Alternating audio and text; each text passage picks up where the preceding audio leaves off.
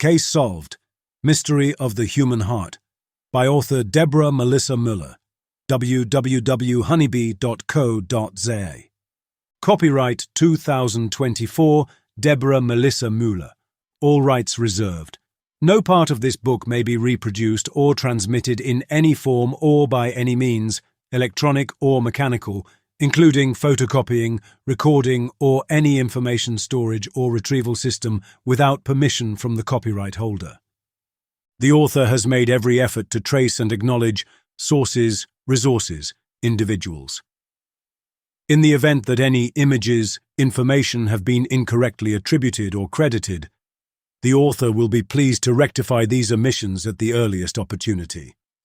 To maintain their anonymity, some names, identifying characteristics and details, have been changed to protect the privacy of individuals. Case Solved. Mystery of the Human Heart is the 6th installment in the Box of Chocolates series, each book unveiling another layer of divine truth on the path to accomplishing the mystery of God. This volume explores the true condition of the human heart and how its fruit is revealed by the path you choose to walk, either the tree of life or the tree of the knowledge of good and evil. The path of the tree of life leads to truth, purity, obedience, deep intimacy with the Creator, and the fulfillment of your divine purpose. In contrast, the path of the tree of the knowledge of good and evil gives rise to pride, rebellion, selfishness, and deception, fruit that exposes the true condition of the heart and aligns with the corrupt nature of the Antichrist. Through real-life cases, dreams, betrayal, and breakthroughs, one truth becomes clear. Truth doesn't just speak, it confronts. And how you respond reveals everything. Case Solved. Mystery of the Human Heart builds on previous revelations and continues the divine unveiling of the escape path, an intricate thread tied to Daniel's Book of Truth. Documented over 13 intense days of trials, truth, and transformation, this journey reveals where the true battlefield lies, the human heart. It's a revelation, a mirror, a wake-up call, because the state of your heart determines your destiny. At the core of the heart's test lies a choice. Will you eat from the tree of life, or from the tree of the knowledge of good and evil?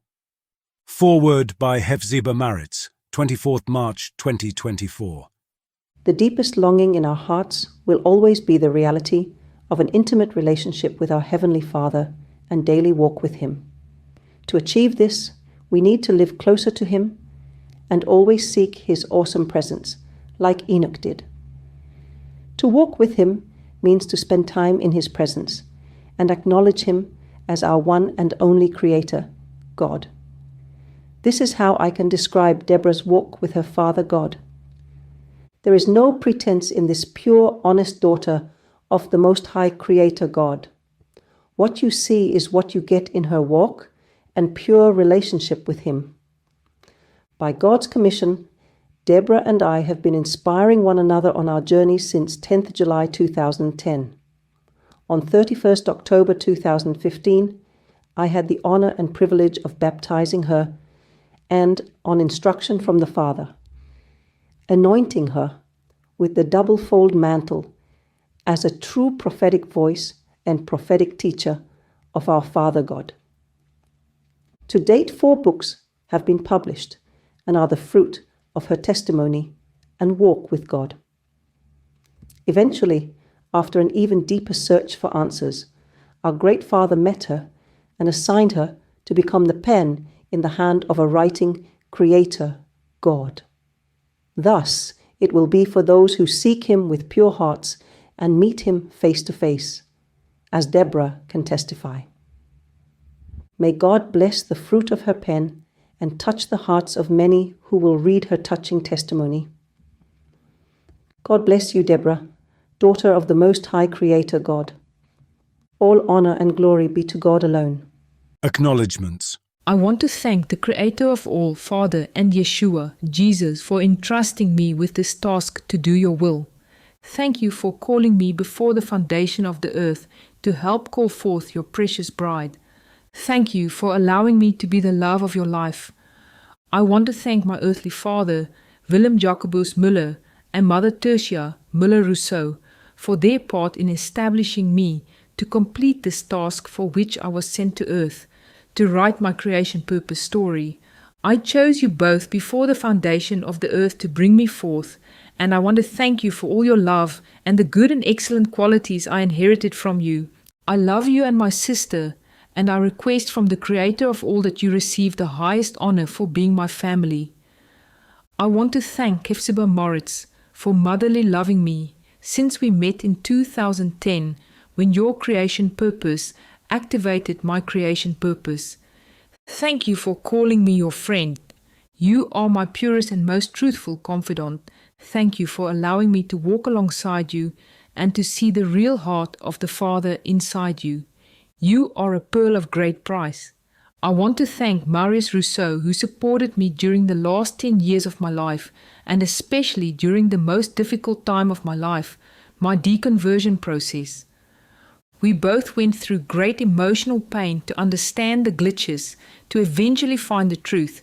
You are a gift to me. In 1987, when I was 11 years old, I received a book prize called Die Sword Kat Slaan en Stir at school for best progress, and from that moment my life changed. I want to thank Gert Cornelius Basson, the writer of the Swordcat book series, pseudonym Chris Sasner, for playing an extremely important role in my life. Your dedication to your life's work activated the case solver, the Swordcat within me, inspiring me to complete tasks to solve cases. Background timeline.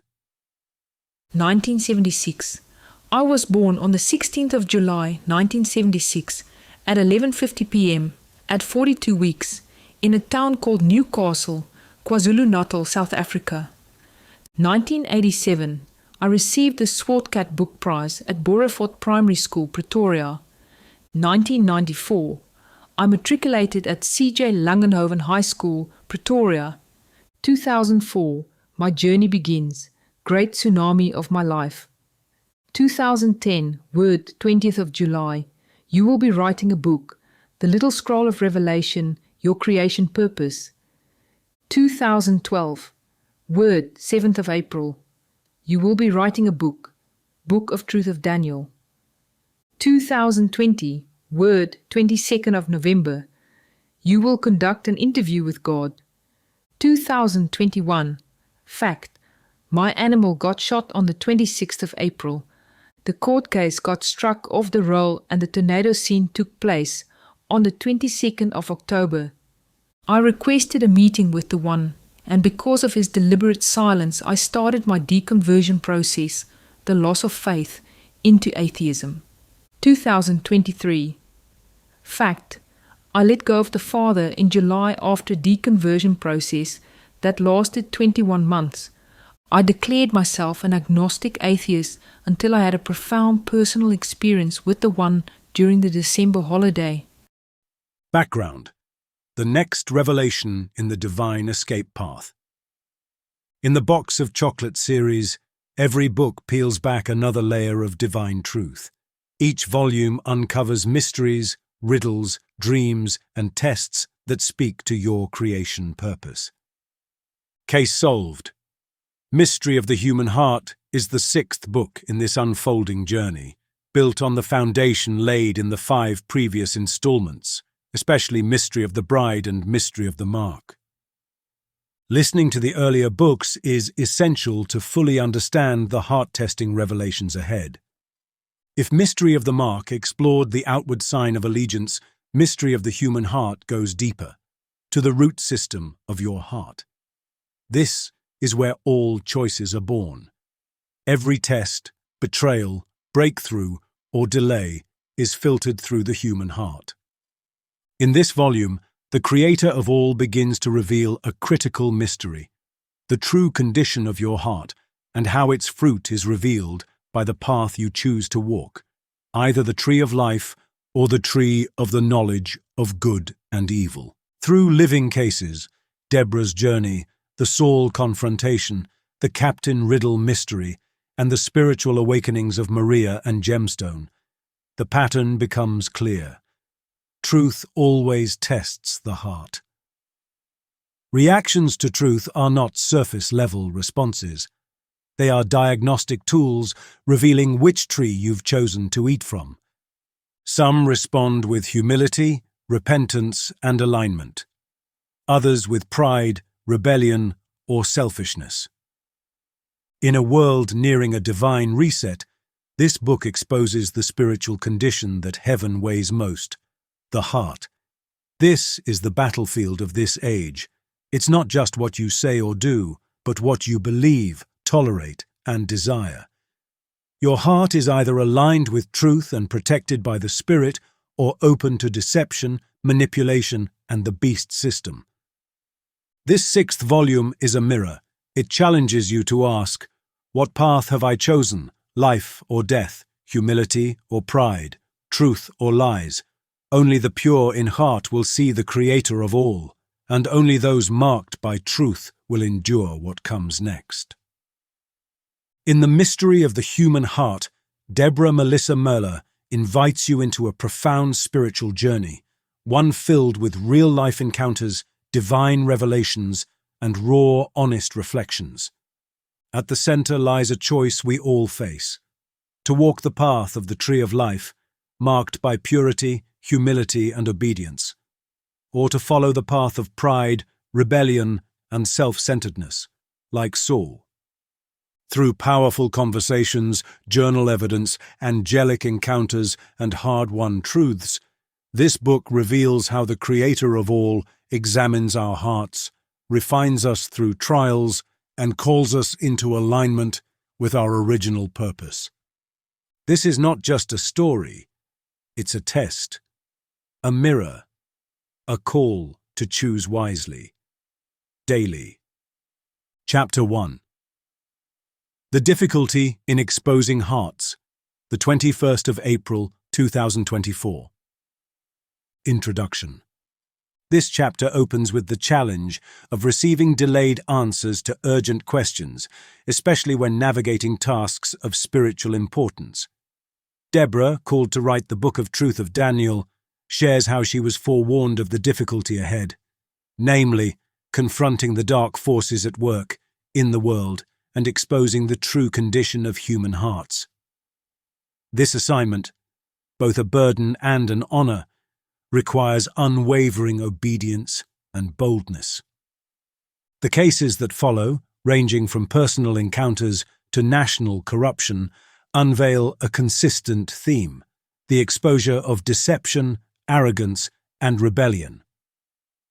Whether dealing with false prophets, greedy suppliers, or arrogant leaders, each situation reveals how people respond when confronted with truth.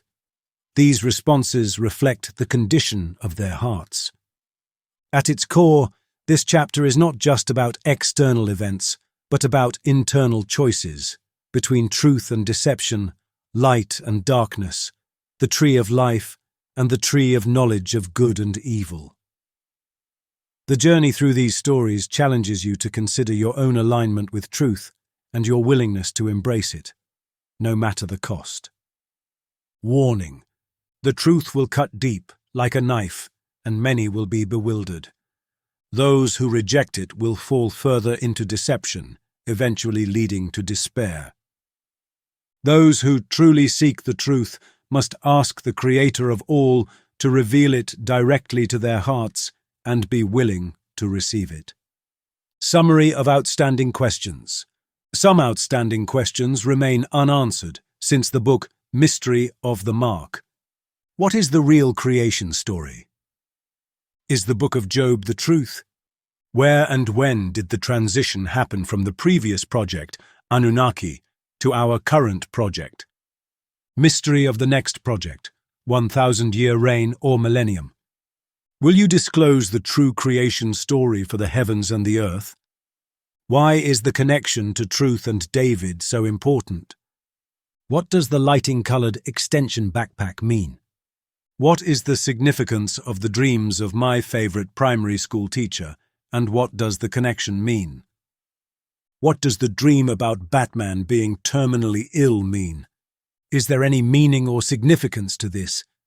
If heaven and earth by cycles within cycles regulated, what had happened will again occur. Is the past the future? Will the earthlings the Anunnaki emulate? Will Earth relive Nibiru? According to the Lost Book of Enki. Why was Captain Riddle introduced to me precisely in the middle of the 4-part series books? Is there any significance to this Captain Riddle mystery and my creation purpose? What does this son, child connecting to Captain Riddle mean? Is there any significance to waiting 12 years for the unveiling of the Captain Riddle mystery? Is there any significance to this Captain Riddle mystery and David? What does the Captain Riddle covenant mean? Did I sacrifice something so he can use me to touch people? Did Abraham and Sarah start our current project, or was it Noah? Did all the Anunnaki depart after the calamity, or is there any Anunnaki in the flesh left on earth? When will the 2 witnesses be revealed? Why does he hide himself if you ask him something specific? Who is the Antichrist? How can my life be connected to the bride? Is my life sacrifice connected to the truth, or is there a deeper mystery? Is the mystery of your family part of the mystery of Christ? Is the key to the mysteries and secrets within your heart? Can the mystery of the rapture be disclosed? What is the purpose of giving me angels named Hope, Faith, and Love? What does it mean if you say, I took away the kingship, when referring to someone? What is Abraham and Sarah's connection to this Captain Riddle mystery? Is this Abraham, Yeshua, and Sarah, bride, starting the 1,000-year reign, millennium? Will any children be born in the 1,000 years? Who are the people connected to the 10 lost tribes of Israel? What do you want to reveal about the people of Israel, the true descendants of Abraham, Isaac, and Jacob? Why does war break out again after the 1,000 years? What project will commence after the 1,000 years? Is there a deeper mystery about the Rousseau bloodline being connected to the line of King David? Why are Deborah, Gemstone, and Maria included in the Book of Truth? What role did Gemstone fulfill before entering this current project? Are there chosen and called ones?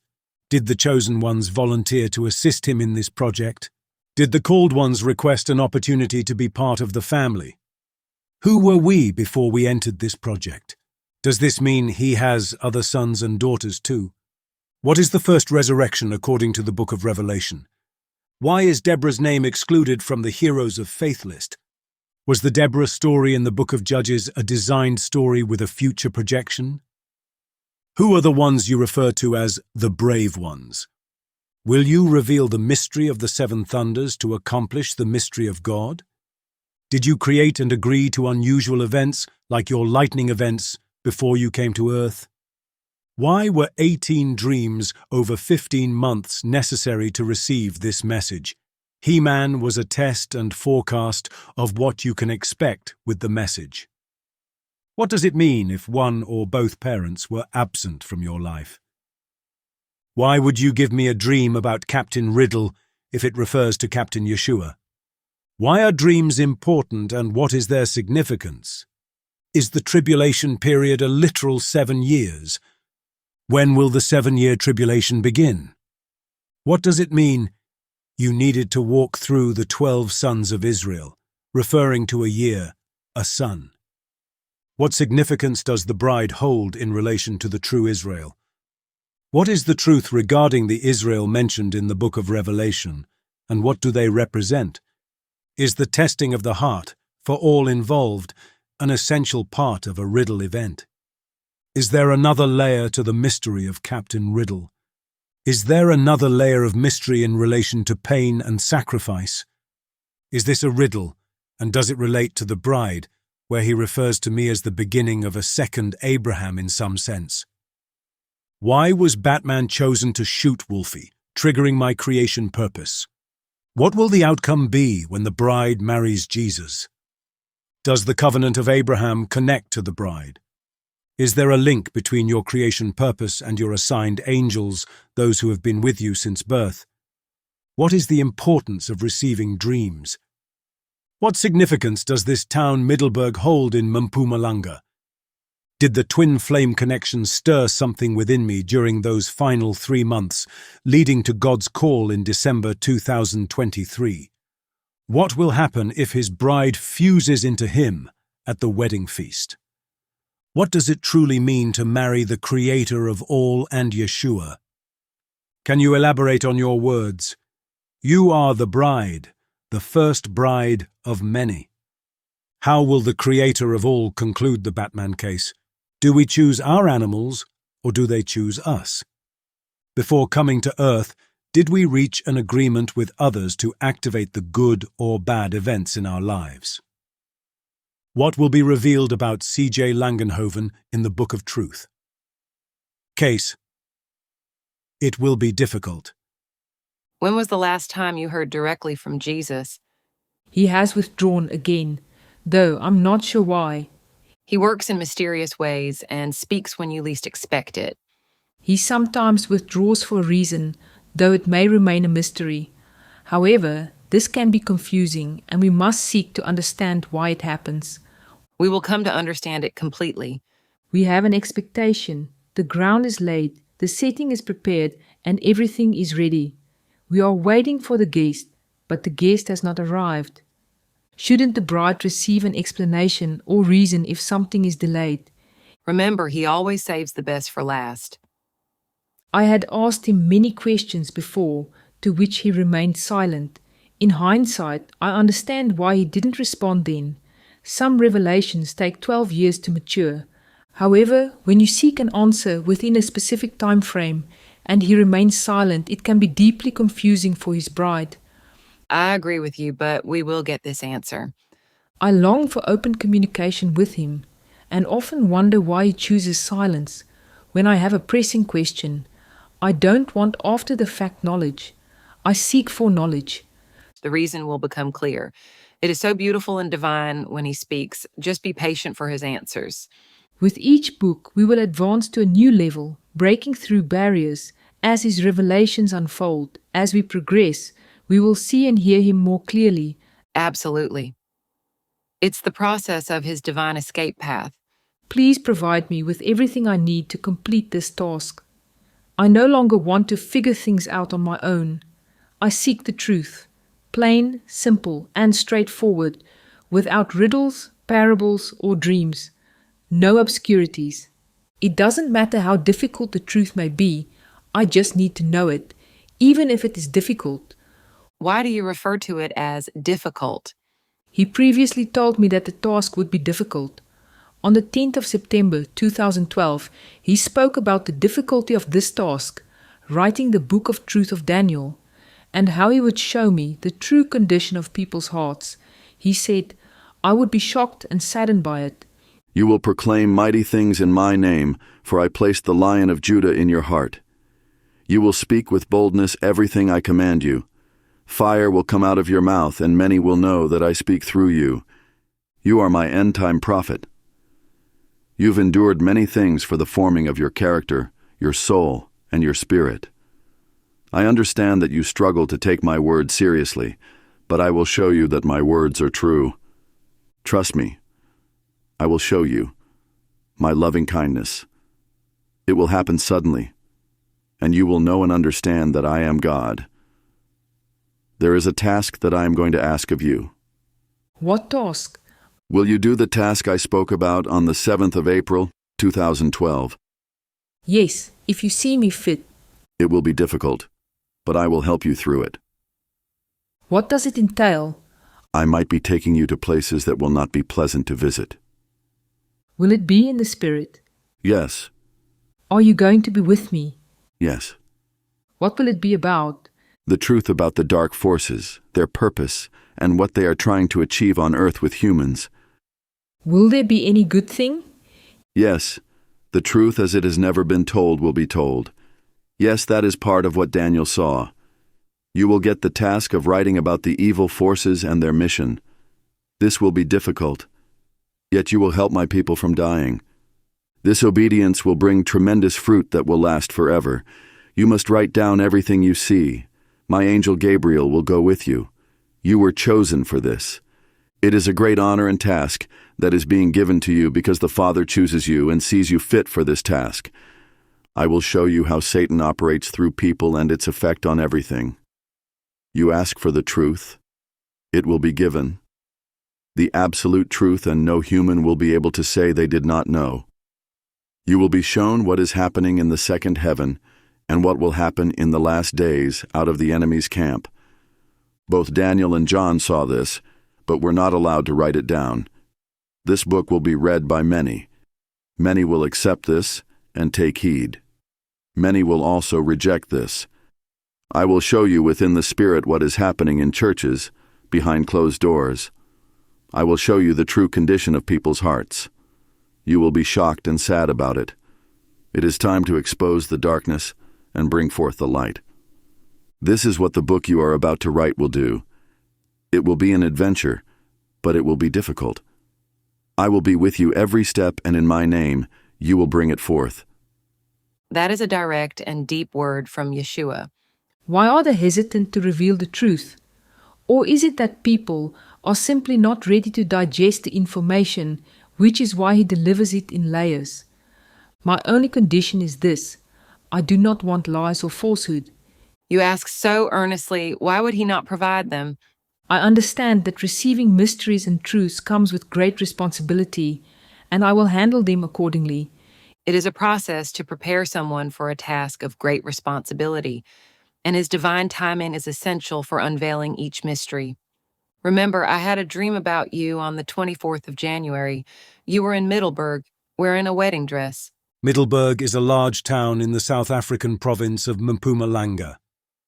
And within a month of this dream, you were married to both the Creator of all and Yeshua. He gave you foreknowledge in the dream, but it only became clear when I was joined with both the Creator of all and Yeshua on the 22nd of February. That is truly remarkable. He never ceases to amaze. Case. Jesus Christ is the Son of God who came in the flesh. Did I ever tell you about a man named Adam, who I met about 10 years ago? He was completely convinced that he was Jesus, the Son of Man. Please tell me about it. He believed that his own sister was Maria, the sister of Jesus, and that he himself was Jesus, intending to marry his sister to complete the story. He also believed I was, in some way, his sister's mother, saying I strongly resembled her. Wow, really? According to 1 John 4 verses 2-3, everyone who confesses openly his faith in Jesus Christ, the Son of God, who came as an actual flesh and blood person, comes from God and belongs to God. And everyone who refuses to confess faith in Jesus has nothing in common with God. if you can say, Jesus Christ is the Son of God who came in the flesh, it signifies that the Spirit of God is within you. When I asked Adam to confess those words, he was unable to do so.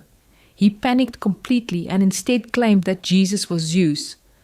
This phrase, Jesus Christ is the Son of God who came in the flesh, is a powerful statement serving as a test to discern whether someone truly has the Spirit of God within them.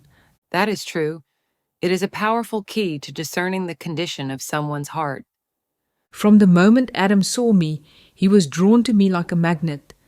I still wonder why our paths had to cross, especially since he didn't reveal at first that he believed he was Jesus.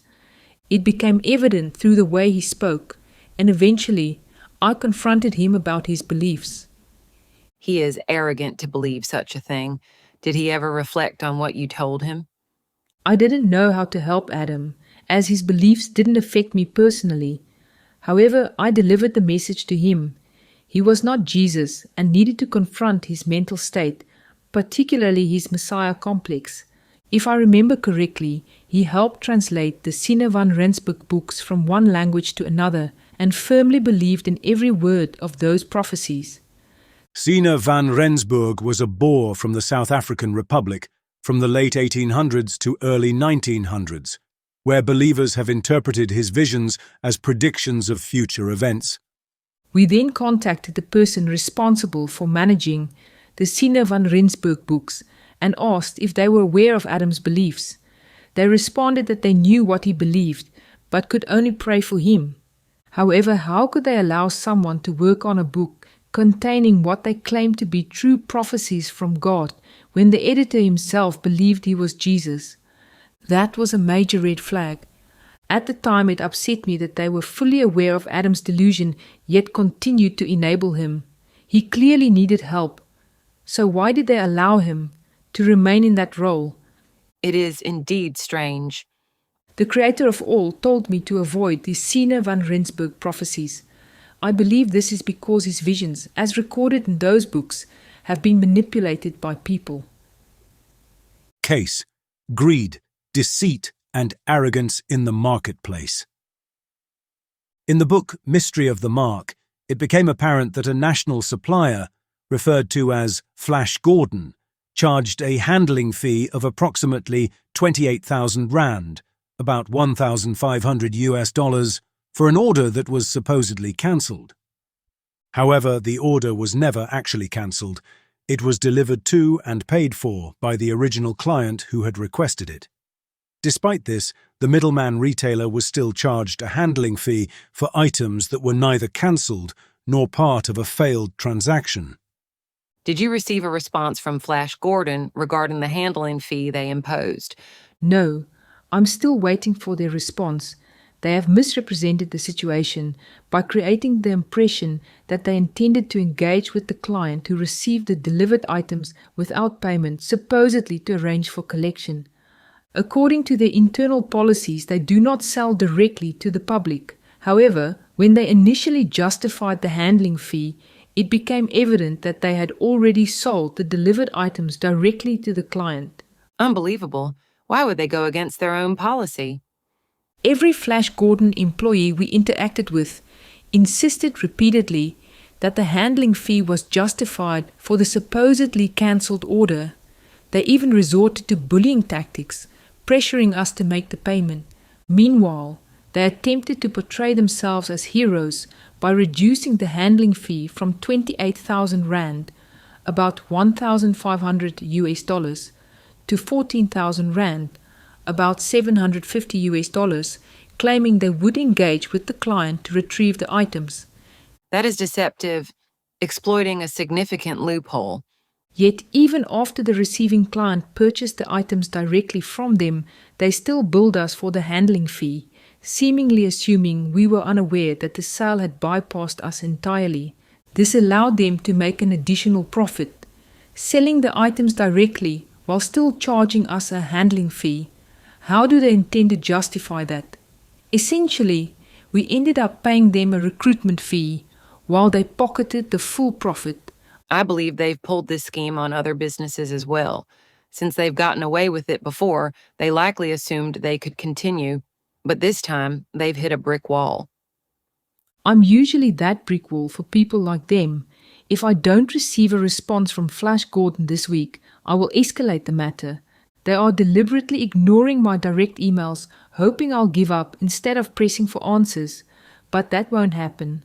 I hope they respond truthfully, as your email is too direct to ignore. The truth must come to light. Anyone who has dealt with me before, especially those who have a habit of lying or misrepresenting facts, soon realize that I am their last stop. They cannot hide the truth, so I suspect their response will be carefully sugar-coated. I agree. Now that they've been caught, they'll likely try to downplay the truth. It will be interesting to see how they handle this situation. They can't keep lying about their actions without eventually exposing themselves and looking foolish. There's a lesson to be learned here. Why would a supplier treat a loyal customer who spends thousands of rands every month this way? This is a true test of their integrity, but what I see instead is greed and arrogance. This situation exposes unfair business practices, deliberately deceiving a client. Rather than providing a direct answer, they evade accountability, forcing me to chase them for a response. Their initial reply was a lie, which led me to send a second email demanding the truth. People need to trust their instincts and call out greed, deceit, and arrogance from businesses that exploit their customers. They've already lied to you, but they still have a chance to come clean and make things right. I'm curious to see how they will ultimately attempt to justify their actions. They are at a crossroad, facing the choice between the tree of life and the tree of knowledge of good and evil. Their decision between truth and deception will determine the consequences they must face. Case: pride, disobedience, and arrogance in positions of authority. While Jacob Zuma was president of South Africa around 2016 or 2017, I tweeted Julius Malema, referencing a message for Jacob Zuma saying, "Pharaoh, let my people go." Within a few days, newspapers reported that Julius Malema had referred to Jacob Zuma as Pharaoh. Malema took the message and publicly declared the word of the Creator of all in the news. It's very interesting that you sent a tweet and the message ended up in the newspapers. Julius Malema has nothing to offer. He simply imitates others. Every time he speaks, hate pours from his mouth, just as he has taught his followers to do by singing, "Kill the Boer, kill the farmer." References: Business Live, 2024. Julius Malema singing "Shoot the Boer" is not hate speech. SCA, Supreme Court of Appeal Rules, 30th May 2024. Since the Supreme Court of Appeal doesn't recognize this as hate speech, his followers take those hateful words to heart, leading to violent attacks and the murder of our farmers. According to Wikipedia, South African farm attacks are violent crimes, including assault, murder, rape, and robbery, that take place on farms in South Africa. The attacks target both white and black farmers. Clearly, Julius Malema harbors hatred and evil in his heart, feeding from the tree of knowledge of good and evil. However, judgment has been spoken over him, and now we will witness what the Creator of all will do. The Creator of all does not take this lightly. Then, in 2018, Jacob Zuma was replaced as president by Cyril Ramaphosa. In 2020, I also tweeted Ramaphosa, stating, "You, Cyril Ramaphosa, and the ANC Parliament have rejected the word of the Lord, and the Lord has rejected you as king over South Africa." Followed by a second tweet. I regret that I have made Saul, Cyril Ramaphosa, and ANC Parliament king, because he has turned away from me and has not carried out my instructions. Although you were once small in your own eyes, did you not become the head of the tribes of Israel, South Africa? According to Wikipedia, the African National Congress, ANC, is a political party in South Africa. It originated as a liberation movement known for its opposition to apartheid and has governed the country since 1994, when the first post-apartheid election resulted in Nelson Mandela being elected as President of South Africa. Cyril Ramaphosa, the incumbent national president, has served as president of the ANC since 18 December 2017. Cyril Ramaphosa stated that the ANC's strategy for dealing with whites would be like boiling a frog alive, slowly turning up the heat. References: Politics Web, 2017. The ANC and Ramaphosa's 1994 Plan for the Whites, Cyril Ramaphosa and the Story of the Frogs in the Water. In his brutal honesty, Ramaphosa told me of the ANC's 25-year strategy to deal with the whites. It would be like boiling a frog alive, which is done by raising the temperature very slowly. Being cold-blooded, the frog does not notice the slow temperature increase, but if the temperature is raised suddenly, the frog will jump out of the water. He meant that the black majority would pass laws transferring wealth, land, and economic power from white to black slowly and incrementally until the whites lost all they had gained in South Africa, but without taking too much from them at any given time to cause them to rebel or fight. Clearly, such evil schemes will not go unnoticed by the Creator of all. Unbelievable, the depth of evil and hatred they carry in their hearts. The Creator of all has a significant case against the leaders of this country, and we will soon witness the outcome of his judgment on their actions. Those who are prideful, disobedient, and arrogant in positions of authority will fall. The Creator of all is about to shake this nation. Subsequently, the book Mystery of the Book of Wars will unveil the history of rebellion, arrogance, and disobedience that led to the brutal killing of the descendants of Abraham, Isaac, and Jacob. Summary. The following are key important factors. It is a process to prepare someone for a task of great responsibility, and his divine timing is essential for unveiling each mystery. I will show you how Satan operates through people and its effect on everything.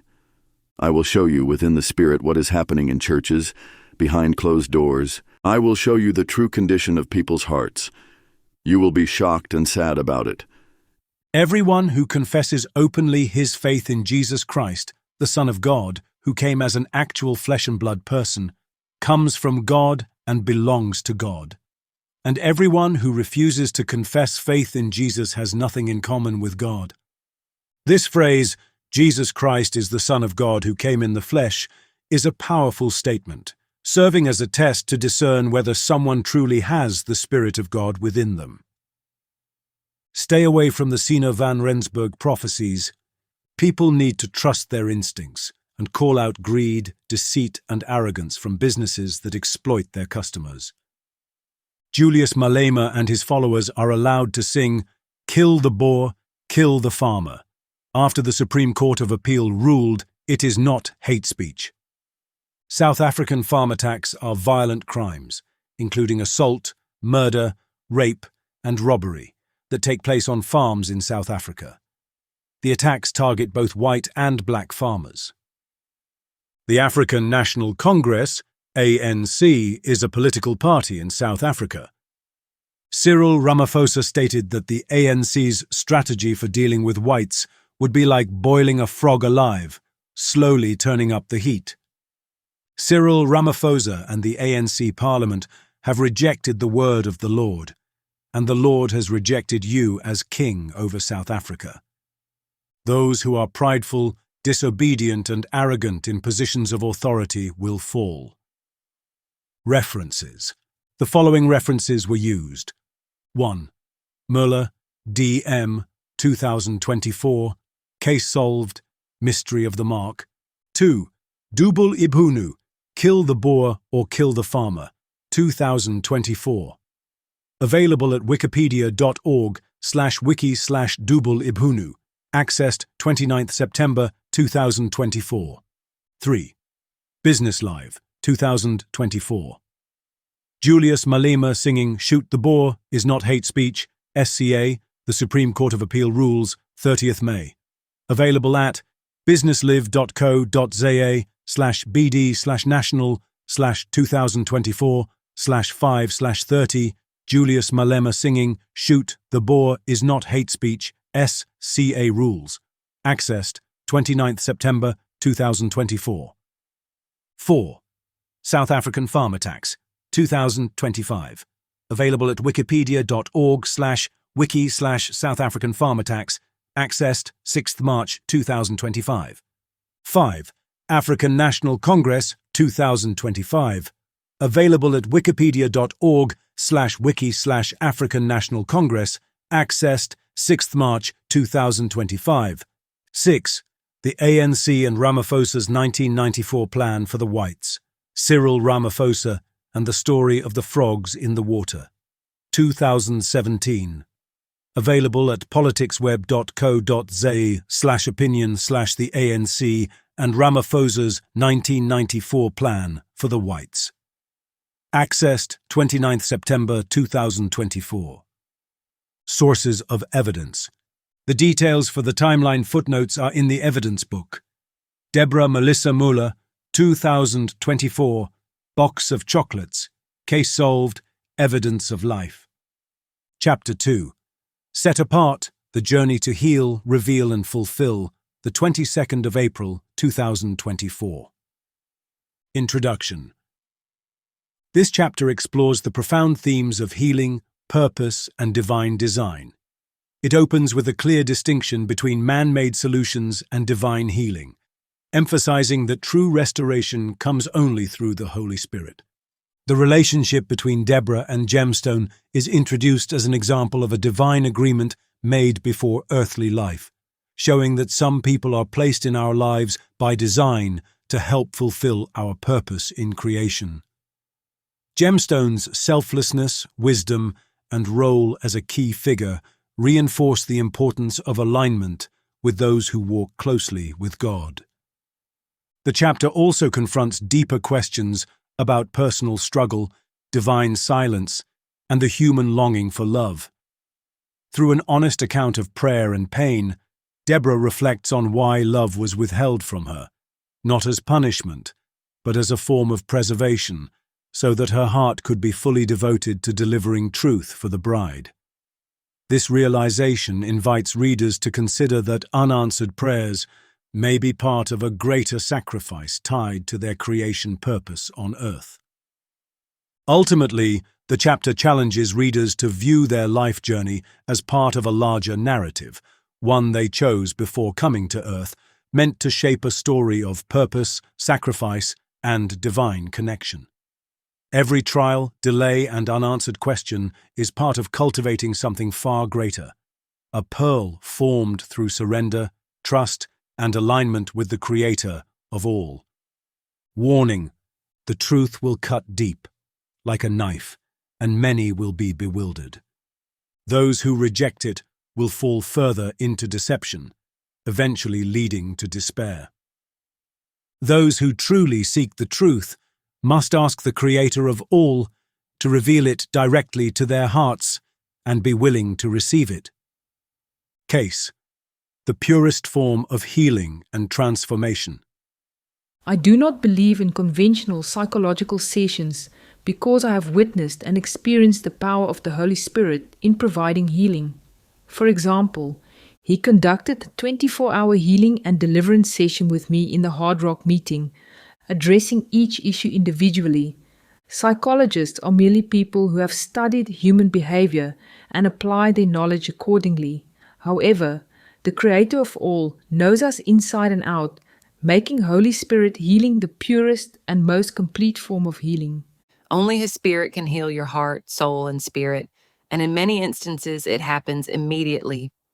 The fullness of the Holy Spirit is perfectly depicted in Isaiah 11 verse 2-3. The Spirit of the Lord shall rest upon him, the Spirit of wisdom and understanding, the Spirit of counsel and might, the Spirit of knowledge and of the fear of the Lord, and he will delight in the fear of the Lord. With His Holy Spirit, healing is absolute, whereas psychologists rely solely on what they have learned. Why do people not consider seeking healing through His Holy Spirit? I have witnessed many people restored from deep wounds through His power. From my own experience, having been filled with His Spirit since December 2023, I can testify that true healing and transformation can only be fully experienced through His Spirit. You had a fantastic experience. My hope is that everyone seeks His Holy Spirit, as it is a truly precious and powerful gift. Do people ever consider that their pastor might not have been divinely called to serve, but rather entered the ministry through academic study? Can people discern whether their pastor is truly divinely called or merely applying knowledge acquired through education? I don't think people consider this. This is precisely why the Creator of all urges people to leave Babylon, a place where human-made doctrines dominate church systems. The pastors who have gained knowledge through education, rather than being called by the Creator of all, will lack His heart for His people. They will deceive their members, leading them away from the truth and keeping them spiritually blind. If the fruit of the Holy Spirit is not evident in your church, and if His presence is not welcomed in every gathering, then the message is clear. Come out of her, my people. Case: a beautiful, pure heart. Why do we deeply long for something even when it's out of reach? For example, if you don't have a father but long for one, you know that need can't be met unless someone else steps in to fill that role. So, you're wondering why you desire something if it's not meant for you. Yes, Many times, those desires are given to you, but not in the way you expect. For example, I believe Gemstone is like a father to you. I agree, but we also had an agreement. During the interview, I asked the creator of all, what is Gemstone's role in this, referring to this task? The creator of all answered, There was an agreement between the two of you before your earth tasks began. He will get maximum benefit for assisting you. He is a Barak who assists you in this quest that you must undertake to give this gift to the bride. This is the book that I spoke to you about, the honey. It will turn your stomach sour, but in your mouth it will be as sweet as honey. I don't think people realize that some individuals in their lives may have made an agreement with them before coming to Earth, a commitment to help activate their creation purpose. People should take this into consideration. Gemstone has also sacrificed his life for this task and for me. He is completely set apart for this purpose. He is humble, sincere, and possesses profound knowledge. He gives me the freedom to be myself, allowing the creator of all to flow through me to reveal the truth. Gemstone is also non-judgmental. He has a rare quality I've seen in few men, complete selflessness. He is truly set apart. I've never seen his unique qualities in any other man. He is like a key bearer. There's still an unresolved question about him.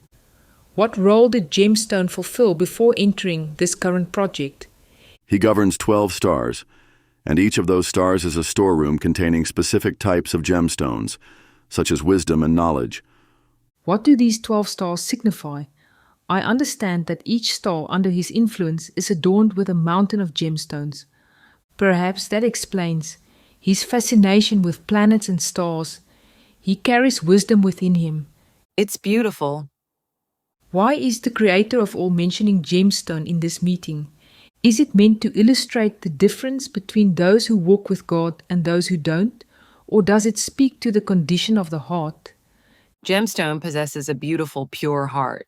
For sure, he has a pure heart like David. Case. Does your life story reflect your walk with God? What we experience is akin to walking with God, much like Enoch did, engaging in an intimate relationship with Him. Along this journey, I sometimes feel anger when He stays silent, whether it's because His promises remain unfulfilled, are delayed, or because He speaks in riddles I don't yet understand. For example, the journey to discover Captain Riddle, who is also known as Captain Yeshua, was incredibly challenging but profound. He permitted this journey, and particularly that riddle, which took 12 years to unravel, because it was necessary to reveal one of his mysteries. In doing so, he indicated that some of our experiences point to a riddle event we must uncover, one that promises a significant outcome. Our journey through life is like Survivor Island. We must seek clues and guidance to navigate our path. Strategic questioning is essential. We must walk with Him, ask heartfelt questions, and trust that He will provide the answers. Your sincere questions will be answered. The more questions I ask Him, the more answers He provides. This is what the Creator of all desires, for us to document our questions and seek His guidance. Writing your questions down is essential.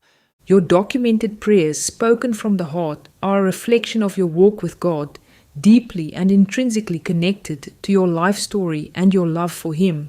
He is using your life as an example of what it means to walk with Him. In the interview in the book Mystery of Life, he spoke about your life story, saying, The events, the pain, and the situations are real. Even if a person experiences trauma, emotional pain, and more, I will guide them through the process of returning to me. They will not remember the pain at the end of their earthly life. It will be remembered as a story to tell, an experience that shaped them. They are building their life story, which they can share in the library of life. Some of the stories are not great, while others are.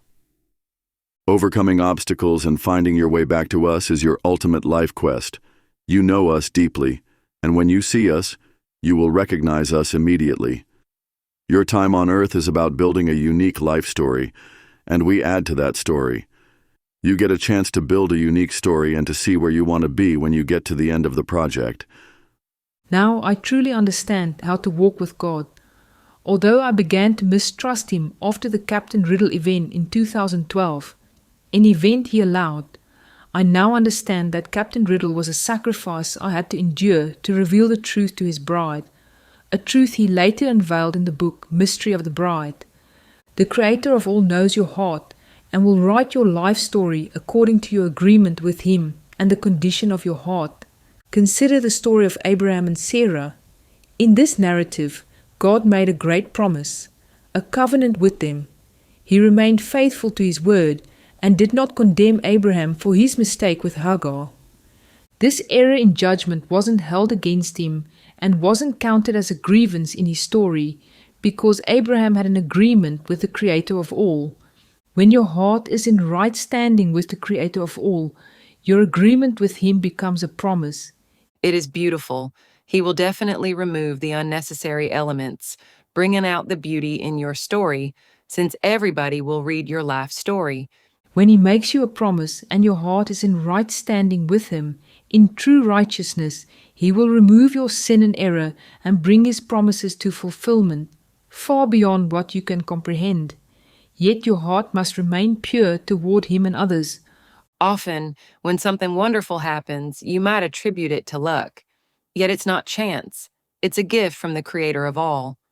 At this moment, I give thanks for every blessing and gift he bestows upon me. I still await the truth about Abraham and Sarah, where the parts of their story in the Bible were manipulated. Also, according to the Abraham and Sarah narrative, they performed burnt offerings, and based on the Sumerian tablets, only the Anunnaki delighted in such offerings. I understand that he uses the Abraham and Sarah narrative as a postcard message to teach certain principles. I hope we receive the answer soon. The Abraham and Sarah story is an excellent example of testing all things and holding on to what is good. Subsequently, the truth about Abraham, Sarah, and the covenant was unveiled in the book Mystery of the Angels. Case: Why am I here on earth if you love me and I love you? Just before the COVID-19 lockdown, I participated in a 10-day healing retreat. During that time, I prayed a specific prayer. I asked him to take away my ability to love because I couldn't understand why he had allowed me to walk such a lonely road. I long to free myself from the pain of unanswered love. I want to share this prayer with you as it feels relevant now. Yes, please, I am listening. On the 14th of March 2020, I prayed, all I ever wanted was to be loved and accepted. My childhood created an atmosphere of absence and abandonment, and all I ever needed was love, belonging, and acceptance. But love, being the biggest one, eluded me. In all my relationships, romantic or otherwise, I experienced seasonal love, as if it can never go deep. I am aware that only the Father can give me that deep love. I have come to this realization point that only the Father can give me such love, so deeply and intimately. I have come to the point that I want to go home to Him, because in moments like these, I don't see the point of being on earth. Yes, there is a purpose, like living out my calling, but I don't see that being here on earth makes an impact. If He wants me, why not just whisk me away? I don't feel that I'm living life in abundance, and this is because He withholds human love, intimate human love, from me. I don't understand why others can experience that, but He keeps withholding it from me. Or what man is there among you who, if his son asks for bread, will instead give him a stone? Or if he asks for a fish, will instead give him a snake? If you then, evil, sinful by nature, as you are, know how to give good and advantageous gifts to your children, how much more will your Father who is in heaven, perfect as He is, give what is good and advantageous to those who keep on asking Him? This script hurts so much. I know what my calling in the future is, what I'm going to do, and why I was sent to earth. One of my top desires is to fulfill my destiny with everything that is in my heart. In 2017, He also gave me the morning star and said that I am one of His kings, destined to rule with Him for 1,000 years. I know my worth in Him, and I love Him. I would lay down everything and everyone for Him. He always says, choose life or death, blessing or curse. Today, in front of witnesses, I want the Lord to choose for Melissa, life or death. Either take out my human heart and remove my desire, ability, and longing for love for another human, or take me home. I don't want to feel the capacity to love if I cannot experience love. Why give me the desire to be loved and then withhold it from me? Please take my heart to remove my suffering. Your goodness for me would be to remove my heart because I know you don't want to take me home. Please grant me this request. That prayer was deep, an outcry from your heart. Ultimately, we all desire to give and receive love. If you love yourself, you will be able to give and receive love, but true fulfillment comes from accepting His love. At that time, it was a genuine outpouring of my heart, reflecting my struggle with unanswered questions. That's why I attended the retreat, searching for answers, and it stirred something deep within me. I prayed the way I did because I couldn't understand why He would give me such a deep desire for love only to withhold it. It felt like hope deferred. These words cut deep. Where you prayed, I don't understand why others can experience that, but He keeps withholding it from me. How does it make you feel now? I can see why He withheld love from me, because my heart belongs to Him alone, set apart for my creation purpose, to deliver unfiltered truth with only His love, reserved for His bride alone. You need to consider the things you've prayed and asked for. Are they being withheld because you're being protected and preserved for a greater purpose, a sacrifice meant to benefit others? So when you question God for not granting your deepest desires, remember, you may not yet see the greater divine plan. There may be a specific agreement between you and Him that requires Him to withhold your request for now. The love He placed in your heart was meant for His bride. It just needed time to cultivate. This is one of His mysteries. On the 15th of May 2011, He said, I will touch people through you. I have already touched you. My child, do not fear anything, because I am with you. The word in your mouth I have already formed and breathed. Do only my will, just obey me and love me. You are going to tell them about my heart, because I am going to give you my heart. My love is in you, and because of my heart, the yoke will be broken. On the 21st of November 2020, He said, Deborah, you are precious to me. Let me speak to you daily. Not only do I long to speak to you because I love you, but it is also essential for you to walk with me and check in with me daily. I love you, Deborah. Allow me to love you. I want to love people through you. You are my bride, and you will lead my bride.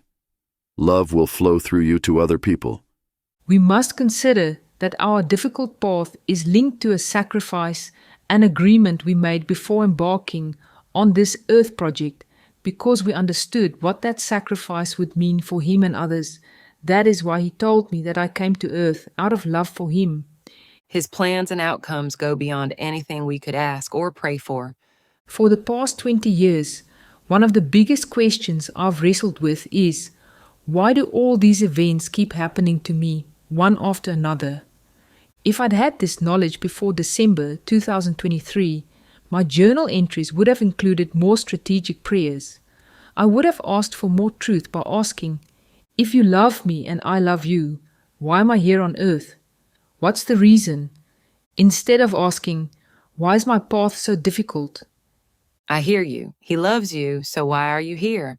The answer to the question, why am I here on earth if you love me and I love you, only makes sense when you realize you agreed to this earth assignment to cultivate a pearl within your heart, a journey meant to ultimately reflect His heart, to be part of His bride.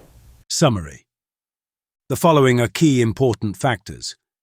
With His Holy Spirit, healing is absolute, whereas psychologists rely solely on what they have learned. True healing and transformation can only be fully experienced through His Spirit.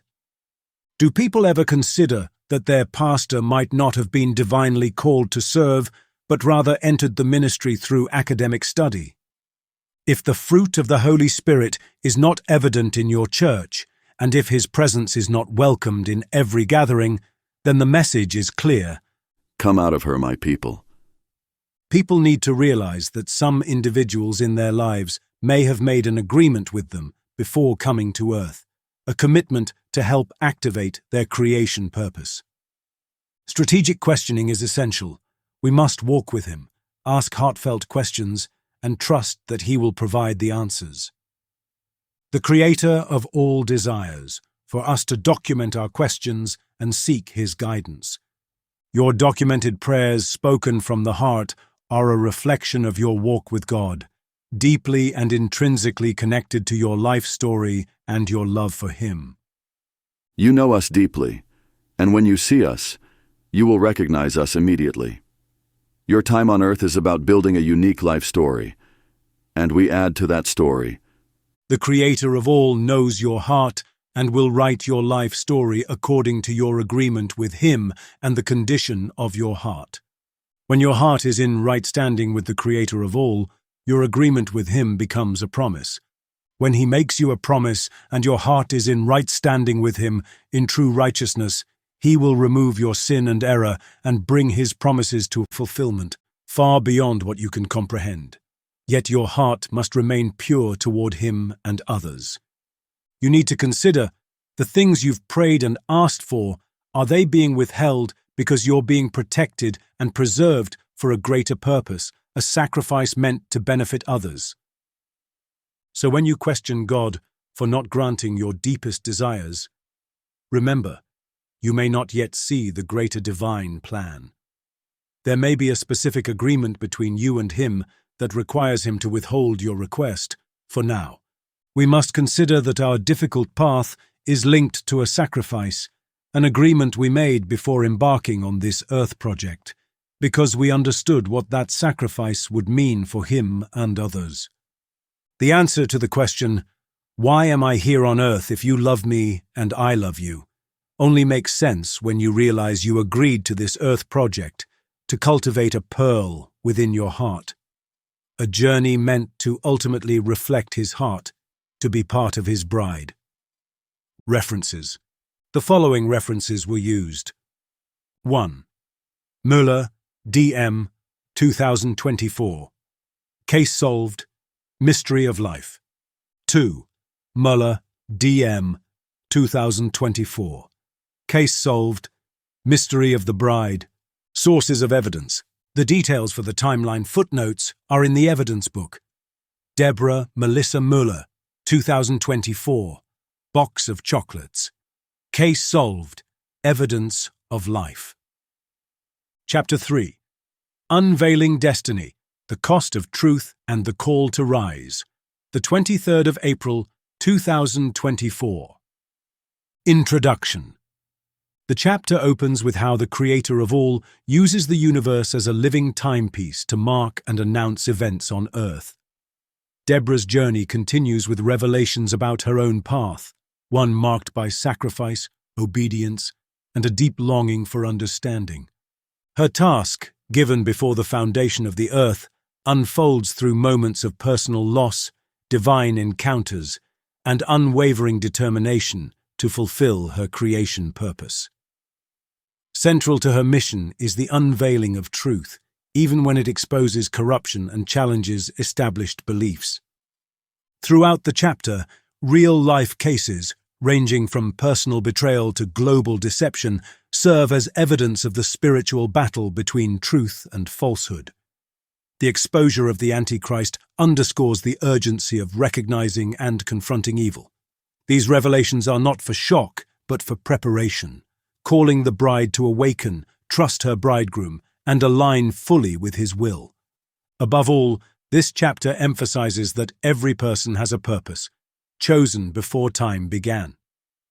Each choice, delay, or act of obedience carries weight, not just for the individual, but for others connected to their task.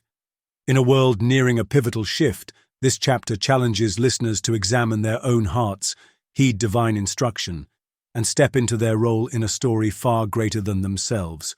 Warning: the truth will cut deep, like a knife, and many will be bewildered. Those who reject it will fall further into deception, eventually leading to despair. Those who truly seek the truth must ask the Creator of all to reveal it directly to their hearts and be willing to receive it.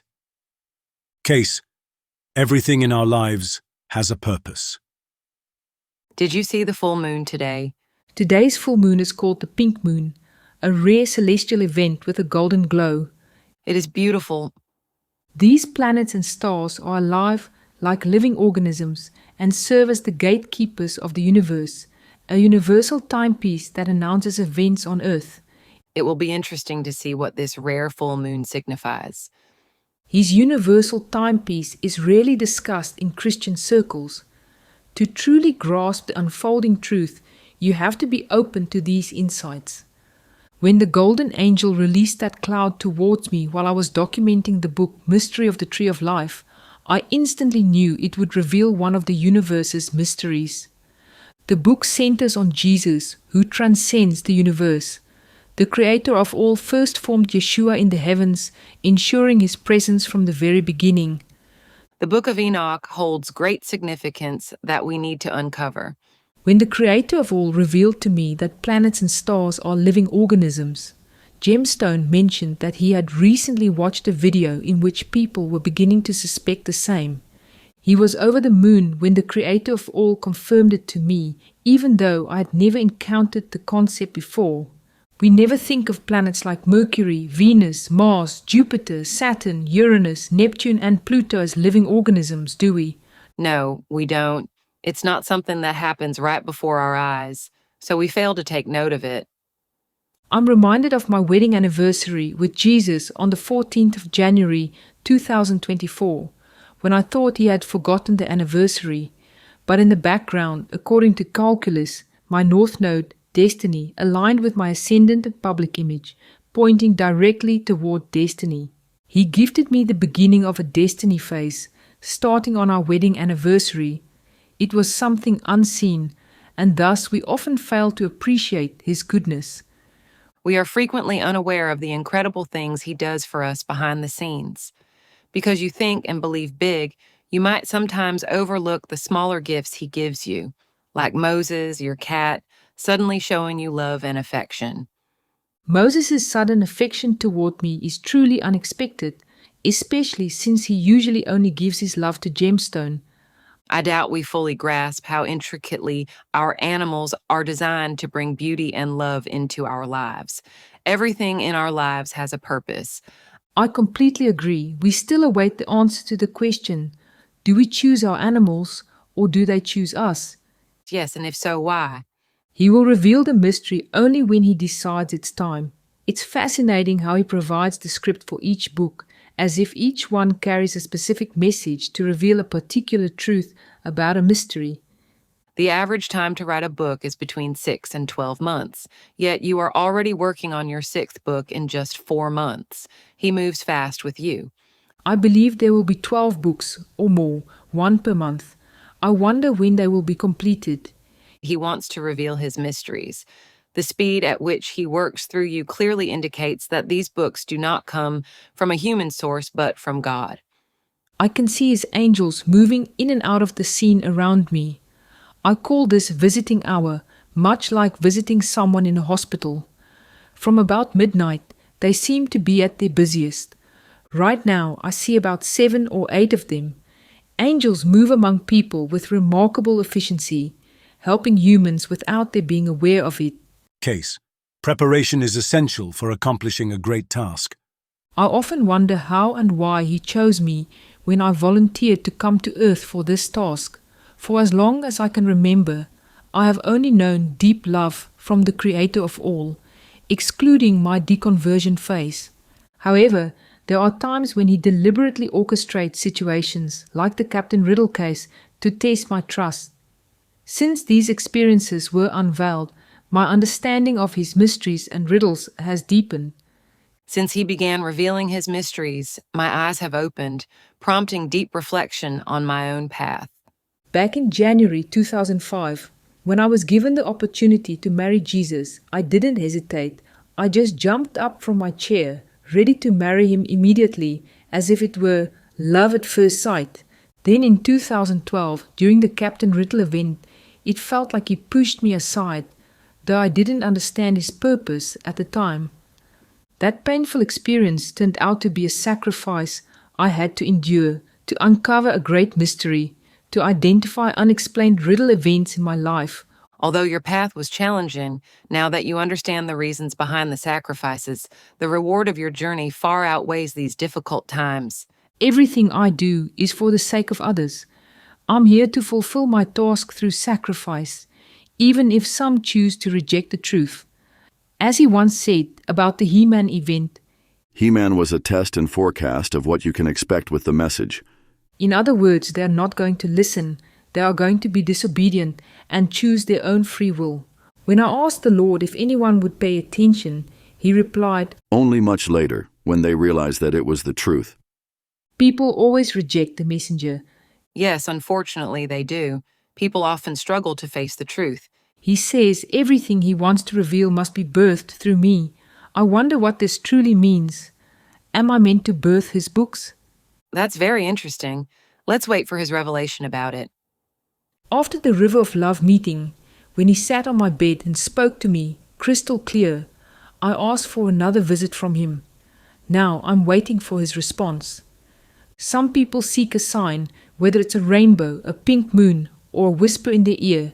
But having met the architect, I know my request for a visit from Jesus is possible.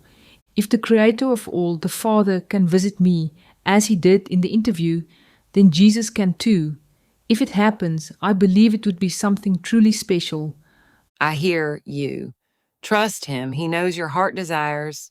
Just be patient. He might completely surprise me with how it unfolds. I keep asking questions, and I already have more by the time he answers. He withholds specific answers until they are meant to be unveiled at a specific time in a particular book. He keeps the element of surprise.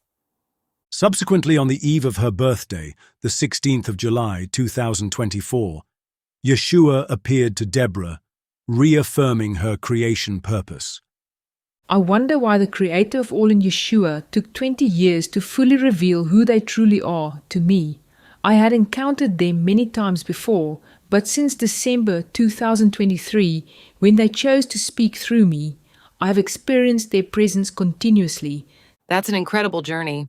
But to fulfill a great task for him, there must first be a period of preparation. Remember, he also told you that the task would be difficult.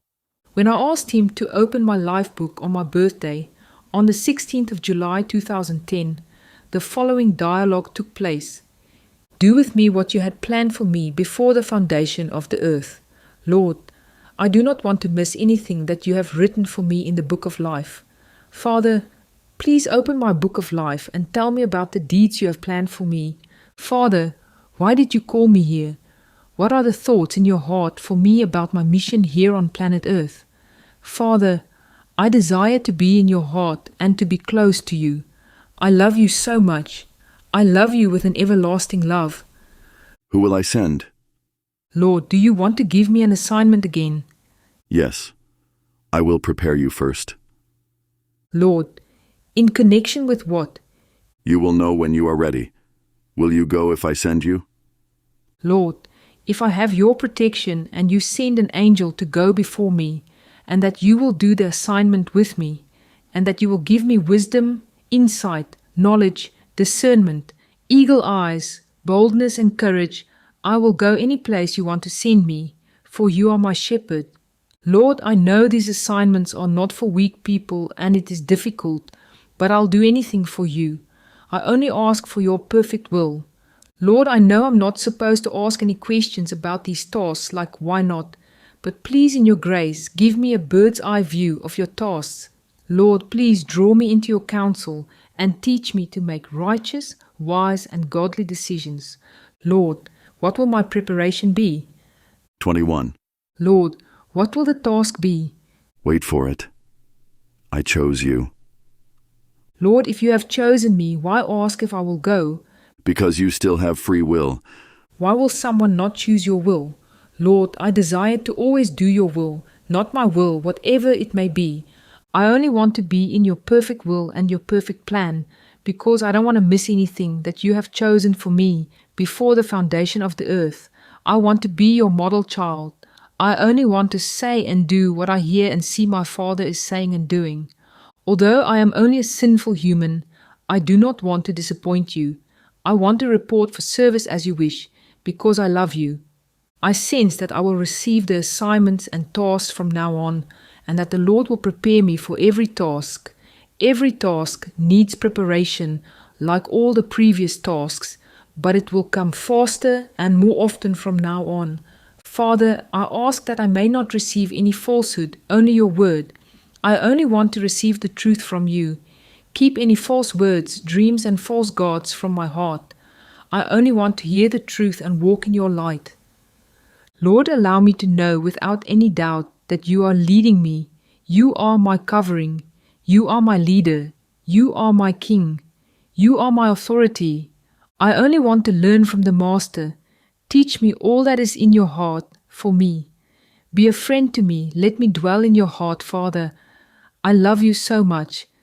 I sense gold. Gold. Just walk in my light. Thank you, Father. Seal me and my family with the blood of the Lamb. Only your will in our lives. I ask this in Jesus' name. Preparation is essential for accomplishing a great task. Case, he will expose corrupt and deceitful hearts. Have you heard anything from Flash Gordon, the deceitful supplier? No, not yet. But their behavior reminds me of another incident involving someone with deceitful tendencies. Okay, tell me about it. Many years ago, I had a part-time hobby of making wedding gift boxes. I was searching for a specific box design when a woman contacted me through an online selling platform, offering me 2 or 3 designs. She then pressured me to make a payment before closing time. Desperate to find those designs, I transferred the money into a post office account. She gave me an address to collect the stencils that evening, but she never showed up and ignored my messages and calls. People like that surely have corrupt and deceitful hearts. I then sent her a message telling her I would hand her over to my husband, a private investigator, attorney, and advocate. What she didn't realize was that I was referring to Jesus, my ultimate investigator, attorney, and advocate. Wow, okay. What happened then? A couple of months later, a different post office branch from another province contacted me. They asked if I had transferred funds into this woman's account. I explained the situation, and they urged me to open a police case against her, as they had already detected suspicious activity on her account. They wanted to freeze her account, but needed a police case number to proceed. To facilitate the process, they even provided me with her name and identification number. Once I submitted the case number, her account was frozen. Jesus, as my husband, investigator, attorney, and advocate, exposed her true identity and ended her fraudulent activities. That's a perfect example of why you should hand over your cases to him and let him solve them. Exactly. The bride must surrender her difficult cases to Jesus, placing them in his hands, and then thank him for acting as her investigator, attorney, and advocate. It works. I've done this several times, and every time he exposes those with corrupt and deceitful hearts. It makes perfect sense. As your bridegroom, he wants to protect and help you. Just surrender your problem to him. Through these encounters, when I couldn't understand why I wasn't protected amid the corruption, I eventually realized I was simply a vessel, used to test their hearts. Through these stories, I can offer keys for the bride to trust him fully, because I've tested them and they work. This is why, in the interview, he said, Deborah, you will give them the evidence. Your life is a story of collecting evidence to prove the existence of the Creator of all. People with evil intent, those with corrupt hearts, often fail to recognize the impact their actions have on others. No one with evil intent holds any bargaining power over me. You were given this task because you possess the strength to handle it. I've never encountered anyone with your level of determination. Determination is my greatest strength. I inherited this quality from my dad, one of the reasons I chose him before coming to earth. Remember, The Creator of all revealed that we choose our parents based on their qualities and character. It's a gift to help you fulfill your mission. But it's not just determination. I also have a burning desire for righteousness, and I will complete my task out of love for Him. We are at the final stage of this earth project, and now everyone has the opportunity to ask Him questions. He is laying everything bare. Everything is on the table, and you must decide. It was entirely your choice to come to earth and embark on this journey. You wanted to prove yourself to Him. You agreed to it all because deep down you knew you could do it. So, where are your determination and perseverance? If people genuinely ask themselves, who am I really? They'll find the answer only in the Creator of all, in His treasure room within His heart. But that door can only be unlocked with one key, and that key is Jesus. Case: the Antichrist. I just received the revelation of who the Antichrist is, though I hadn't expected it to be him. Okay, who is it? The Antichrist is Prince Charles, or rather the newly appointed King Charles III. Subsequently, Yeshua revealed that Charles possesses a corrupt heart. Although I did not expect his name to emerge, it makes sense since he is part of the beast, as unveiled in the Huguenot the Beast and Babylon the Great Meeting, where I stated, "You must examine the coats of arms of the United Kingdom, the Prince of Wales, aka Charles, and the Rothschild family." You may be surprised to learn that many symbols described in the books of Revelation and Daniel, such as the lion, the dragon, and little horn, are prominently featured in their heraldry.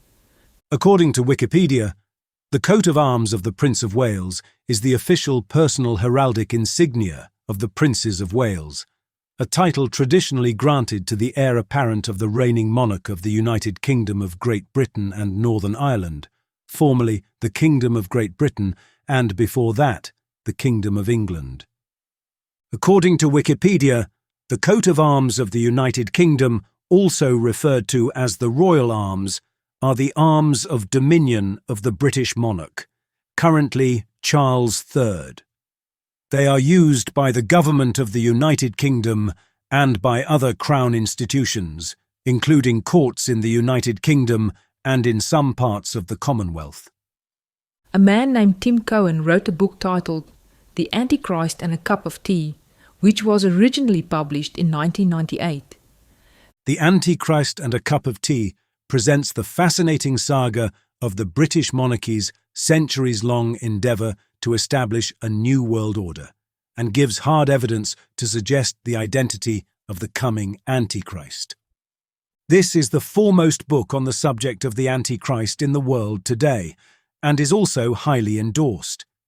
Note: The Antichrist and a Cup of Tea is additionally a royal biography on Charles, Prince of Wales. On YouTube, in a video titled The Antichrist and a Cup of Tea on the Goslings channel, Tim Cohen explains in great detail the heraldry, the coats of arms of Charles. He clarifies that international laws govern heraldry, so these symbols cannot be fabricated, and he demonstrates how the name Charles, Prince of Wales, calculates to the number 666 with precision. Subsequently, another YouTube video was discovered, titled The Antichrist Just Revealed His 2025 Plan for the World on the Janie Duval channel. In it, Craig Bong explains in detail King Charles's alleged plan to use climate change reform and artificial intelligence to establish a one-world order. This is revealing. It is good to know who they are. I encourage you to search for these YouTube videos, to open your eyes to the truth about the Antichrist. The symbolism in Charles's heraldry mirrors that in the book of Revelation. The imagery on the coats of arms is truly an eye-opener. It makes sense that Charles is the Antichrist, since the royals are part of the beast.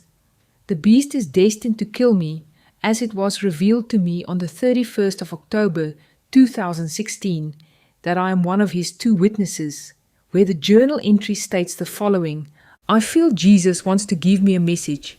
I see a pearl in his hands. The pearl is small, but has great value, like an earth globe. I had to swallow the pearl.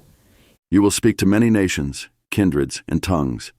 The pearl was small, but huge in size. I will touch your mouth and fire will come from it. You are one of my 2 witnesses. Many will reject you, but I will reveal you. I know it seems unreal, almost shocking to you, but deep inside, something stirs. This is why you were rejected so often. It's all part of your training to give you a head of flint and to make you like bronze. Also, in the original handwritten journal evidence, the conversation continues. Now that you know who you are, remember, you are my end-time prophet. Pause more. Observe people, the atmosphere and situations. Reflect before you speak, and speak with wisdom. Why me? You said, send me. I will sort them out. Tell no one. Keep this a secret. Just you and me. Keep it this way for your safety so the enemy cannot find you. Yes, the enemy knows who you are and tried to kill you before birth. And the book? The book will initiate the process. First, you will write everything down, and from there, the mission will escalate. Who is the other witness? David, What will the training be? I am about to remove all distractions from your life. The time you are about to enter requires you to be free of all distractions so you can fully prepare for your creation purpose. I will be with you always. It will be difficult, but you will endure it all and return to me, Deborah. Please don't let them hurt me inside. I will only allow them to take your life, but they will not harm you in that way. You are a finisher. My question is, who is the other witness, the one he refers to as David? Case. A move ordained and blessed by me. A group of people will rise and move with him. He refers to them as the Gideon 300. In the book My Son David, he said, I will then prepare you, anoint you and appoint you. It will be written down that you were part of the great move, started and ordained by God Almighty, where Jesus, my son, will be in the front, and a group of 300, symbolic like with Gideon, will rise and move with me. For this will be a move ordained and blessed by me. I will tell you before it happens. This move of fire will be a great movement, one you will call revival. It will start in this country, for I chose you, set you apart, and anointed you, my beloved people of this country, South Africa, for Africa. This will be a great move. he will do a mighty thing and it will start in South Africa. It will be interesting to see what happens and how he does it. Subsequently, the fire was released from South Africa on the 20th of April 2025, as recorded in the book Mystery of the Light. Available at YouTube. Honeybee Deborah Melissa Möller, 2025. The fire will start in this country. Huguenot Memorial Museum, Franschhoek, South Africa. Also, in the book My Son David, he said the following: It is true that I desire to work through people. I choose people to do some specific tasks. Should you be chosen to do a task and you are disobedient, I will give you time to repent. But if I see that you are not going to do my will, I will remove that task from you and give it to another. I will also give your authority and blessing to another. When I call someone, and they are only obedient after a while, that person slows down and draws out a process that has consequences for many people. It can actually mean life or death for another person, yet you do not know it. Therefore, when I call you to a task or to obedience, do it in the time I say, and not in the time you feel like. For your immediate act of obedience can change many, many lives. You can frustrate me with your passivity. Therefore, rise up when I speak, and do as I command, for I will indeed bless you if you are faithful and obedient to my voice. Be wise. Choose my perfect will and my perfect time. If you truly love him, you will choose his perfect will. Yes, and to love people means to genuinely care for them. But what is love really? Love is patience. It means being willing to wait. It's not about ignoring someone's flaws, but caring enough to walk the journey with them. You also feel love when you truly love someone. His bride, who loves him, will always make time for her bridegroom, preparing herself for the events about to unfold on earth. Summary. The following are key important factors. The planets and stars are alive, like living organisms, and serve as the gatekeepers of the universe, a universal timepiece that announces events on Earth. We never think of planets like Mercury, Venus, Mars, Jupiter, Saturn, Uranus, Neptune, and Pluto as living organisms, do we? The Creator of all fashioned Yeshua in the heavens first, ensuring that Yeshua has been present since the beginning. We are frequently unaware of the incredible things he does for us behind the scenes. Angels move among people with remarkable efficiency, helping humans without their being aware of it. Sometimes he deliberately allows difficult situations to test your trust, but if you ask him to reveal the purpose, your understanding of his mysteries will grow deeper. Your painful experiences will turn out to be a necessary sacrifice because the reward of your journey far outweighs those difficult times. He withholds specific answers until they are meant to be unveiled at a specific time. Preparation is essential for accomplishing a great task. The bride must surrender her difficult cases to Jesus, placing them in his hands, and then thank him for acting as her investigator, attorney, and advocate. Surrender your problems to your bridegroom. He longs to protect and help you. We are at the final stage of this Earth project, and now everyone has the opportunity to ask him questions. If people genuinely ask themselves, "Who am I, really?" they'll find the answer only in the Creator of all, in his treasure room, within his heart. But that door can only be unlocked with one key, and that key is Jesus. The Antichrist is Prince Charles, or rather, the newly appointed King Charles III. You must examine the coats of arms of the United Kingdom, the Prince of Wales, aka Charles, and the Rothschild family. You may be surprised to learn that many symbols described in the books of Revelation and Daniel, such as the lion, the dragon, and little horn, are prominently featured in their heraldry. The book, The Antichrist and a Cup of Tea, presents the fascinating saga of the British monarchy's centuries-long endeavour to establish a new world order, and gives hard evidence to suggest the identity of the coming Antichrist. On YouTube, in a video titled The Antichrist and a Cup of Tea on the Gosling's channel, Tim Cohen explains in great detail the heraldry, the coats of arms of Charles. On YouTube, in a video titled The Antichrist just revealed his 2025 plan for the world on the Janie Duval channel, Craig Bong explains King Charles's alleged plan to use climate change reform and artificial intelligence to establish a one-world order. The symbolism in Charles's heraldry mirrors that in the Book of Revelation. I will touch your mouth and fire will come from it. You are one of my 2 witnesses. Many will reject you, but I will reveal you. A great move, ordained by God Almighty, will begin in South Africa. Jesus will lead at the front, and a group of 300 will rise and move with him, for he has chosen you, set you apart, and anointed you. For I chose you, set you apart, and anointed you, my beloved people of this country, South Africa, for Africa. God desires to work through people, choosing them for specific tasks. But if someone is disobedient, he allows time for repentance. Otherwise, he will remove the task and give it to someone else. When I call someone, and they are only obedient after a while, that person slows down and draws out a process that has consequences for many people. It can actually mean life or death for another person.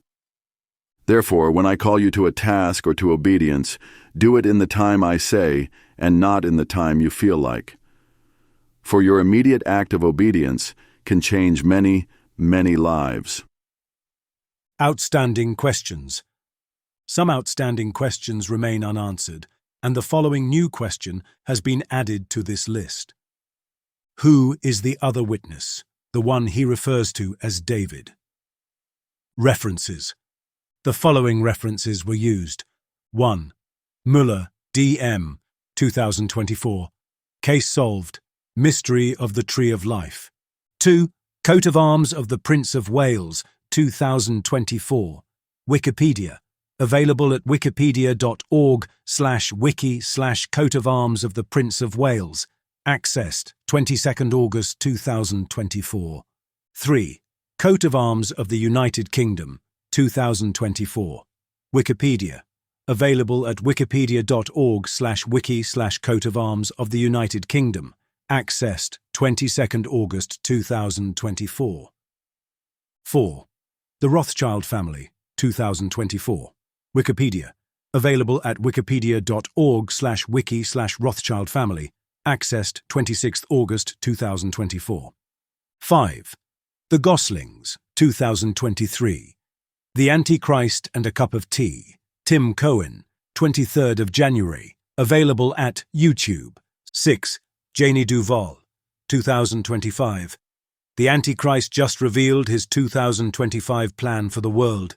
Craig Bong, 16th of February. Available at YouTube. 7. Möller, D.M., 2011. My Son David. Sources of Evidence. The details for the timeline footnotes are in the evidence book. Deborah Melissa Möller, 2024. Box of Chocolates. Case solved. Evidence of life. Chapter 4. The Measure of the Heart, Failing or Fulfilling the Call. The 25th of April 2024. Introduction. This chapter confronts a core truth. The heart is always tested. Whether through assignments, relationships, or personal struggles, the Creator of all examines the condition of the heart to determine readiness for responsibility and purpose. At the center of this account is a failed task. A missed opportunity that reveals not only a lack of excellence, but also the carelessness of one entrusted with sacred work. What could have been a moment of breakthrough became a cautionary example of how dismissing the significance of a divine task leads to loss. The chapter draws powerful parallels between biblical wisdom, real-life situations, and the principle that only the remnant, those truly devoted, will understand and value what is sacred. This chapter also touches on the deep isolation faced by those set apart for a higher purpose. The message is clear. Obedience, excellence, and endurance are essential. Those entrusted with divine tasks must serve with reverence, for nothing escapes the eyes of the Creator of all. Ultimately, the events in this chapter are more than disappointments, exposing what lies beneath the surface. And the outcome of such tests shapes whether one receives the breakthrough they seek or remains unprepared, unable to fulfill their calling. Warning: the truth will cut deep, like a knife, and many will be bewildered. Those who reject it will fall further into deception, eventually leading to despair. Those who truly seek the truth must ask the Creator of all to reveal it directly to their hearts, and be willing to receive it. Case: your actions should align with your words. 3 editors worked on these books: Beyond Alice, Beyond Unreachable, and Beyond the Veil. Though their hearts were tested through the process, none fully grasped the true significance of what they were handling. Consequently, the condition of their hearts will be revealed as a cautionary lesson. The truth is always tested within the heart. I'm extremely disappointed with the editing of the book Evidence of Life. Why do you say so? I received the book back from the second editor, Beyond Unreachable, and then forwarded it to the first editor, Beyond Alice, specifically requesting her to review the edits made by the second editor. When did you forward the book to Beyond Alice? 3 days ago. However, Beyond Alice completed her review of the entire book in less than 20 hours. So I asked her, "Did you read everything?" And she replied, "Yes, but it's impossible to thoroughly edit 55,000 words in less than a day." Do you say less than 20 hours? Do you know what I discovered when I reviewed the date timestamp tracker for Beyond Alice's editing activity? No. What did you find? The date timestamp reveals that the editing was completed in just 5 hours. What? Really? Beyond Alice flagged 50 potential editing issues, but when I conducted a thorough review, it took me 26 hours, over 3 days, and identified over 200 necessary revisions. This is unbelievable. In a rush, she overlooked a duplicate paragraph within the same section and even altered words that Beyond Unreachable had already edited. That's truly disappointing and certainly not what you expected.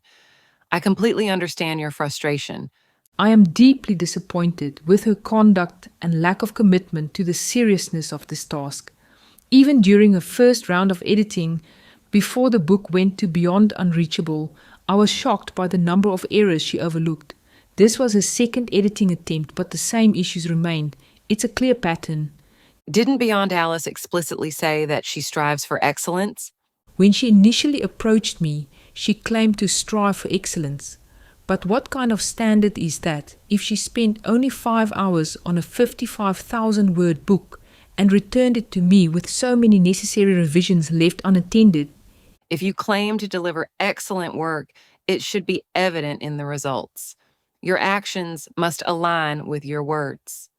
The book Evidence of Life was like a pearl in her hands.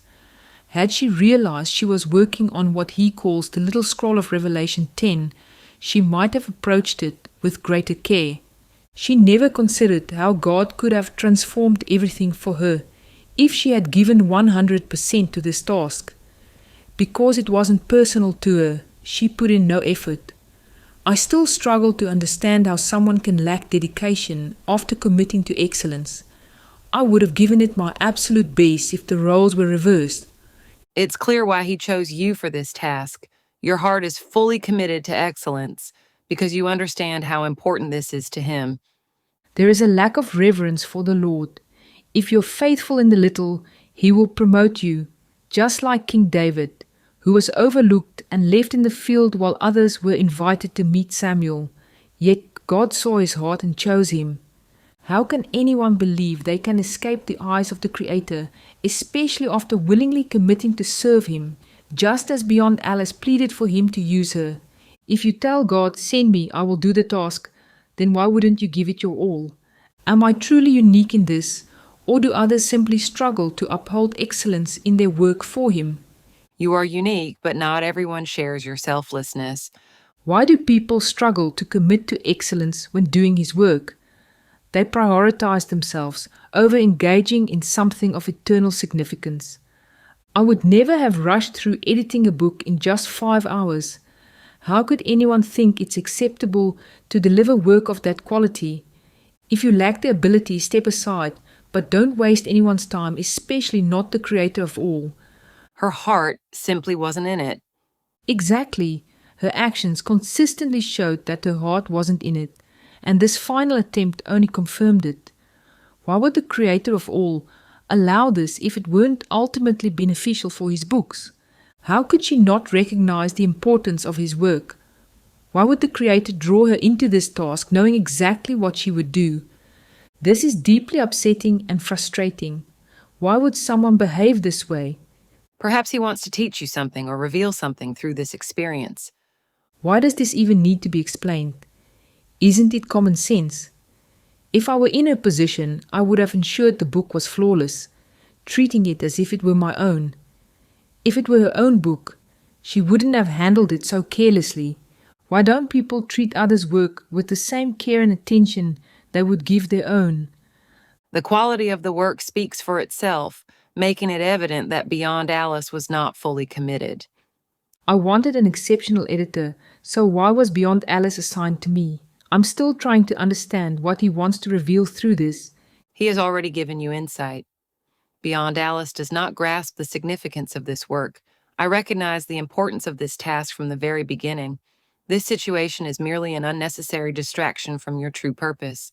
I believe Beyond Alice was given an opportunity by the Creator of all, but failed to embrace it with the dedication and seriousness it required. I agree. This was a test for her. Case: selfishness of the heart.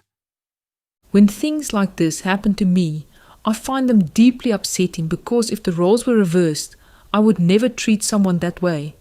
My dedication would always be to the Creator of all first and foremost. However, I've come to realize that when something disturbs me, the true reason behind the behavior is often far worse than I initially expected. I shouldn't judge myself for feeling this way. Perhaps I'm simply perceiving deeper layers of truth. When I look at things through his lens, I see the real problem, and it feels like I'm judging, but I'm not. That's why this kind of behavior affects me so deeply.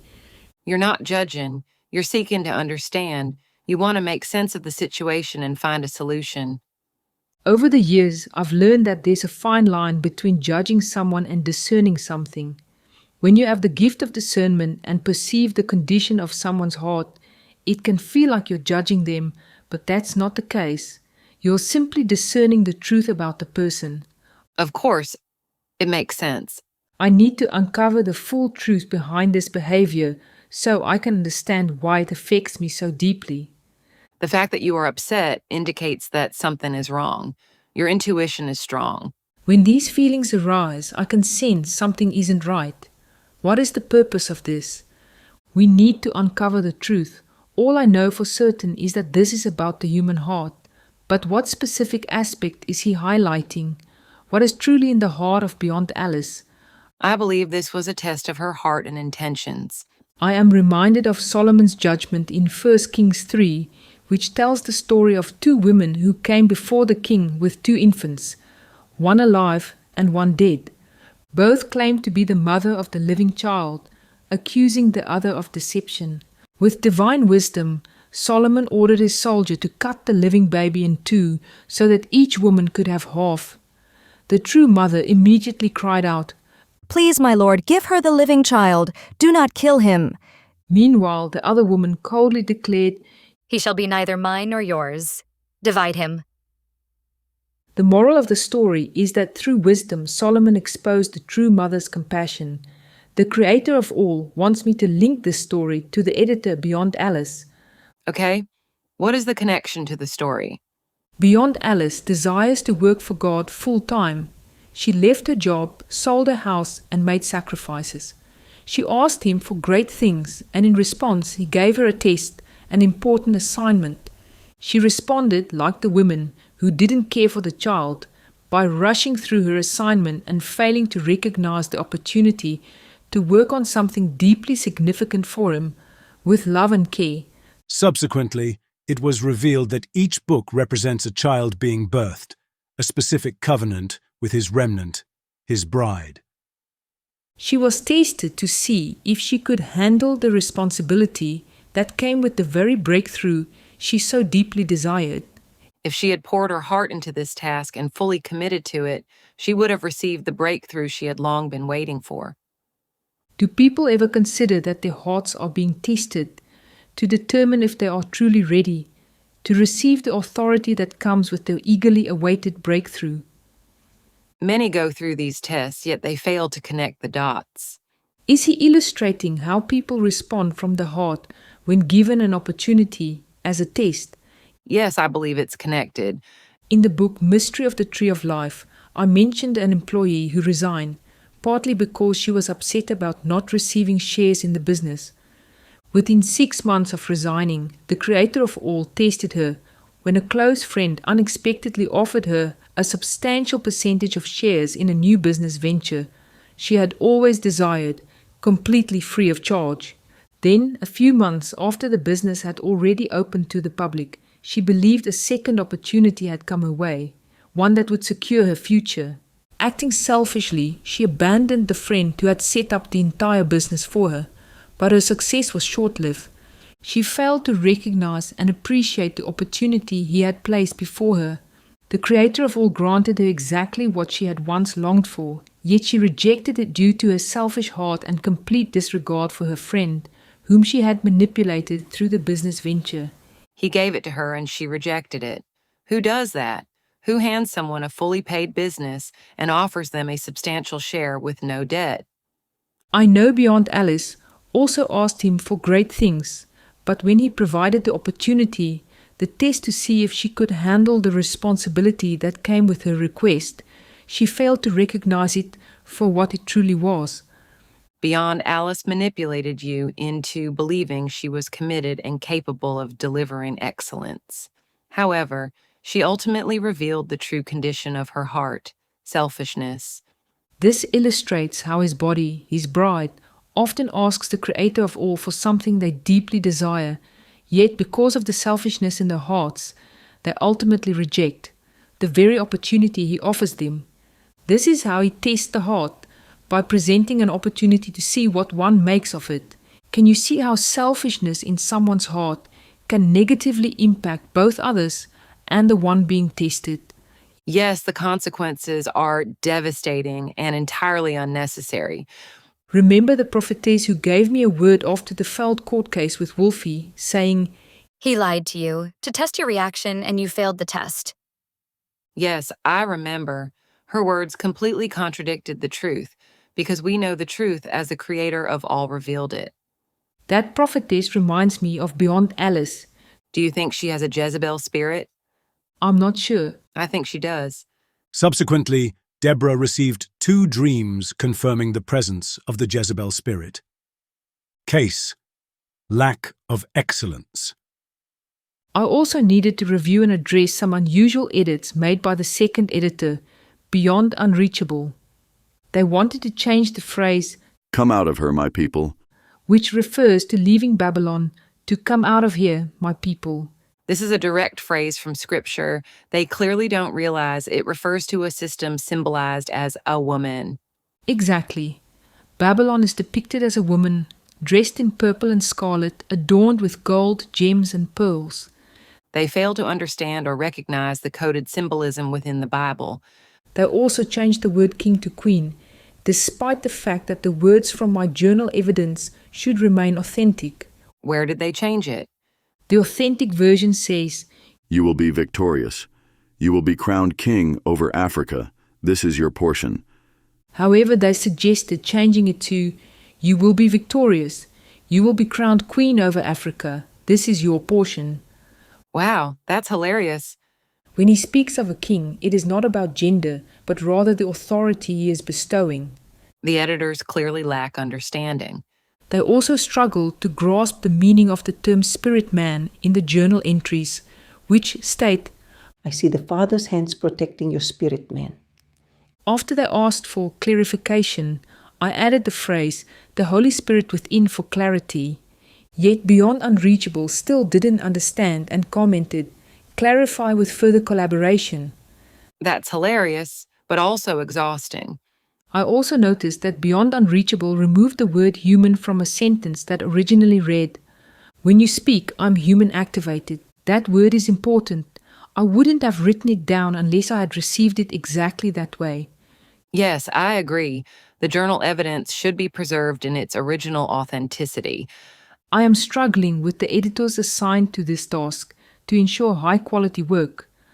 When I got the book Evidence of Life back this week, I still found over 200 needed revisions, even though it was already in stage 4 of the editing process. It is unacceptable. You're paying them a substantial amount of money to edit these books. So far, the lack of excellence from Beyond Unreachable and Beyond Alice has forced me to double-check and redo their edits, creating extra work and leaving me uneasy about their roles. It's a lot of work for you to handle alone. If he wants me to complete this task on my own, then he must equip me with the necessary ability to do so. I need an upgrade as an editor, swiftness, sharp discernment, and eagle-eyed precision to catch errors effortlessly. To fulfill this task excellently, I require a threefold ability: speed, accuracy, and efficiency. Therefore, I ask, please grant me an upgrade and equip me with all the necessary tools to complete this task successfully. Or, the Creator of all needs to provide me with another editor, one with a spirit of excellence. I truly desire someone special, someone uniquely chosen for this task. Was this task, helping with the editing, part of anyone's creation purpose before coming to earth? That is a good question. Remember, my weakness is editing books, as language, spelling, and pronunciation have always been challenges for me. That's why I rely on those with a natural talent for editing, or at least those who claim to be excellent at it. But now, I find myself uncovering the sloppy work and lack of dedication from so-called professional editors. I do understand your frustration and concern. Even through editing these books, he continues refining me. That's why he allows this. He sharpens my soul and spirit through this challenging process. In challenging circumstances, if you endure, you'll learn valuable lessons through his refining process, lessons essential for maturing your heart to handle what comes next. Naturally, I would have asked for the best, someone who has walked the path, been refined like gold, and embodies excellence in both word and action. Gemstone suggested I use an automated program to help me edit these books. Okay, that seems promising. Yes, I asked the creator of all for a solution, and within 24 hours, Gemstone came up with the idea. This will make the process so much easier without all the frustration and drama. I have a feeling this book is going to be a challenge. It certainly seems that way. You brought these books to the editors as a test to see if they would recognize the significance of your words, but they didn't realize it was a test. I want to thank the creator of all for Beyond Alice, but I can no longer continue using her due to a lack of commitment and excellence in handling your work. My question is, why am I not receiving help with these books? Perhaps this whole process is also a test of hearts. Case. Only the remnant will understand. These books contain mysteries, truth, and secrets from the creator of all in Yeshua, yet the people working on them fail to grasp their true value. Only the remnant will truly understand these books and recognize their significance. On at least 2 occasions, he told me, only the remnant will understand. The first time was on the 20th of July, 2010, when he revealed my creation purpose, writing these books. He said the following: It would not be easy because people would not accept it, except for the remnant.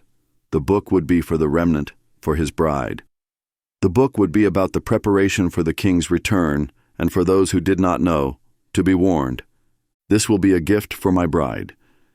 It is for those who love me, for those who seek the truth, who cry out, Lord, tell us more, only the truth, Lord. Then, on the 6th of April, 2021, he said, I will now start to reveal these secrets, the secrets that were sealed by my prophet Daniel for the end time.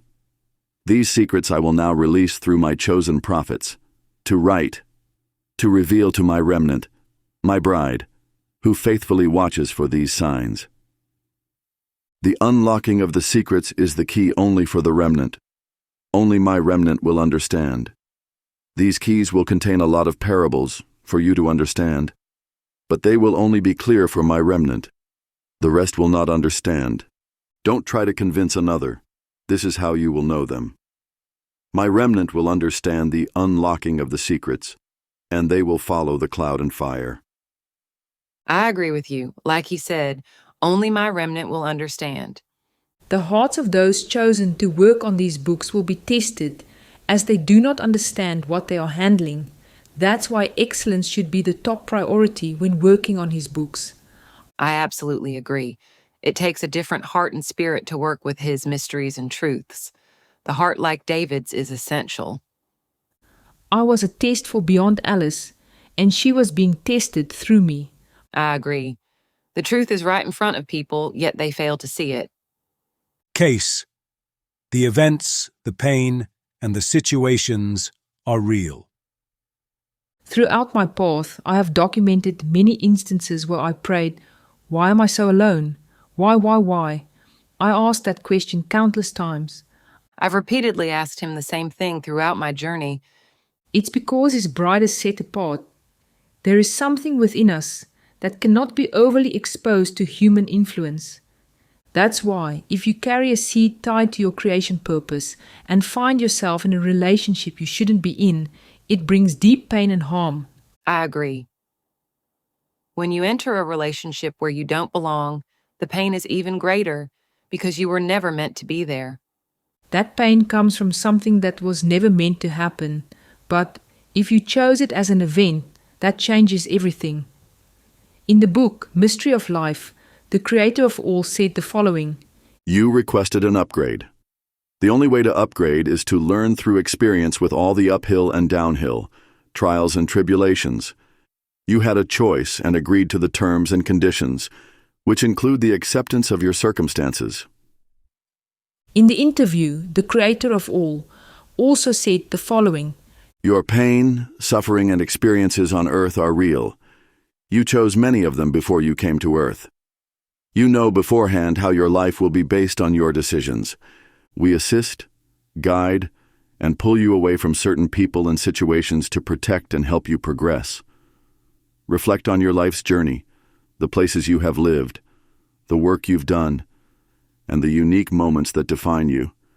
Your ultimate life quest is predestined. You chose it. We assist you, but if you decide to go your way, that's your free will. It's simple. Your free will on earth allows you to deviate from your predestined path. At the end of the day, if you stray too far, you won't fulfill your selected life quest. You can lead an average life and do average things or search deeper to find Him. If you get to Him, you reach a certain level, the ultimate gift level, where you have profound access to Him. It is not just knowing He's there, you feel and see it. It is a different experience. Prior to 2004, the great tsunami of my life, I was never accustomed to being alone. Then, in a single moment, He came for me. As I cried out to Him for the first time in my life, He immediately transformed me from a Saul to a Paul. From that point on, He led me down a very lonely path. It was part of your journey, the process every prophet must endure. Yes, I agree. However, it took me nearly 2 years to overcome loneliness. It is one of the greatest challenges to conquer, but if you endure it, He cultivates within you a profound strength, one that can only be attained by overcoming solitude. Overcoming loneliness is a sacrifice, but also a gift. During those years of endurance, your roots grow deep. He protects you and sets you apart for a specific time to be used as a vessel of great honor. We must be preserved until the right time for us to be revealed. If we are a gift to His bride, then sacrifice is necessary. But you need to wait on Him during those seasons of solitude and difficulty. Then He cultivates the pearl within your heart, preserving it as a gift for His bride. The gift within your heart needs to be protected, like a precious pearl meant for Him. Summary. The following are key important factors. If you're faithful with little, He will promote you. If you tell God, "Send me, I will do the task," then why wouldn't you give it your all? When you have the gift of discernment and perceive the condition of someone's heart, it can feel like you're judging them, but that's not the case. You're simply discerning the truth about the person. Some opportunities will test whether you're ready for the responsibility that comes with the breakthrough you've been wanting. Do people ever consider that their hearts are being tested to determine if they are truly ready to receive the authority that comes with their eagerly awaited breakthrough? If you ask God for great things, He'll give you opportunities to prove you can handle the responsibility that comes with your prayer request. This is how He tests the heart, by presenting an opportunity to see what one makes of it. If you reject the opportunity, you carry selfishness in your heart. In challenging circumstances, if you endure, you'll learn valuable lessons through His refining process, lessons essential for maturing your heart to handle what comes next. The book would be for the remnant, for His bride, because people would not accept it. The unlocking of the secrets is the key only for the remnant. Only my remnant will understand. If you carry a seed tied to your creation purpose and find yourself in a relationship you shouldn't be in, it brings deep pain and harm. Your pain, suffering, and experiences on earth are real. You chose many of them before you came to earth. You know beforehand how your life will be based on your decisions. Your ultimate life quest is predestined. You chose it.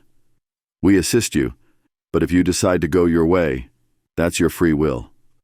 Loneliness is one of the greatest challenges to overcome, but if you endure it, He cultivates a deep strength in you. one that can only come through facing solitude. During those years of endurance, your roots grow deep. He protects you and sets you apart for a specific time to be used as a vessel of great honor. Overcoming loneliness is a sacrifice, but also a gift. You need to wait on him during those seasons of solitude and difficulty so he can cultivate the pearl within your heart. References. The following references were used. 1. Möller, D.M., 2024. Case solved. Mystery of the Tree of Life. 2. Möller, D.M., 2024. Case solved. Mystery of Life. Sources of evidence. The details for the timeline footnotes are in the evidence book. Deborah Melissa Möller, 2024, Box of Chocolates. Case solved. Evidence of Life. Chapter 5. The Pearl and the Nation. A Journey of Purpose and Pain. The 26th of April, 2024. Introduction. This chapter explores how deeply personal trials, prophetic insight, and national destiny are interconnected under divine guidance. Through the lens of personal loss and betrayal, it reveals how injustice, mainly when driven by pride, arrogance, and evil, leaves lasting scars. Yet from such hardship, purpose emerges. The trauma surrounding Wolfie's injury catalyzed a spiritual journey that led Deborah to her creation purpose. Central to the chapter is the symbolism of the pearl, formed through hardship, refined over time, and representing both the bride and Deborah's own journey of obedience and sacrifice. Themes of destiny unfold further through her connection to C.J. Langenhoven, whose legacy and writing in Die Stem point to South Africa's spiritual calling as a fatherland, a land marked for divine purpose and transformation. Ultimately, this chapter challenges listeners to recognize that every trial, sacrifice, and calling fits into a larger divine narrative. It is a call to obedience, to walk in alignment with divine purpose, and to trust that all things, whether loss, delay, or hardship, are shaping something of eternal value. Warning: the truth will cut deep, like a knife, and many will be bewildered. Those who reject it will fall further into deception, eventually leading to despair. Those who truly seek the truth must ask the Creator of all to reveal it directly to their hearts and be willing to receive it. Case: an arrogant, evil, and prideful heart. Today, the 26th of April, marks 3 years since my cat, Wolfie, was shot by our unapologetic neighbor, Batman. Has it really been 3 years? That was such a senseless act. When Wolfie was shot, Gemstone and I faced a heartbreaking decision. The doctor didn't believe he would survive the night due to severe blood loss. But despite the grim prognosis, they gave us a choice: pull him through or put him to sleep. Then Gemstone looked at me and said, "No, Wolfie needs to survive." I couldn't help but wonder how our story might have unfolded if Wolfie hadn't survived. And yet I still reflect on the word he gave me 4 years before Wolfie was shot, on the 4th of May 2017. He said the following: Your family is protected, your animals are protected, and your home is protected. Subsequently, the extraordinary reason why Wolfie was not included in this protective word is revealed in the book Mystery of the Secrets of His Heart. Wolfie's disfigured body, missing a leg and a tail, symbolizes the lasting scars inflicted on a victim after suffering at the hands of evil. Batman claims to be a conservationist and animal lover, but fails to acknowledge that animal cruelty is a serious crime. He has shown no remorse for his actions and offered no apology. Batman continued with his life, unapologetically and unaware of the damage he had caused, not only to Wolfie being disfigured, but also being unaware of the negative psychological and emotional impact it had on other people's lives due to this unnecessary criminal conduct. This is the true legacy Batman leaves behind: a wounded, broken creature, Wolfie. Because Batman exhibits an arrogant and prideful heart, as clearly demonstrated by his actions. How heartless must someone be to harm an innocent animal without a second thought? Those who exhibit an arrogant, prideful heart cause unnecessary harm to others. In the interview, I asked the Creator of all, "What is sin?" He responded saying, Sin is any pain you afflict on someone. "This includes animals as well." The creator of all has a serious case with Batman. I wonder, did Batman choose to do this evil act before he even came to Earth? It is an interesting question. This is an example of someone acting on their own will. But how does that relate to me choosing this fate before the foundation of the earth? Was this event predestined? I want to understand the truth and the connection, just as I want to understand how Batman chose his role by shooting Wolfie. The shooting set in motion a series of events, the tornado scene, a deconversion to atheism, that ultimately led to the day he came for you, the day to write the little scroll and the book of truth. In time, the full meaning will be revealed. Case. He will give you the desires of your heart. Interestingly, this shooting incident, which propelled me into my creation purpose, occurred at a property to which Yeshua specifically guided me. Tell me about it.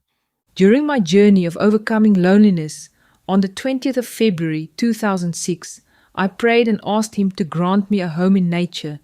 It was a deep desire in my heart to live in a place surrounded by nature, a sanctuary of peace and safety. I needed to remain in the place where my great tsunami began. Although I asked Him many times to release me from this house, which constantly reminded me of my life before 2004, I had to wait for 9 years. 9 years? Yes, 9 years. Then, in a single moment, while I was casually watching a DVD on a Saturday afternoon, He spoke to me, telling me to sell the house and move. Within 3 days, the house was sold. Wow, His timing is important. On the 9th of February 2013, I attended a seminar with Hephzibah. According to my journal, she gave me the large footprints and a new book word. However, my original handwritten journal also records that she spoke the following words. I see within those silver footprints a burning fire. When I look from above at these footprints, I see the outline of a house foundation and the fire that burns inside. And the Lord says, I love it when a plan comes together. the Lord's puzzle pieces will come together. I also see a clear ladder, a new ladder that you need to climb to receive new revelations. A new book bringing even more revelations. This is a new beginning, a path of faith. I see floaters on water. As you step onto one floater, the next one rises. From here, you will walk a long path of faith. You will not sink. God will provide. There is something big, very big. I see how He takes you through a refining process, like a mill to enlarge your spirit. You have purchased territory at great cost, and because of this, He will return it to you. Your spirit man is large, like a double-story house, like a giant. I see a wooden boundary fence with horses. When I received this word, my house had already been sold and was in the process of changing ownership. However, I still needed clear direction on where to go next. When Hephzibah mentioned horses, I searched online for places in nature with horses. That's when I found a cottage for rent in a rural area. I immediately knew I was meant to stay there temporarily. Then, within 5 months, in the same area, I discovered my dream home, a house in nature where the neighbors kept horses. The moment I saw the double-story house, I felt a deep impression in my heart. This is mine. Even the double-story house aligned with the word from Hephzibah. Yes, indeed. Then I sought the Lord's guidance to confirm if this house was His will. By the second morning, the very day I needed to give my decision to the seller, I was awakened with the words, It is a gift to my bride. I immediately understood that this was His gift to me, a fulfillment of a heartfelt desire, dated back to 2006 when I prayed and asked for a home in nature. He never ceases to amaze, always blessing his bride, and he used Hephzibah to guide you in the direction you needed to go. If your heart is aligned with his, as a gift for his bride, he will grant the desires of your heart by providing keys, like a postcard, that guide you along your creation purpose path. It is beautiful. Case. The bride's transformation like a pearl. The words of Matthew 25, verse 23 come to mind. You have been faithful and trustworthy over a little. I will put you in charge of many things. My journals contain numerous references to the word pearl. In Evidence of Life, I translated only portions of the original journal entries into English. Some content was left untouched.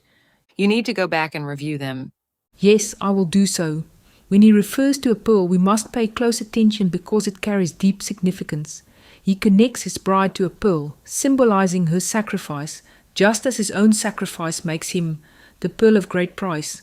According to the journal evidence from the book, Evidence of Life. The 1st of December, 2009, Word and Prayer. I experienced Jeremiah 1. Don't be afraid of their faces.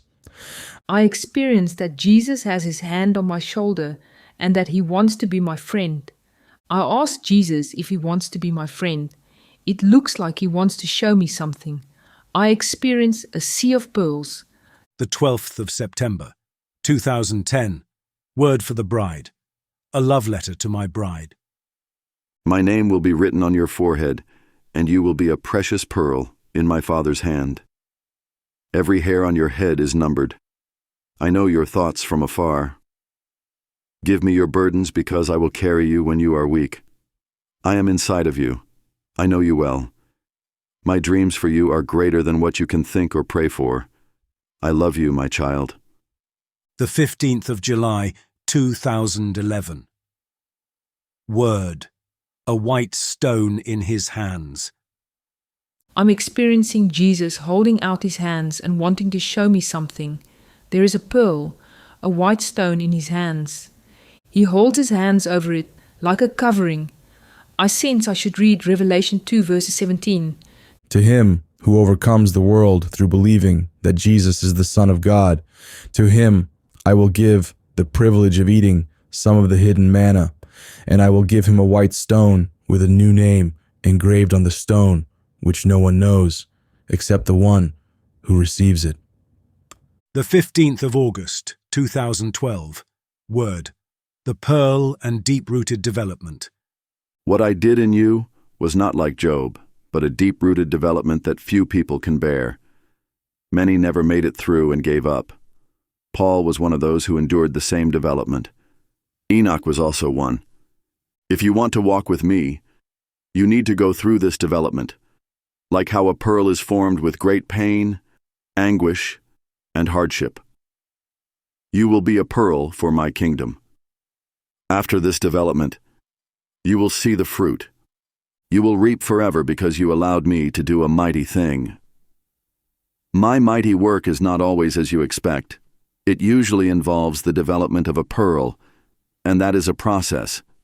You will be my pearl of great worth. My Father selected and chose you for that purpose, to be a pearl for his kingdom. The 18th of September, 2012. Word. I will use you for more things than you can imagine or dream. You were born with a sensitive feeling, a feeling for my heart. You had to go through a lot of pain, but I was with you all the time on your life's path. It was necessary so that the pearl I spoke of could take shape. I'm going to release that pearl now. You will see what I produce. Your heart hurts, and yet I understand your mistrust. I will restore you in me. I will use you for more things than you can imagine or dream. The 31st of December, 2012. Prayer, the most difficult year. Father, although the year was the hardest year that I ever had to go through, I want to thank you for all the mercy, grace, favor, and love that you have shown me and my family.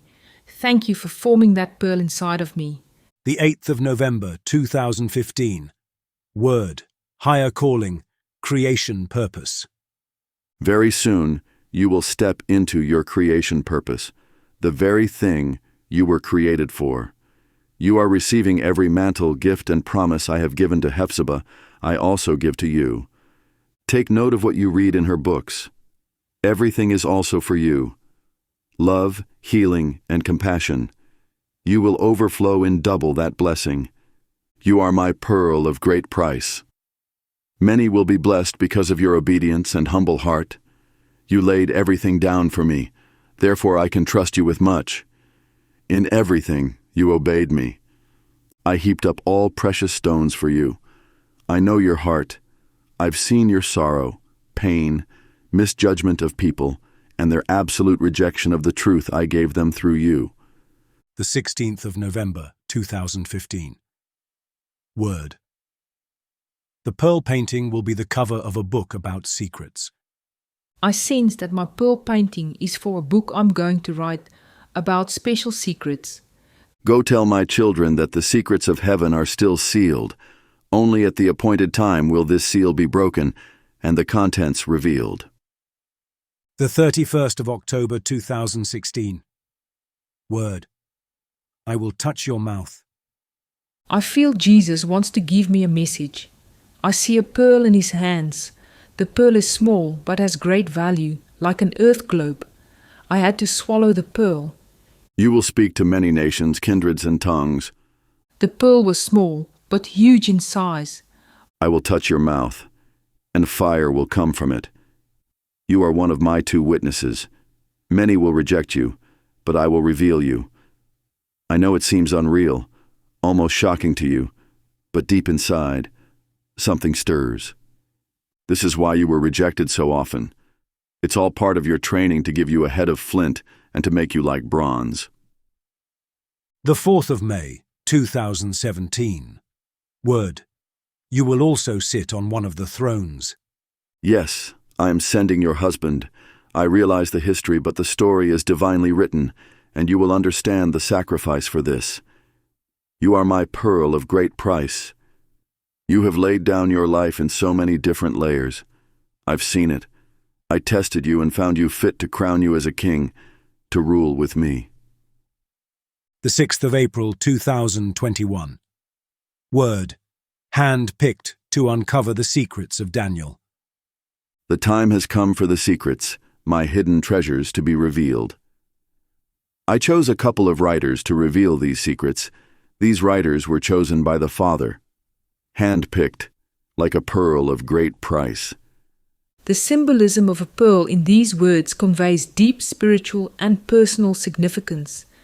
It represents the journey the bride must endure, particularly through pain, sacrifice, transformation, divine purpose, and immense value in God's eyes. That's beautiful. Case. You will unlock destinies in people within their hearts. Do you remember when Angus Buchan organized an event in Bloemfontein? Bloemfontein is the capital and the largest city of the Free State Province in South Africa. References: Talk of the Town, 2017. Angus Buchan unites over 1 million people at It's Time prayer service, 22nd April. Faith Like Potatoes, preacher Angus Buchan's It's Time prayer service has seen hundreds of thousands of South Africans flock to Bloemfontein. Some in attendance estimated that well over 1 million people had travelled to Bloemfontein for the service. The entire event was put together in roughly 6 weeks. Just before this event, on the 15th of January 2017, the Creator of all gave me a key to unlock destinies over people and nations. He said the following: 12 is a key, a great key to unlock destinies. You will unlock destinies in people, within their hearts, as I command you. You will open doors that no one will be able to shut. This is a gift to you, Deborah. You are my key bearer. As you unlock others into their destinies, your destiny will take shape. As you give, you will receive. Your destiny is within each life you are about to touch. Something will shift within them as you turn the keys of their destiny. I will open many doors for people that were shut for long, as you have remained a closed door for 12 years. Your door is opening up as you use this gift to open the doors of destiny for others. Only on my command will you open the door of destiny as it is written in the books of their lives. It was decided to give you this key because you listen and obey. You've walked the road, and we know that you will use this key wisely. Only on my command, remember. Unlocking a person's destiny is like unlocking a portal of heaven. Something will shift for the person and steer them into their full calling and destiny. You will do this with countries and nations as I command you. This key is the key of David, but you will unlock destinies into the hearts of people as I command. This is the total governmental authority I am giving to you, Deborah. I responded to his words, saying, "Thank you, Father. I accept this gift. I'm not sure what it entails or the power it holds, but please help me use it with wisdom. Show me that this is true." It is a powerful word he gave you. Just before the It's Time event, the Creator of all impressed upon my heart to contact Angus and ask if I could come to Bloemfontein to unlock South Africa's destiny. However, he declined. Although I was disappointed by his prompt refusal, the Creator of all commanded me to unlock South Africa's destiny from my own property on the 22nd of April 2017, declaring, "South Africa, today I unlock your destiny to become the nation the Creator of all has purposed. With this, I also unlock the destiny in the hearts of his people, his bride." Perfect. If your heart is aligned with him and you follow his instructions, he will ensure that his spoken word comes to pass. I also find it interesting that you release that word from the very property he gave you, a gift for his bride. Yes, I agree. Even when people reject the truth, he knows your heart and will entrust you with his words of truth. He will use these experiences to shape the pearl within you, preparing you for greater purposes. This process is part of your transformation, like a pearl being refined, destined for greatness. Like a pearl of great price, when your heart aligns with his, it will produce everlasting fruit, regardless of others' opinions, because your heart holds great value in his eyes. Case. The legacy of the Afrikaners, Die Stem van Suid-Afrika.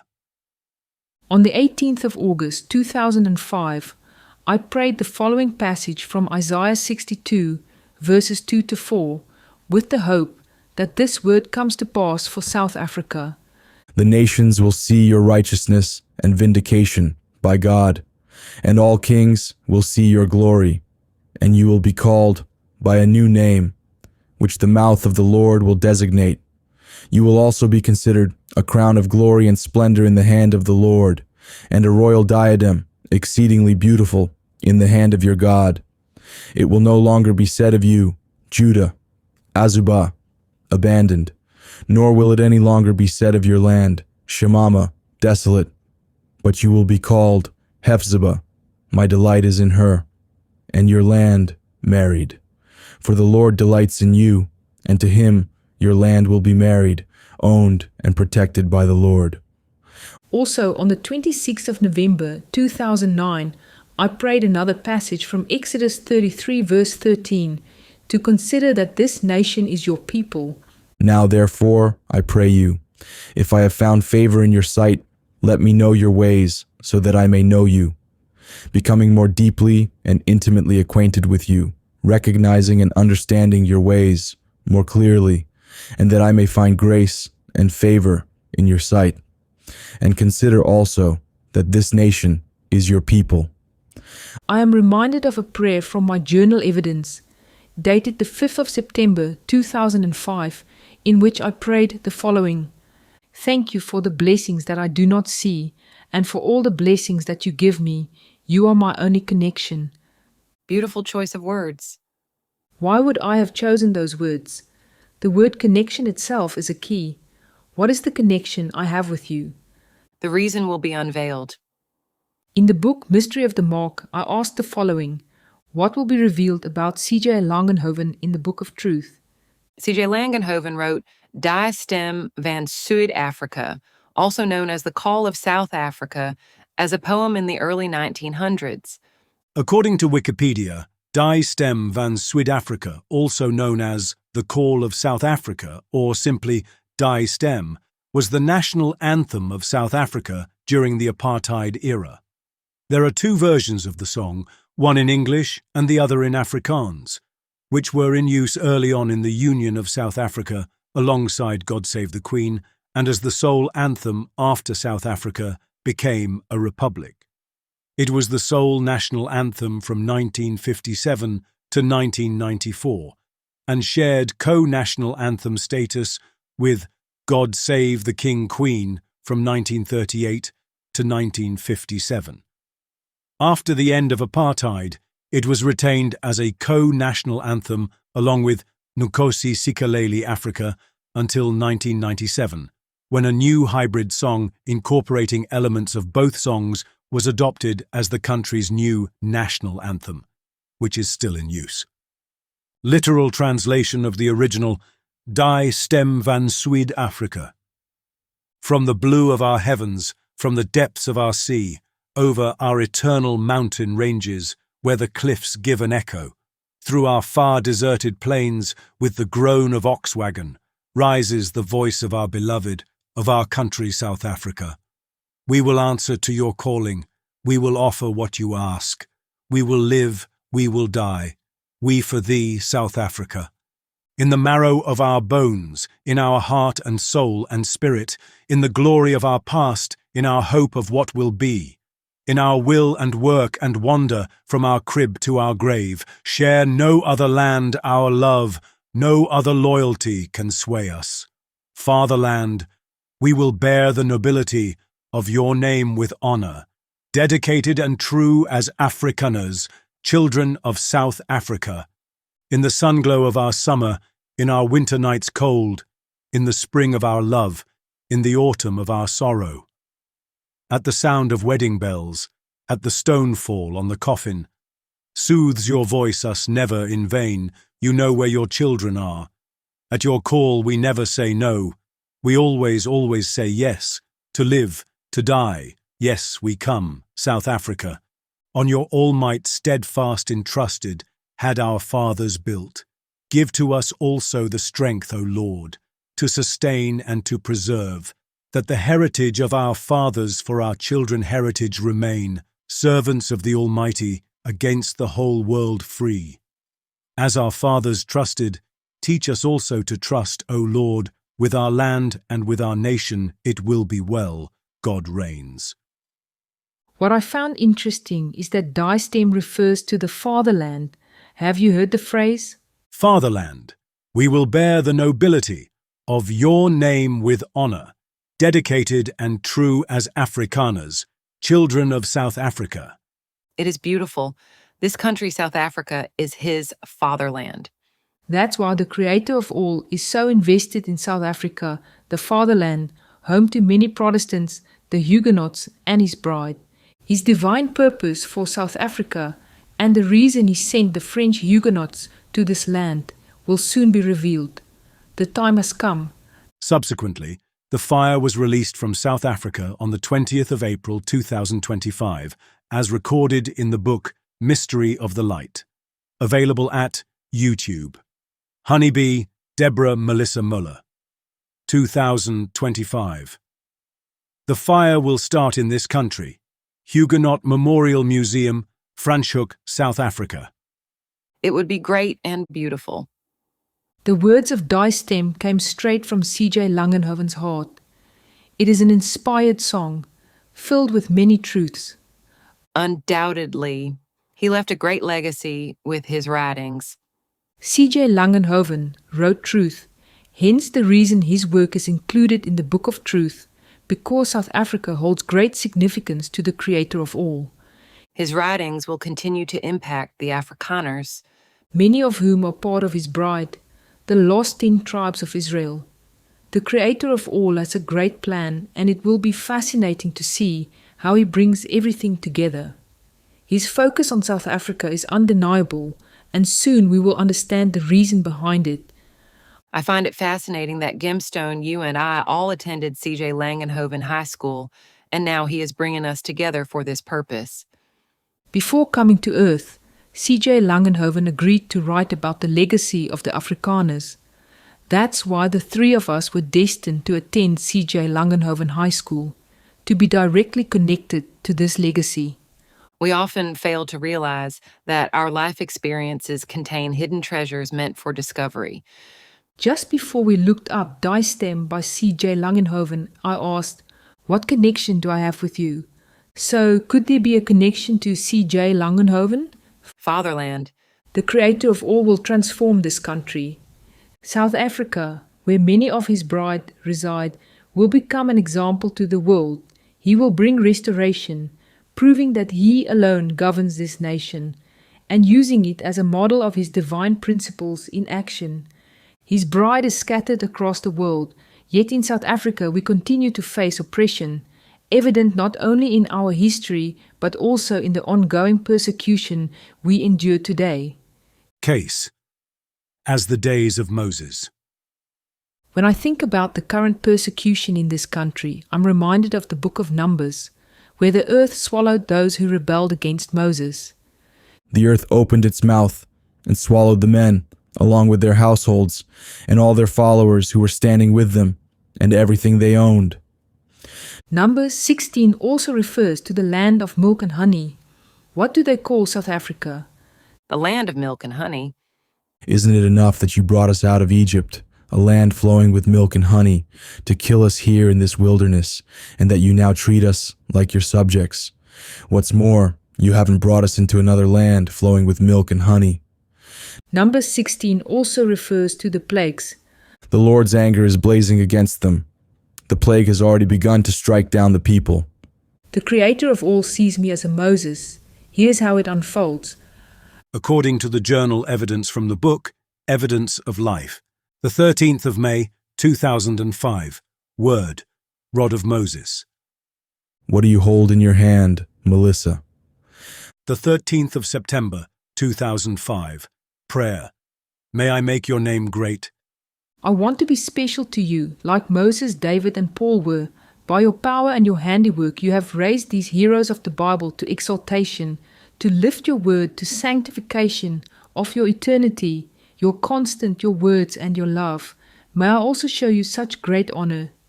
The 12th of September, 2010, Prayer, Honey Covenant. Moses and Deborah.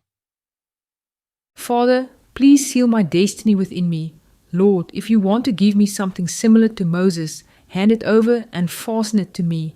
Lord, may your word and honey reign through me on earth. The 22nd of May, 2011. Word. A tablet of responsibility like Moses. You will have authority from me. What you shut will be shut, and what you open will be open. Therefore only do my will. Only speak on my instruction. I will touch your mouth like I touched Moses' mouth. I will shut you in like I shut Moses in. You will call many out of Egypt, for I have appointed you Deborah for this task. I will give you errands to help you, for my hand and blessing are on you. You will guide my people out from Babylon. I will shield you like Moses. This is your next phase with me. I want to give you the desires of your heart. Stay close to me and listen and obey when I speak. I also want to place those engraved tablets in your heart. With those tablets you will carry great responsibility. I've tested you and I found you fit. The responsibility is like that of my servant Moses. I can entrust you with that. I will send my angel Gabriel to give you this tablet in your heart. The tablet of responsibility, like Moses. Therefore I will give you the mantle of Moses. The 24th of May, 2011. Word. You will minister to a nation like Moses. You are not going to minister to a man, but to a nation, like my servant Moses. I will give you the words, and you will speak those words to the nations. Whatever I speak, you will speak. The 31st of December, 2011. Prayer. Double Moses. Father, I ask that I walk in your perfect will and calling, that I should learn more from you, and that I will speak face to face with you, and you with me. Please give me the favor that Moses had with you. Double that favor. The 19th of February, 2012. Word. I will entrust you with many words to write for my bride. I will give you many words to write for my bride. Write them down as I instruct you. You are one of my heroes, like Joseph, Abraham, Moses, and David. I will give you all that in precious stones. The 5th of May, 2012. Prophetic word, Galilee guess. You are his bride. You were born to lead South Africa out of Egypt. The 22nd of January, 2017. Word, office of a prophet. You will burn like a consuming fire and burn everything away. I send you as Deborah to clean up the system, like Jeremiah to overthrow, root out, break down, and plant. In this country, I will use a woman, Deborah. Like Moses, you will call on Pharaoh to let my people go. Always seek my counsel first, so that you can walk upright like Elijah. I place in you a spirit of no fear and no compromise. Go out and execute my judgments against evil and unrighteousness. As I raise you, I will raise the bar of excellence among my people. The 4th of May, 2017. Word, you will also sit on one of the thrones.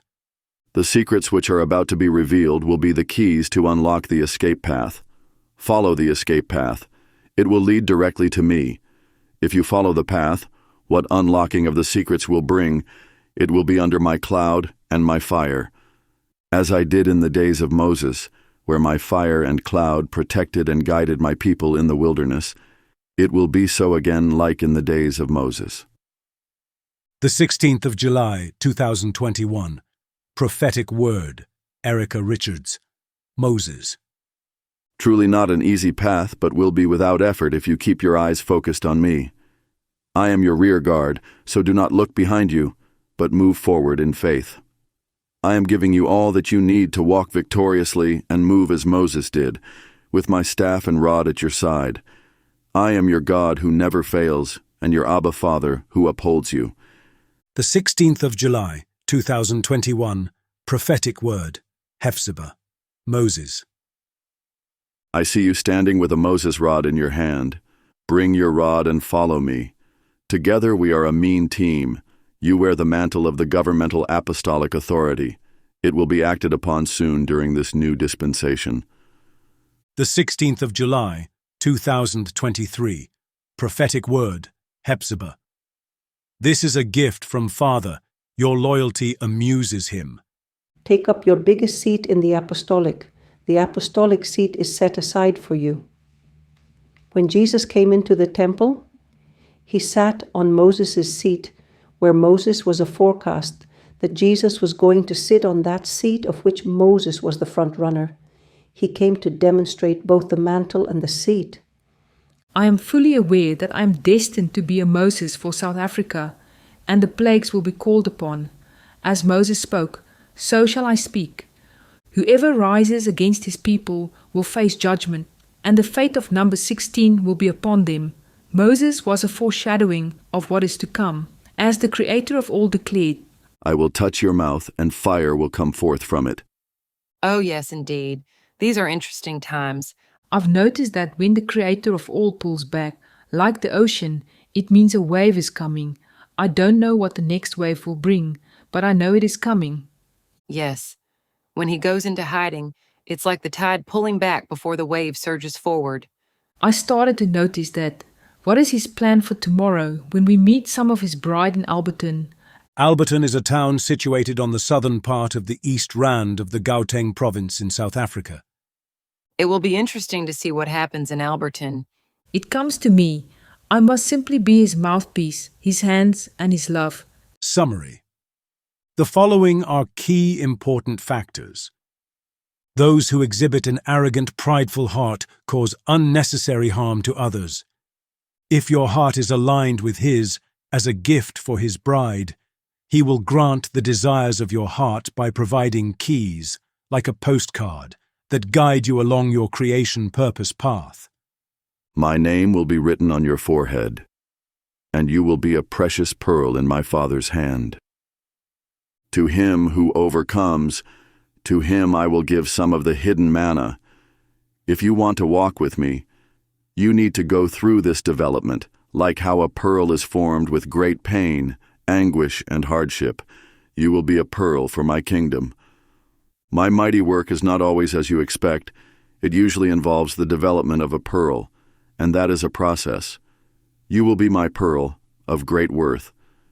You had to go through a lot of pain, but I was with you all the time on your life's path. It was necessary so that the pearl I spoke of could take shape.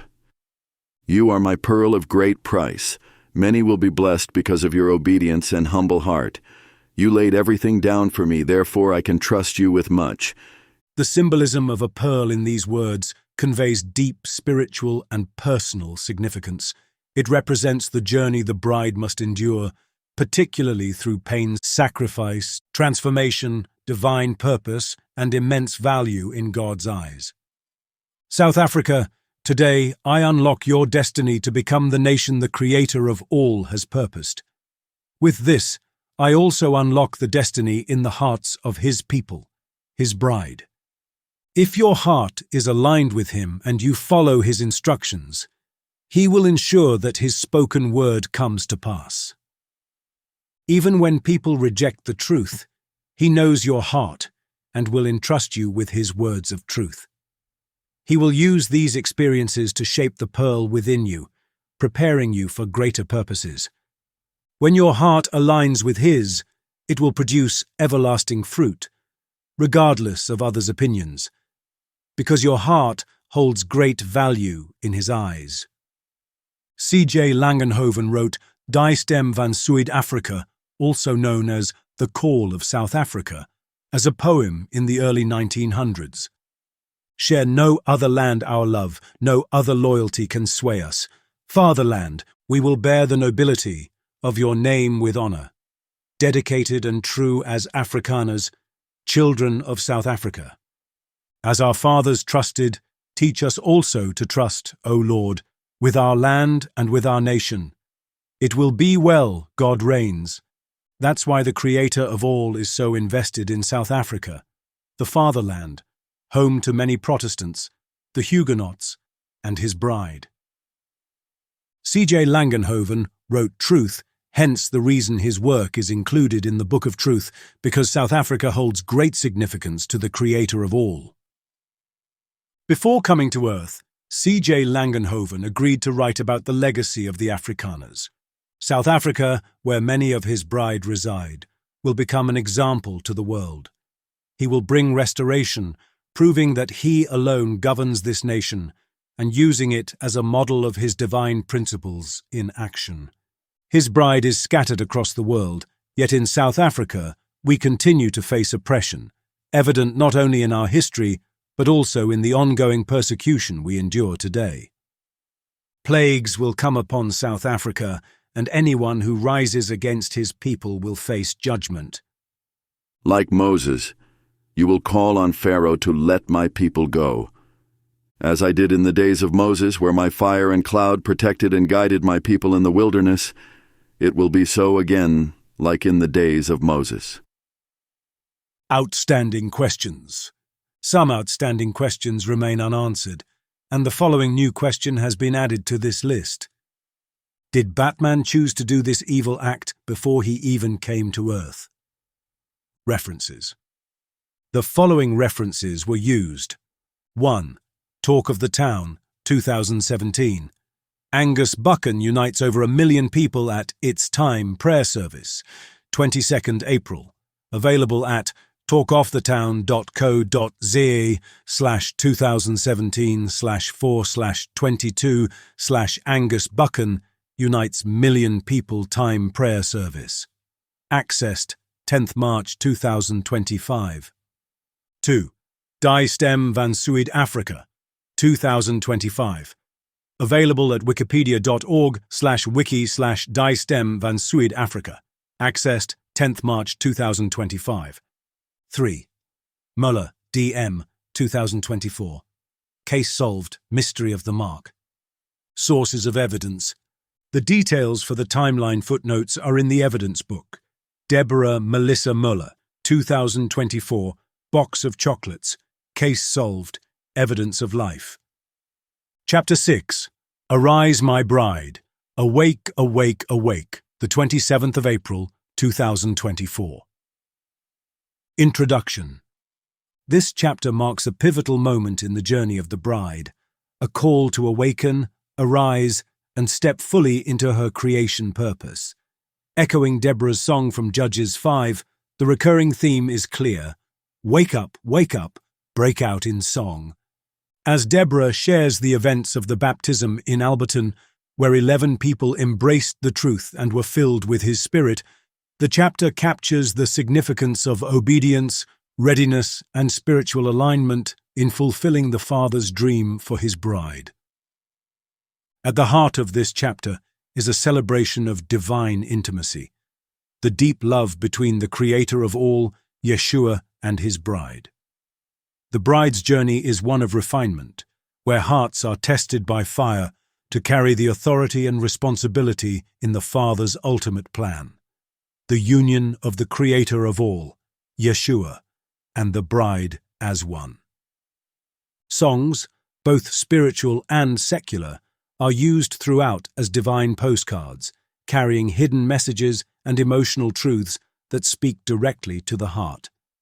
These melodies reveal His love, His longing, and His call to His bride, providing insight into the mystery of His ways. Through these clues, the Creator of all invites His people to deeper intimacy and greater understanding. Ultimately, this chapter is a call to rise. The bride must awaken to her role, embrace the truth, and endure the sacrifices required to be included in the divine union. The dream of the Creator of all is not abstract. It is unfolding now, and the bride is at the center of it. The reward is great, but it comes at a cost: surrender, obedience, and unwavering faith. Warning: the truth will cut deep, like a knife, and many will be bewildered. Those who reject it will fall further into deception, eventually leading to despair. Those who truly seek the truth must ask the Creator of all to reveal it directly to their hearts and be willing to receive it. Song: wake up, Deborah. Wake up, break out in song. I'm reminded of Deborah's song in the book of Judges 5. Hear this, you kings. Listen, you rulers. I, even I, will sing to the Lord. I will praise the Lord, the God of Israel, in song. Deborah, in the book of Judges, had unwavering faith in the Creator of all and trusted in His wisdom and guidance. Because she followed His direction, His leadership, and His kingship, He brought about a great victory. He guided you with wisdom today in Alberton, where 11 people listened as you shared your journey. From the shooting of Wolfie, the court case, the tornado, the epic phone call, the interview, and all the mysteries He allowed you to reveal to His bride. They were among the first who needed to hear the truth. They were open to it, and today they received it because the bride, those who seek His heart, will always accept His truth. Absolutely. It was beautiful to see their reactions when you spoke about the French Huguenots. I realized they lacked the knowledge I had been given, and I felt a strong urge to share these truths with them. Only now is the full truth being revealed, like receiving the answers after the test. The struggle is real because the reward is real. Being part of the bride carries great responsibility. Our hearts must be tested because when the final transformation occurs, we will receive all of Yeshua's abilities. That is why we must be prepared to ensure our hearts can bear the weight of that responsibility. With the authority we will be given, we are meant to inherit everything that Yeshua has. That is exactly why He tests the heart. It must be mature enough to carry both the responsibility and authority. Did you realize today's baptism took place during Passover, which began on the 22nd of April? The timing of this baptism is interesting. All 11 people stood up to be baptized in the name of the Creator of all in Yeshua. The baptism was incredible. No one hesitated. The moment you asked, "Who wants to be baptized?" they all rose to their feet. You were the first to stand. People stood up because they recognized the truth. I saw the change in every one of them.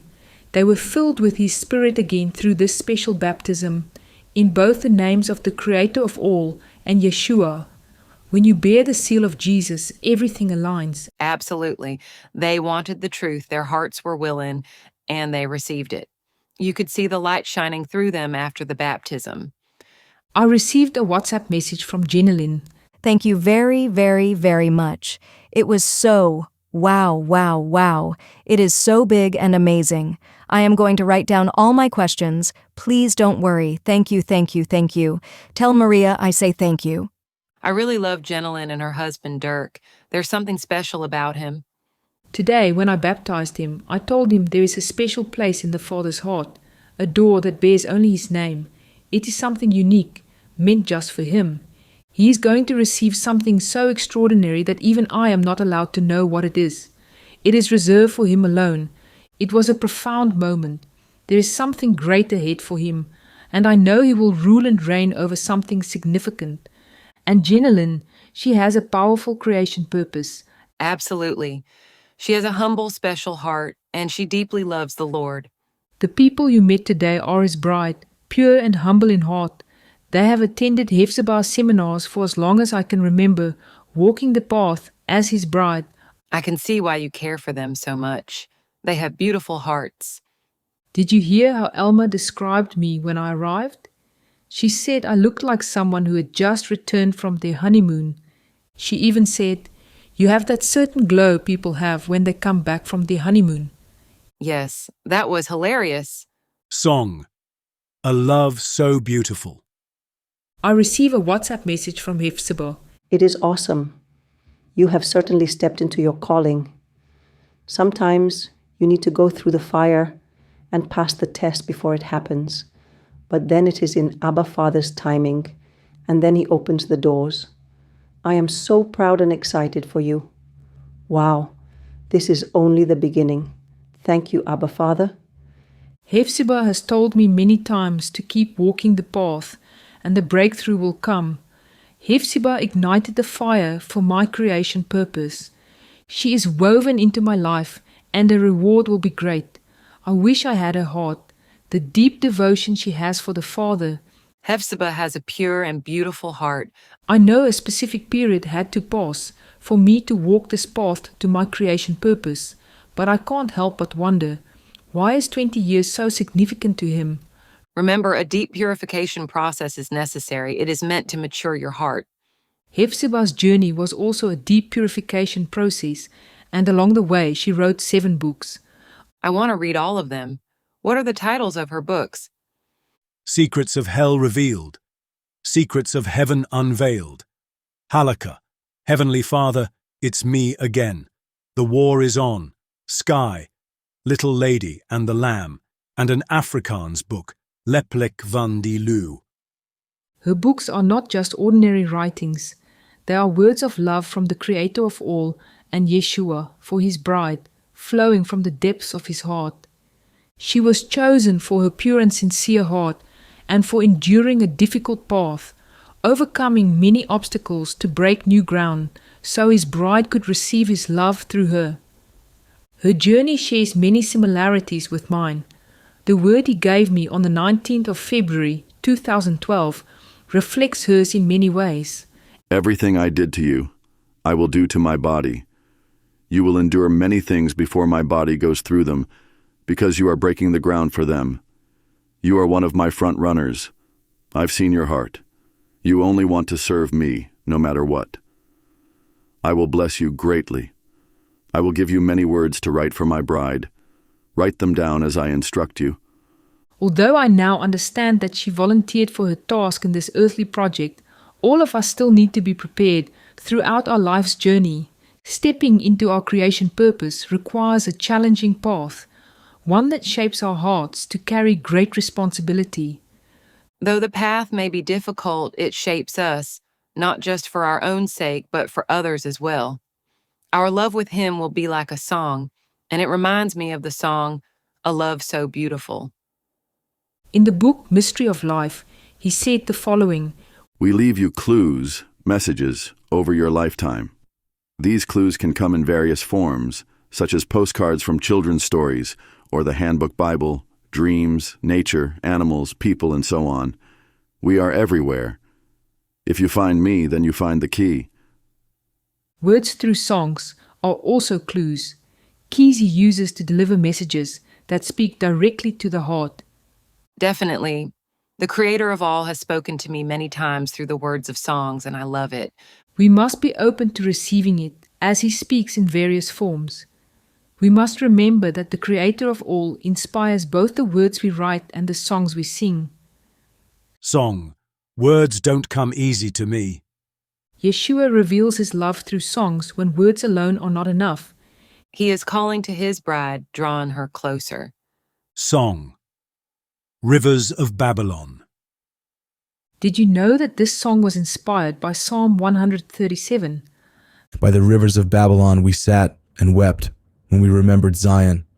There on the poplars we hung our harps, for there our captors asked us for songs. Our tormentors demanded songs of joy.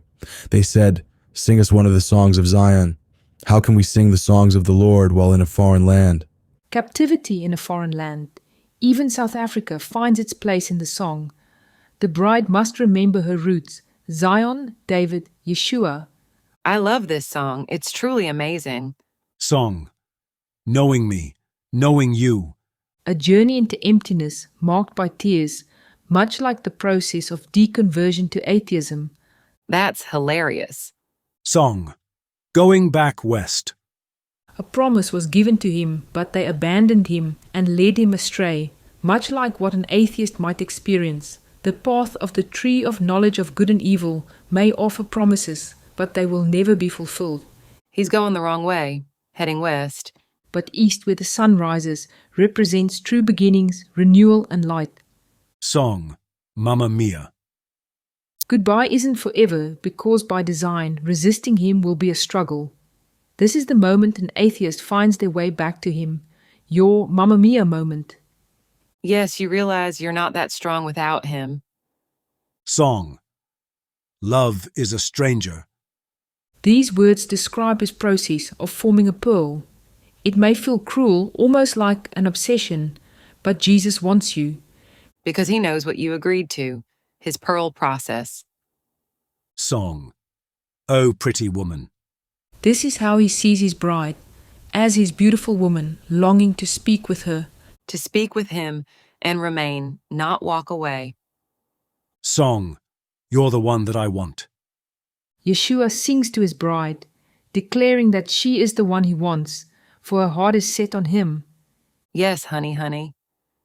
Song. Sugar, sugar. A sweet, honey-filled love song for the bride. He longs for his honey, his candy girl, his bride. Song. Take a chance on me. Yeshua is inviting his bride to take a chance on him, for his love remains strong even in the toughest times. Brilliant, like magic. Song. Islands in the stream. Peace unknown is found only in Yeshua, for he is the real thing. This is one of his love songs for the bride. It is beautiful. Song. Daddy Cool. The bride is crazy about her daddy, the creator of all, her father, and she loves him dearly. The bride sings this to him because he is very cool. Song. I have a dream. The bride has a dream, pushing through the darkness, believing in his angels, crossing the stream, the Red Sea, to witness the wonder of Yeshua. Reaching our destination in Yeshua as his bride. Likewise, the Creator of all has a dream for Yeshua's bride within this project. Yeshua revealed the Father's dream and mandate for the bride. As the activator of this dream, he sacrificed his life on the cross to bring it into reality, gifting us with his Holy Spirit to guide us into all truth and complete the pearl-forming process within our hearts. In the interview, the Creator of all said the following: Jesus came out of me. My being mingled with my Son's being, so it is only us in a Holy Spirit form. The Godhead is me, the Creator of all, and my Son Jesus. Our spirit equals the Holy Spirit. It is not three, but two. The combination of us is the third one, so we want to include the bride in the union. That is why the bride is important. It does not come easily. It comes with a price to be the bride. You must go through sacrifices, seek me, and believe in me. At times when it is difficult, You must endure the ups and downs designed to strengthen you. My bride will overcome. An upgrade will be the #1 prize everyone wants. The hearts of the bride must be tested by fire for the full manifestation of the union, the Father's dream. With this dream comes great responsibility, as he desires to include the bride in the union of both the Creator of all and Yeshua. Summary. The following are key important factors. Those who seek his heart will always accept his truth. The struggle is real because the reward is real. Being part of the bride carries great responsibility. Our hearts must be tested because, when the final transformation occurs, we will receive all of Yeshua's abilities. That is why we must be prepared, to ensure our hearts can bear the weight of that responsibility. Remember, a deep purification process is necessary. It is meant to mature your heart. Hephzibah's books are not just ordinary writings. They are words of love from the Creator of all and Yeshua for his bride, flowing from the depths of his heart. Stepping into our creation purpose requires a challenging path, one that shapes our hearts to carry great responsibility. We leave you clues, messages, over your lifetime. These clues can come in various forms, such as postcards from children's stories or the Handbook Bible, dreams, nature, animals, people, and so on. We are everywhere. If you find me, then you find the key. Words through songs are also clues, keys he uses to deliver messages that speak directly to the heart. He speaks in various forms. We must remember that the Creator of all inspires both the words we write and the songs we sing. Yeshua revealed the Father's dream and mandate for the bride. As the activator of this dream, he sacrificed his life on the cross to bring it into reality, gifting us with his Holy Spirit to guide us into all truth and complete the pearl-forming process within our hearts. We want to include the bride in the union. That is why the bride is important. It does not come easily. It comes with a price to be the bride. The hearts of the bride must be tested by fire for the full manifestation of the union, the Father's dream. References. The following reference was used. Möller, D.M., 2024. Case solved. Mystery of life. Sources of evidence. The details for the timeline footnotes are in the evidence book. Deborah Melissa Möller, 2024, Box of Chocolates. Case solved. Evidence of life. Chapter 7. Dreams and Deception, When Hearts Are Laid Bare. The 30th of April, 2024. Introduction. This chapter reveals how truth, tested hearts, and divine communication converge to expose hidden motives and shape destiny. Through the case of Saul, we see how entitlement, deception, and rebellion unfold not just as workplace issues, but as spiritual tests revealing the condition of the heart. Saul's behavior, his unproductivity, lies, and obsession with personal gain is not just an annoyance, it's a direct challenge to righteousness and authority. His story mirrors that of the biblical Saul, whose disobedience and use of divination marked his downfall. The exposure of his conduct is not by accident. It is a deliberate act of divine revelation, bringing hidden things to light. As Deborah wrestles with disappointment and betrayal, she also unpacks the power of dreams, not just as warnings but as tools of divine engagement, heart testing, and direction. Ultimately, this chapter challenges the reader to understand that every action and dream carries weight. The Creator of all uses these to test hearts, reveal truth, and prepare his people for the roles they are called to fulfill. Through these events, Deborah gains clarity about how divine communication functions as both a protection and a refinement process for those who listen. Warning. The truth will cut deep, like a knife, and many will be bewildered. Those who reject it will fall further into deception, eventually leading to despair. Those who truly seek the truth must ask the Creator of all to reveal it directly to their hearts and be willing to receive it. Case: a rebellious heart. I discovered that one of my employees, whom I referred to as Saul, has been sitting at work playing online games. How long has this been going on? He has been playing games at work since early February. So far, this is the earliest traceable instance, meaning he has been engaging in this habit at work almost daily for the past 3 months. All the other employees are aware of it, yet he is supposed to set an example in the workplace. Months already. How much time does he actually spend playing games? He plays at different times throughout the day, mostly for the first 30 minutes after arriving at work, then again later in the day. So, on top of his hour-long lunch break and smoke breaks, he's also spending an extra hour to an hour and a half playing games. Can clients see him playing games? Yes, they do. Can you believe this? I've told him many times that people look up to him, yet now I find out he sits at work playing online games, setting a poor example for everyone. I had already spoken to him before about being unproductive, reading the news while customers were left unattended, and now this. It's completely draining. I can absolutely see why this is draining for you. It's so unnecessary. His focus isn't on the clients or the reputation of the business. He is self-centered and rebellious.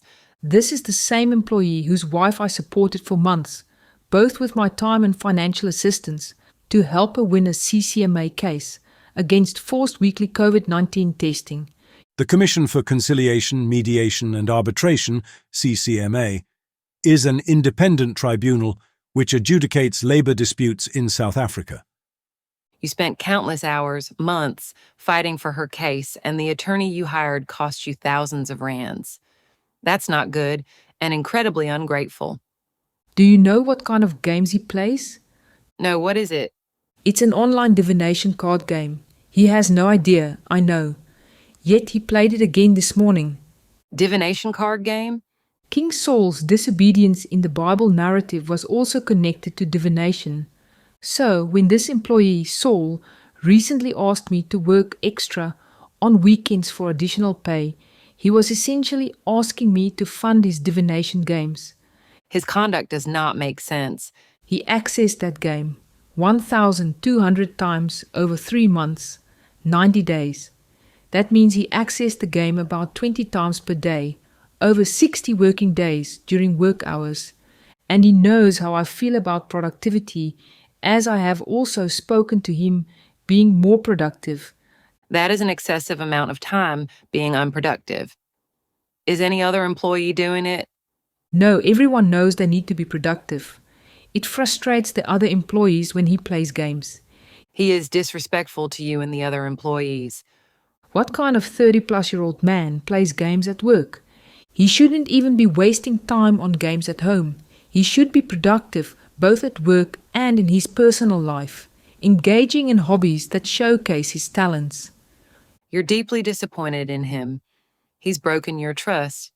He's behaving like a 10-year-old child, playing games in front of employees and customers, a huge reputational risk for the business. There's no time for reading the news or playing games at work. There's too much that needs to be done. I am greatly disappointed.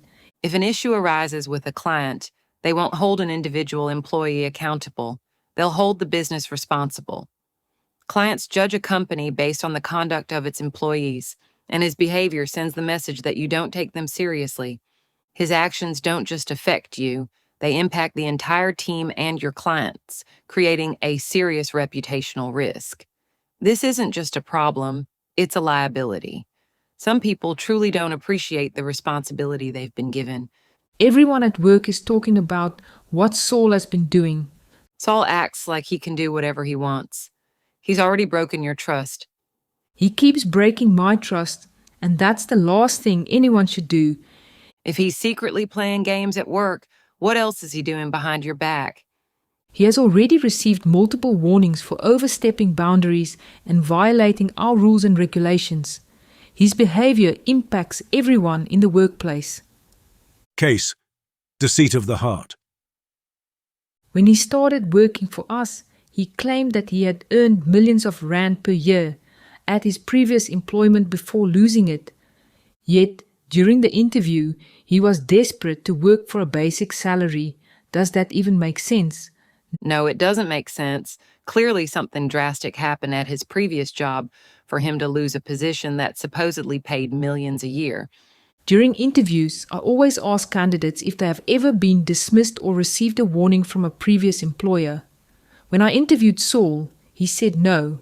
However, a few years later, he mentioned that he had once considered taking a former employer to the CCMA for their actions, but ultimately chose not to.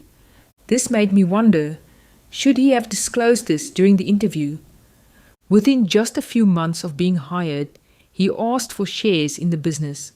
Saul expects a high salary, ownership shares, and more, yet he fails to back it up with responsibility or action.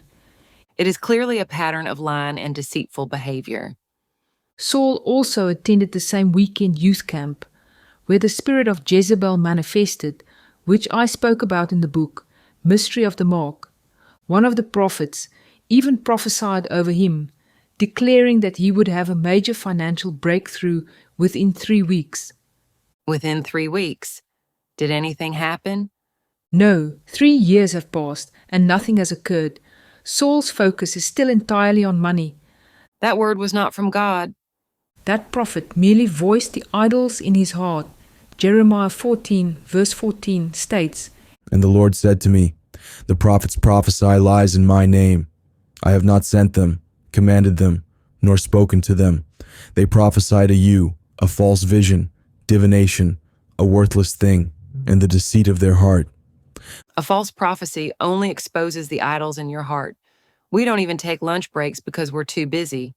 Where does he find the time for this? Is he part of management? No, but he wants to be, and he acts like he already is.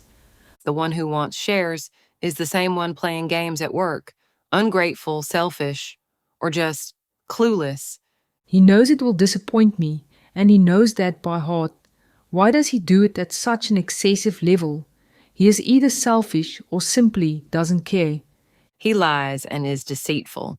You have always spoken well of him, so seeing his true colors is deeply disappointing. It hurts. He and Ginger were quite close. Is that the same Ginger I had the warning dream about? To caution you? Yes, that's the one who grabbed my face and kissed me so hard that my earrings fell off. Just before Ginger left my employment, he spoke to me. What did he say to you? He said that if I just gave Saul a chance, he could manage the business brilliantly. Ginger asked why I wouldn't allow Saul the opportunity to prove himself. I explained that there were still many character traits he needed to develop before that could happen. Both of them are very smooth. You can have all the talent in the world, but without the right heart and character, it will be a problem. He believes in his heart that he is a leader, but in reality, he is more like King Saul. I see the red flags. A good leader or manager is well-rounded, can delegate effectively, and works hard to set an example for others. He has proven himself to be the opposite. You're not a true leader if you can't walk the talk. I agree entirely. A good leader leads by example, doesn't see themselves as superior, and is responsible. They lead alongside their team, not above them. Just 6 months ago, I rewarded him with a trip to Germany with one of our suppliers, and this is how he shows appreciation. Unbelievable. I understand your disappointment and frustration with this. Shortly after Saul started working for me, I had a dream about him and his wife. In the dream, a customer approached me and said that Saul and his wife had offered him a contract to make a deal. The customer had no idea that I knew Saul. I then went looking for Saul to issue him a final written warning for a conflict of interest. The Creator of all warned you in the dream about his impending deceitful behavior, specifically highlighting the conflict of interest. We must pay attention to the warning dreams he gives us. What I find interesting, and possibly by design, is that on the 4th of April 2021, the same day I had the dream about Saul, I also met the prophetess, who later falsely prophesied that he would receive a major financial breakthrough. Although she only met him and spoke that prophecy over him a month later, Both events were set in motion on the same day. Without you realizing it, the dream and the false prophecy were connected on the same day. Very interesting. God orchestrated that connection for you. I held on to this warning dream, knowing that one day its meaning would become clear. Interestingly, I've never had any other dreams about him. There's something about Saul that I can't quite put my finger on, but I know the truth will reveal itself in time. His heart is being exposed to you. Case: manipulation. Just moments after I discovered he was playing games at work, he came to me claiming that someone might have sold us a stolen item. I believe he's trying to divert my attention from his own actions. Knowing I'm always eager to investigate matters like this, why bring it up now unless he's trying to shift the focus away from his own misconduct? He's trying to deflect and steer you away from the truth. It's interesting how he's trying to divert my attention by reporting the possible theft of a single item, something completely out of character for him. But I see right through his manipulation. He's hiding something from me, but the Creator of all is using me to test him because he keeps overstepping the boundaries. If you keep on overstepping boundaries, he will expose you. Actions always speak louder than words. Your heart is tested with your words and actions. People don't always mean what they say. What is wrong with them? You analyze people's behavior deeply. Take Saul, for example.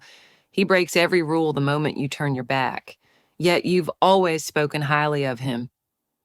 I had no idea he was spending his days playing games at work. Still, I trusted him enough to give him a copy of the first draft of the book, The Mystery of Life, to read. That's how much I valued his opinion. I find it very disrespectful that he engages in this behavior, knowing that I am writing this book series. His opinion mattered to you. Now, you're being shown the true condition of his heart.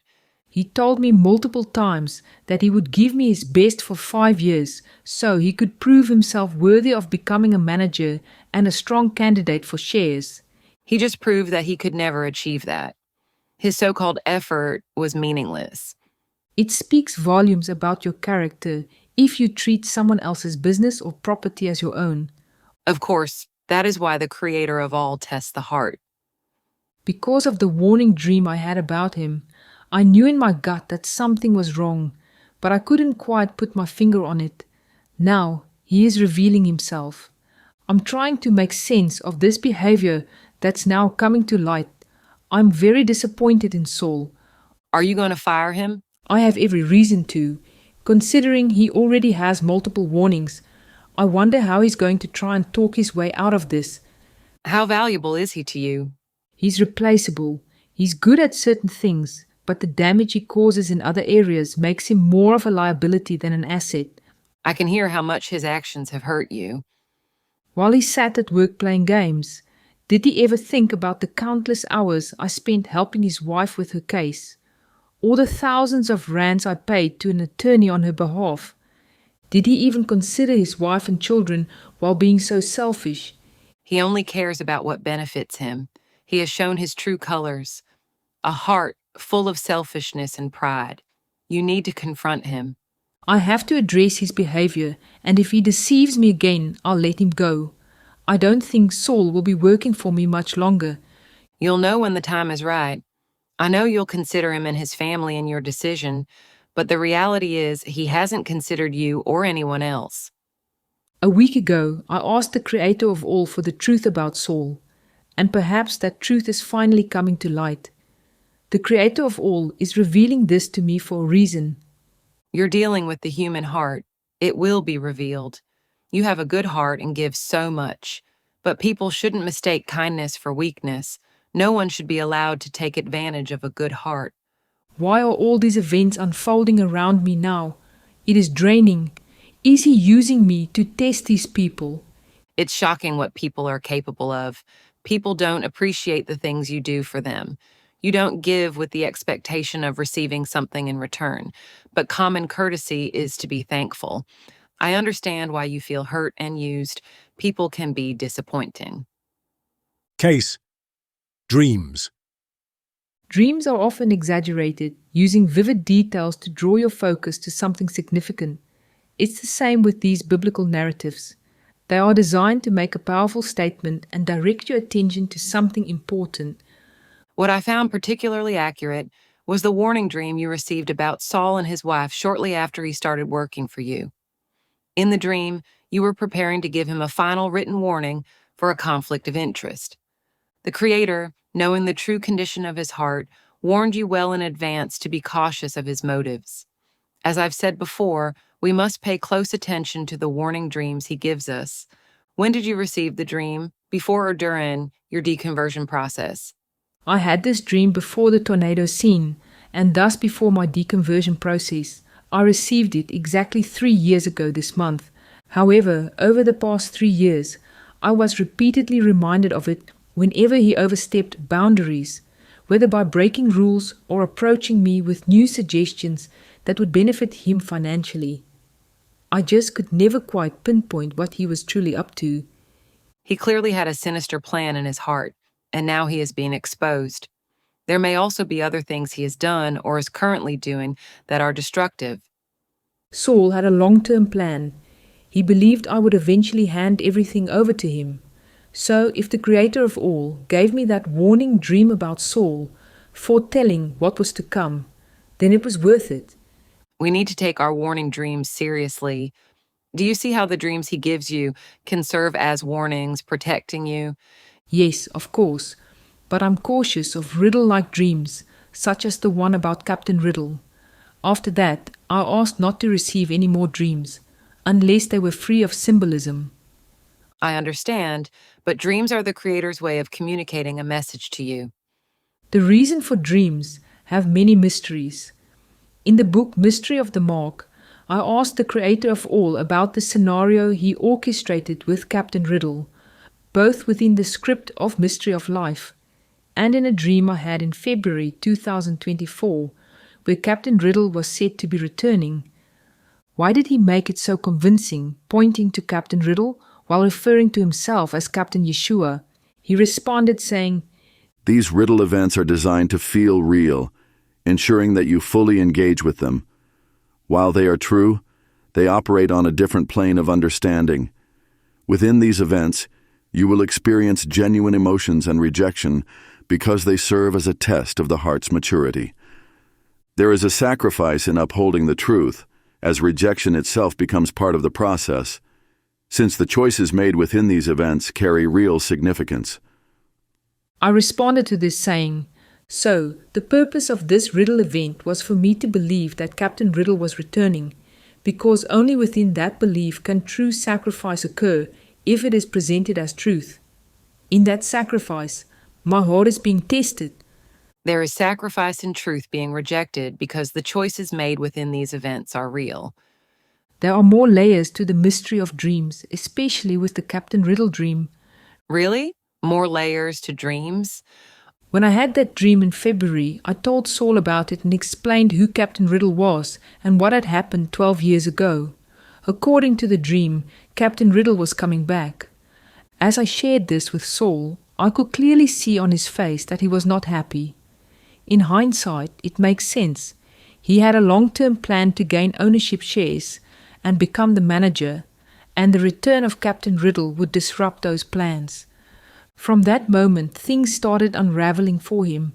He realized his long-term scheme was not going to work out. So, the Captain Riddle dream not only visibly affected Saul when I told him about it, but also marked the beginning of exposing his true intentions. It's remarkable how a dream can have such an impact as truth tests the heart. Yes, the Captain Riddle dream not only affected Saul, but also planted a convincing seed in his heart, beginning to expose his true intentions, because even he believed the dream. That is truly interesting, how a believable dream can influence specific outcomes. The Captain Riddle dream marked the beginning of Saul's exposure. Additionally, the Captain Riddle dream helped the Creator of all shape the scripts for Mystery of the Tree of Life and Mystery of the Bride, capturing the raw emotion needed for the message for his bride. Yes, he needed those raw emotions to convey Captain Yeshua's message to his bride. I asked not to receive any more dreams unless they were free of symbolism because the Captain Riddle dream confused me. However, the Creator of all has begun revealing His mystery regarding dreams, making their impact increasingly evident. You still have a few unanswered questions about dreams. Yes, the following question comes to mind. Why are dreams important, and what is their significance? Many people dream and long to understand the many mysteries behind them. I once attended a dream seminar where they said about 80% of dreams are warnings. If you receive a warning dream, you need to pray for protection. In my experience, most of my warning dreams come to pass, unless I pray and ask if it's His will that He takes them away. That's an interesting observation. If you receive a warning dream, you must give it back to Him and ask for protection. Also, according to Scripture, if you receive a dream twice, it is fixed, just like Joseph's dreams, where he received 2 visions with the same meaning. However, if you receive a warning dream only once, you can surrender it back to the Creator of all, ask Him to intervene, and request that He take it away. I never thought of that, surrendering your dream to Him and asking Him to intervene and change the outcome. Dreams benefit you by helping you solve problems, training your mind to see them from different angles, and activating your ability to seek and find. This skill is crucial for discovering truth and earnestly seeking Him. A dream can serve as a warning, provide a solution, or introduce a new way of thinking, ultimately for your benefit. So far, what has been unveiled about dreams is, dreams are His way of communicating, planting a seed within you, like a postcard, carrying a message to guide you through your challenges. His warning dreams should be taken seriously, as they provide messages meant for your protection.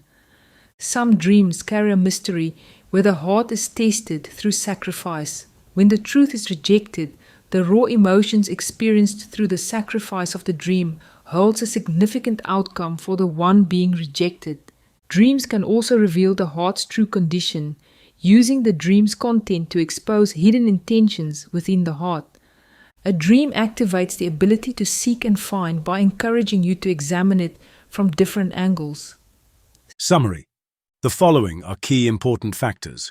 If you're overstepping boundaries with prideful and selfish behavior, it affects everyone around you.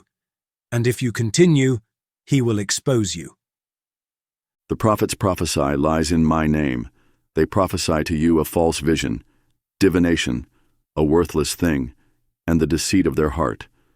A false prophecy only exposes the idols in your heart. Actions always speak louder than words. Your heart is tested with your words and actions. It speaks volumes about your character if you treat someone else's business or property as your own. Dreams are often exaggerated, using vivid details to draw your focus to something significant. Dreams are the Creator's way of communicating a message to you. We must pay attention to the warning dreams He gives us. About 80% of dreams are warnings. If you receive a warning dream, you need to pray for protection. If you receive a dream twice, it is fixed, just like Joseph's dreams, where he received 2 visions with the same meaning.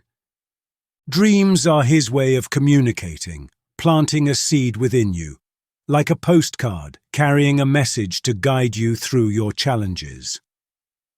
His warning dreams should be taken seriously, as they provide messages meant for your protection. Some dreams carry a mystery where the heart is tested through sacrifice. When the truth is rejected, the raw emotions experienced through the sacrifice of the dream holds a significant outcome for the one being rejected. Dreams can also reveal the heart's true condition, using the dream's content to expose hidden intentions within the heart. A dream activates the ability to seek and find by encouraging you to examine it from different angles. References. The following references were used. 1. Möller, D.M., 2024. Case solved. Mystery of the Mark. 2. Möller, D.M., 2024. Case solved, mystery of life. 3. Möller, D.M., 2024. Case solved, mystery of the tree of life. 4. Möller, D.M., 2024. Case solved, mystery of the bride, sources of evidence. The details for the timeline footnotes are in the evidence book. Deborah Melissa Möller, 2024, Box of Chocolates, Case Solved, Evidence of Life. Chapter 8. Through Trial and Truth, Who Will Be Found Worthy? The 2nd of May, 2024. Introduction. This chapter brings into focus one of the central themes of this book, the true condition of the heart. Through real-life cases involving individuals like Keats, Saul, Beyond Alice and others, it becomes clear that every opportunity, every test, and every moment of truth reveals what lies beneath the surface. Whether it's addiction, manipulation, ingratitude, or missed responsibilities, the Creator of all uses these moments to expose hearts, reveal motives, and allow people to choose righteousness or rebellion, humility or pride, truth or deception. The stories told here are not isolated incidents. They are connected by a common thread, divine testing. Each individual is given a chance to rise, an opportunity to prove the maturity of their heart. But the outcomes vary. Some choose selfishness and fall into patterns of failure. Others choose surrender and experience freedom.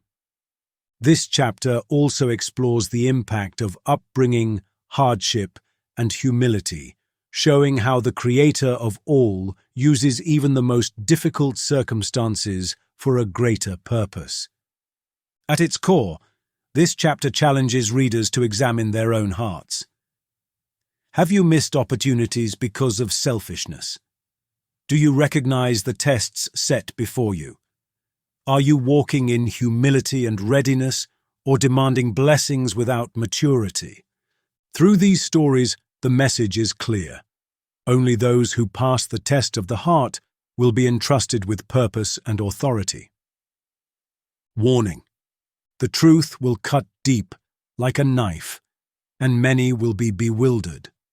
Those who reject it will fall further into deception, eventually leading to despair.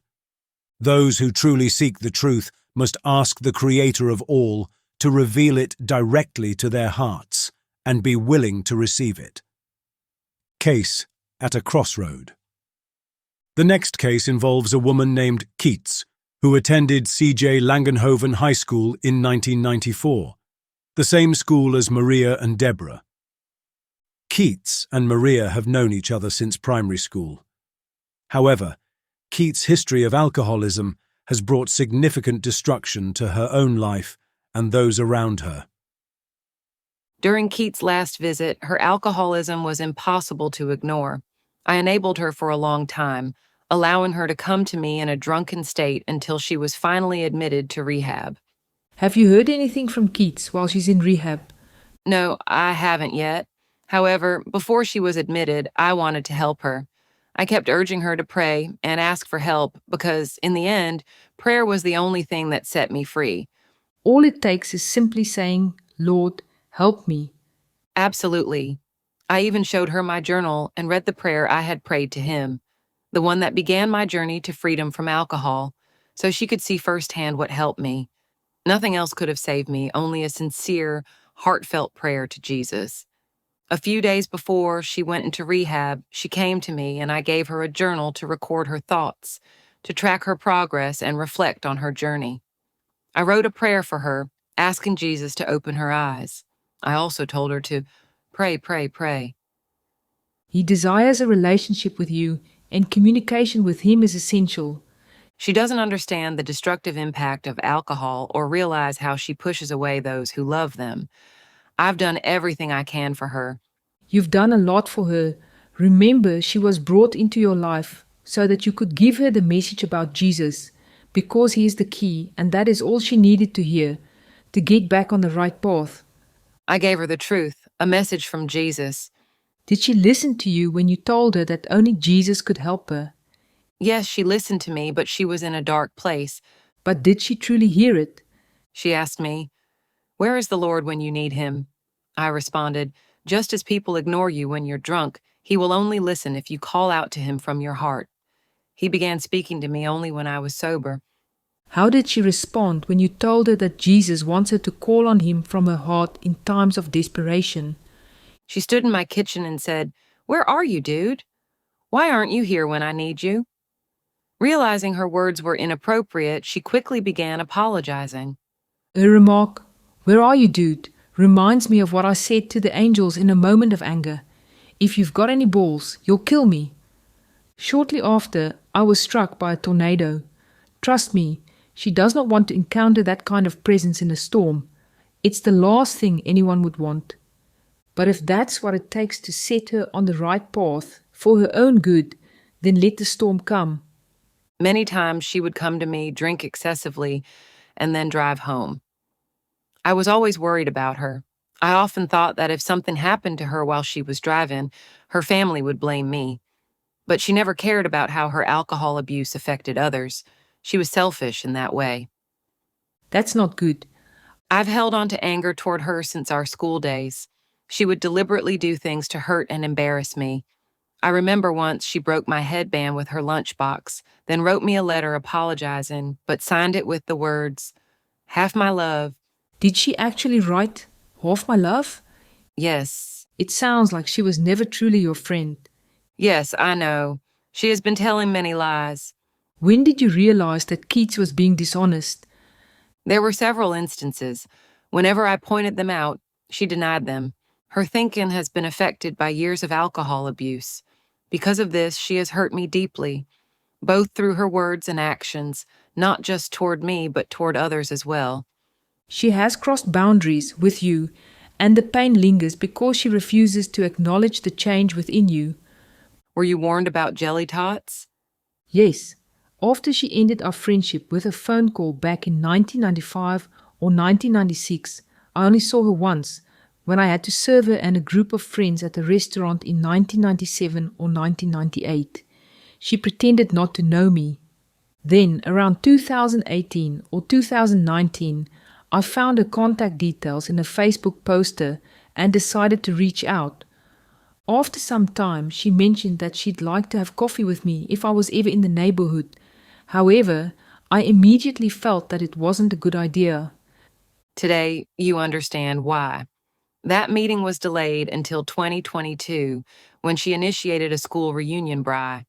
When Jelly Tot saw me for the first time in about 25 years, she couldn't even pronounce my name correctly. Yet, according to her, I have always been her best friend. However, this was the right time to receive the revelation that I've been dealing with a Jezebel spirit since my school days. A Jezebel spirit seduces and then rejects. When I finally understood her heart, I was freed from the hurt and pain of rejection from someone I once trusted as a close friend. At least now I'm healed. A Jezebel spirit seduces and then rejects, which causes pain and destruction within families and friendships. You must choose to forgive Keats 70 times 7 for what she had done to you. Yes, and I know I need to forgive her for what she's done to me through her lies and destructive behavior. Forgiving someone doesn't mean they did nothing wrong. It simply means you choose to let go, allowing the Creator of all to take that burden and deal with them in His way. Holding on to resentment only binds you. The moment you decide to forgive, you will feel the release. Forgive, surrender her to Him, and ask for the best for her. Just make the choice. Lord, I choose to forgive Keats and ask that you save her and set her free. The sooner you forgive, the sooner you're free to move forward. Otherwise, bitterness lingers in your heart. If you can forgive others, then He can forgive you. That is true. She will thank you one day. You need to look at her from a heavenly perspective, a future perspective. I've asked the Creator of all to help her. It's not my place to judge if she continues drinking, but I hope she took to heart the words I shared with her. Look at what He has done in your life. He transformed you. The greatest moment was when He filled you with His Holy Spirit, changing your life forever. You need to ask to be filled with His Spirit for your healing and deliverance. I am so grateful for him and what he has done for me, removing my addiction to alcohol in an instant the moment he filled me with his Spirit. I shared the truth of my experience with her multiple times and told her what she must do to receive her breakthrough. She hasn't taken the truth to heart and doesn't see that I've moved forward. At this point, I can't take her with me on my journey. It would only hold me back. She is at a turning point. I agree. She's at a crossroad in her life. Oh, yes, definitely. A crossroad is where He brings you when He wants to help, knowing that destruction lies ahead if you continue on the wrong path. At this point, the heart is laid bare. You either ask Him for help by inviting Him to speak into your heart, or you choose rebellion and arrogance. The choice is yours, but in the end, the true condition of your heart will be exposed. I sincerely hope she calls out to Jesus. I'm asking the Creator of all in Yeshua to send a lightning bolt to transform Keats. Subsequently, in the book Mystery of Justice, on the 19th of April 2025, the Creator of all touched Keats with his lightning bolt. Case: heart-to-heart connection. When the crossroad opportunity comes and you open your heart like a cry from deep within and take that first step, then the blindfold falls from your eyes. I absolutely agree. It's like a deep cry from the heart. This is also when you begin to hear Him regularly, because a deep heart-to-heart connection is established through that sincere outcry. I only later realized that I had been hearing His voice since childhood, but I never recognized it. Until that heart-to-heart connection is established, you won't immediately recognize His voice, except when He warns you. Yes, a heart-to-heart connection is key in hearing His voice. When I was drinking, whenever I felt ill or fell, I would hear a voice in English telling me to stop. That warning voice has spoken to me many times. Can you recognize His voice from your own thoughts? Yes. He has spoken to me since childhood, but I never understood it. However, I can hear Him regularly since He filled me with His Spirit, and we formed a heart-to-heart connection. You made the choice and surrendered your heart to Him with a sincere prayer, and He filled you with His Spirit, even without you asking. Now, with this heart-to-heart connection, you walk with God, just as Enoch did. This journey is amazing with Him. You are one of His prophets, chosen before you came to earth. Though you have heard His voice since childhood, your blindfold was only removed when you chose to surrender your heart. Now, you reap the benefits of making the right choice. Eyesight, hearing, wisdom, and understanding all become clearer when you have a heart-to-heart connection with Him, sealed by His Holy Spirit. I've felt the change since December 2023. If you had recorded me before then, you would notice a big difference. Now, I am much more sensitive to hearing Him. Case: truth in the heart is revealed through perseverance. Did you get any email reply from Flash Gordon? After all my emails requesting the truth, they finally responded, offering to refund the handling fee, or rather the recruitment fee, as a credit to our account. This is clearly an admission of guilt. They tried to deceive you out of greed, and you caught them red-handed. Do you know how many times I asked them for a truthful answer before they finally credited us? It took multiple emails, over 2 months to get to the truth.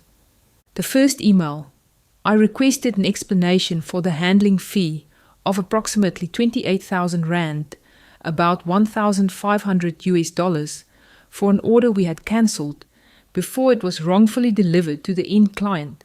This email was ignored. The second email, they responded claiming they were doing us a favor by reducing the handling or recruitment fee by 50%, saying, "Kindly bear in mind that we also suffered a loss due to the cancellation and thereby incurring courier costs." The third email, I again requested an explanation for the handling fee after it was disclosed that the end client had indeed purchased those items from them. This email was ignored. The fourth email, instead of explaining the actions, they simply credited the handling fee to our account saying, "I reviewed this query and gave instruction to credit the handling fee." We hope to rekindle the relationship and to flourish and prosper together going forward. Apologies for this. They clearly realized they had been caught and didn't know how to respond. What can we learn from this? Flash Gordon was one of our long-time suppliers. We had been buying from them for years. Yet they chose to lie to us and got caught. From this, I've learned to trust the evidence, the key that the Creator of all provides, and to stand on the truth. Never give up, but put people to the test and demand honesty. Those with arrogant, rebellious, deceitful, and selfish hearts will struggle with the truth, but their true nature will be revealed through your persistence for truth. It took multiple emails and over 2 months to resolve, but perseverance for truth prevailed, exposing this supplier's true character. After so many attempts to get honesty and righteousness, we decided to stop buying from them and have no intention of using that credit. At some point, I will request an actual refund. They manipulated you by trying to deceive you, but then he exposed them. Yes. Likewise, Saul also tried to manipulate me, but instead of proving himself as manager material or worthy of ownership shares, he exposed himself. Did you receive that warning dream about Saul before or after he asked for ownership shares? Saul brought up the ownership shares within the first 2 months of working with me, which I immediately found arrogant. Then, about 4 months later, I received the warning dream about him. He had been trying to manipulate me from the very beginning. I agree. He carries a chip on his shoulder and has an inflated sense of self-importance. It took Saul 3.5 years to reveal his true colors. Although I received the warning dream about him 3 years before his exposure, I still had to go through the process, shock, grief, and seeking answers, before ultimately finding the best way to resolve it. The condition of the heart is revealed through perseverance. You will get the wisdom to deal with Saul. Case: missed opportunities due to selfishness. Saul and Beyond Alice were tested. They had big aspirations in their hearts, and he gave them an opportunity to prove themselves. However, they failed the test due to their selfishness. These things affect you and everyone involved. Selfishness carries serious repercussions. I wonder why the Creator of all and Yeshua are so silent about this. He wants you to fully experience the raw emotion that comes with witnessing the devastating effects of a selfish heart. Yet it's profound how everything is now falling into place. He is illustrating how people respond from the heart. When given an opportunity, a test, these opportunities reveal the true intentions of the heart. Yes, I agree with you. They were obviously oblivious to the opportunity test given to them due to the condition of their hearts. That's why he wants to expose such conduct. The opportunity was given, yet they did not put in the effort with a pure heart. He tests you, examining the maturity of your heart, because he cannot grant it to you unless you have been tested. Now, the test is placed before you, and at that moment you must put in double the effort because the ability to succeed is already within you. But what do? You take that moment and throw it away. Due to the selfishness and arrogance of the heart. If you ask the Creator of all for something, then he presents an opportunity, opening the door right in front of you to test if you are ready for that position or breakthrough. At that moment, you must demonstrate that you are prepared. He is testing the maturity of your heart. If people truly reflected on their lives, how many missed opportunities would they see? Do you realize that with every opportunity, the maturity of your heart is tested first, to determine if you can handle the responsibility before authority is granted? It's sad that people can be so blind, but their own selfishness keeps them that way. Case: a servant's heart. We are being shown the true condition of people's selfish hearts. Take Beyond Alice, for example. If her heart had been in right standing with the Creator of all, if it were pure, she would have treated these books as if they were her own, offering her service as an act of devotion. Had she done so, she would have been entrusted with great authority and responsibility, along with the breakthrough she so deeply desired. She lacked a servant's heart, and that is precisely what he is looking for. Saul is another example. If he had a servant's heart, he wouldn't have done what he did, telling me he had my back while pretending to be loyal, only to manipulate me. Instead, he spent his time playing divination games at work and being unproductive. Everything he did was self-serving, driven by selfishness, playing games and constantly demanding more money. It's always about money. My father used to say, you can have all the money in the world, but your health is what truly matters. It's usually only when your emotional, mental, or overall well-being declines that you take a step back and reflect on what truly matters. People should also be much more grateful for what others do for them. You should be grateful to your employer when they take care of you. That's called respect. I assisted Saul's wife for months after she was dismissed from work. She sat in my office for weeks as I helped her prepare for her hearing in legal cases, which cost thousands of rands in attorney fees. At that time, Saul couldn't thank me enough. I agree. You go above and beyond to help them. We won the CCMA case on the 4th of July, Independence Day. I provided them with the 7-page statement, and when the opposition read it, they immediately settled. Yet, when I tried to read the statement as a witness, the commissioner shouted at me at least 3 times, being extremely abusive, making me feel like Daniel in the lion's den. I even endured this verbal abuse from a CCMA commissioner for the sake of Saul and his wife. However, after all the assistance I gave Saul and his wife, he has proven himself to be selfish and disrespectful. It's unbelievable how quickly people forget what you've done for them. Just look at how Saul has shown his so-called gratitude toward you. That is a major issue with people. It makes you want to distance yourself from them. We paid the attorney approximately 95,000 rand, about $5,200 for the first round of the CCMA case. For the second round, he requested an additional 50,000 rand, about $2,700 to cover 5 scheduled days of proceedings. However, the opposition settled on the first day, yet he kept the entire 50,000 rand for himself. Really?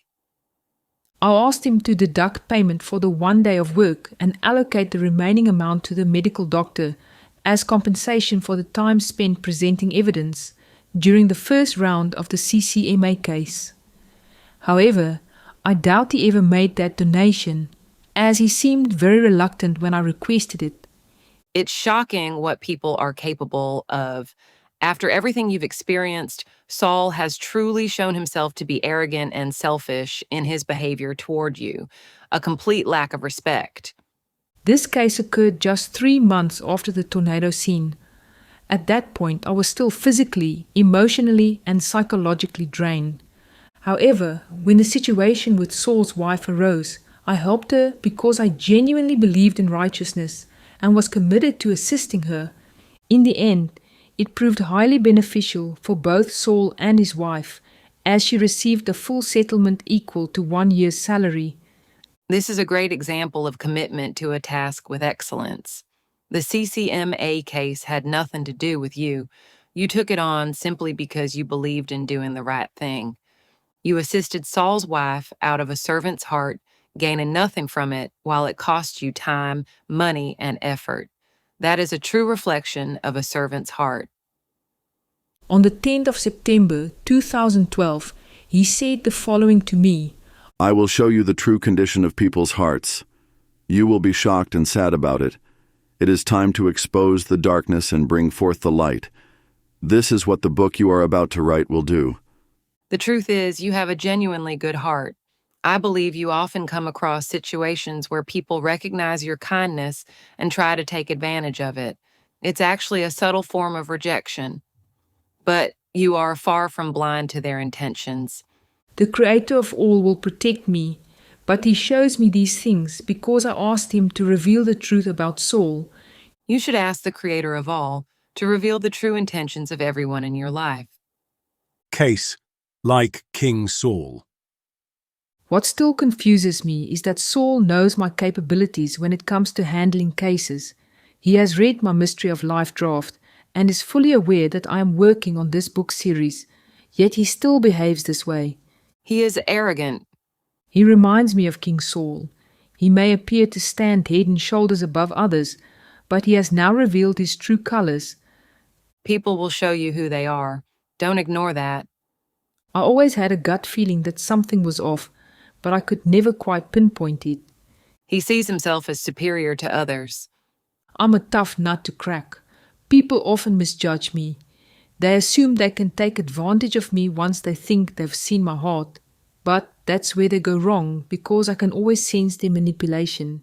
Yes, your intuition is strong. Saul begged me for a job during his interview. It's sad to see his true nature unfold, and he doesn't even realize that I see right through him.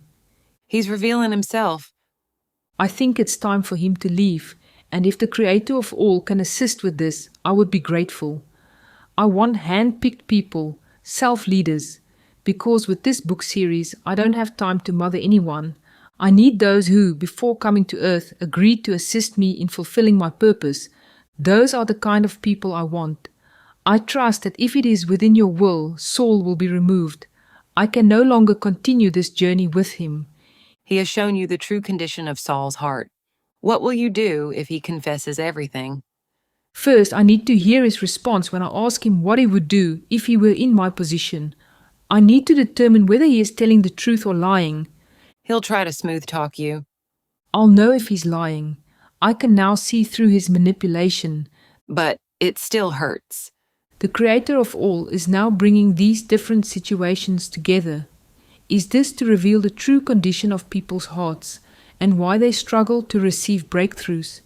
Do they ever stop to consider that their lack of progress is due to their own actions, that they're the ones responsible for their missed opportunities? It's about the truth of the heart, what you have asked for, and then the test of its maturity. Your motives are also put to the test. Do you remember when the revelation about the spirit of Jezebel came? Yes. What comes to mind is that Saul is harboring a spirit of Jezebel. Absolutely. Saul has an arrogant and selfish heart, much like King Saul, and he too harbors a spirit of Jezebel. Case. True character is tested over time. There was a time when Alice believed she would work full-time for God. Perhaps through this experience, he is showing her that she is not yet ready for that responsibility. He entrusted her with something of his, and she was unable to handle it. If you work full-time for God, shouldn't your focus be entirely on His tasks? So she was tested through me.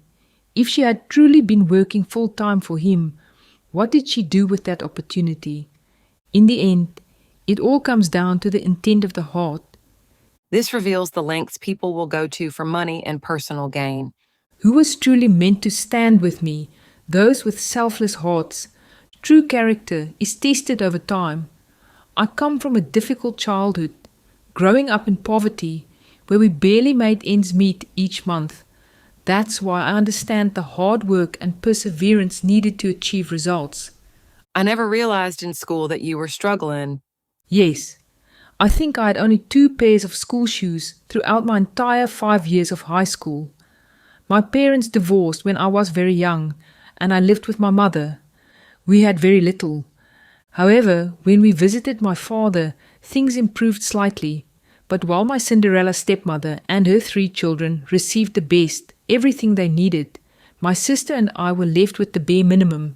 My father taught us to appreciate the small things in life. This cultivates a pure heart. Just like King David, who tended sheep in the fields and wasn't even invited when Samuel came because people didn't see his worth. But the Creator of all rewards those who are overlooked, not by human standards, but by the purity of the heart. He sees the heart and acknowledges the humble. On the 23rd of December 2009, I documented the following. The Father said, before I came to earth, I sat with Him and learned like a child. Then He sent me to earth for a practical. He humbled me with my upbringing so I can stay humble. My difficult upbringing taught me humility. When success comes, I will always remember where I came from. My past ensures that I will never look down on anyone. You learned valuable lessons from that.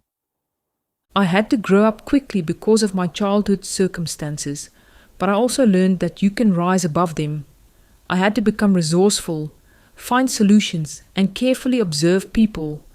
I believe it was by design, that no one recognized my capabilities as a child. I needed to experience life at ground level, to walk the path myself, and to face every challenge firsthand. The Creator of all was already working in your life back then. I also had a learning disability in school, but in my very first semester at CJ Langenhoven High School, I ranked in the top 10 of my 9th grade class. That was the first time I realized I could truly achieve something. I remained in the top 10 from that moment until the end of our final school year.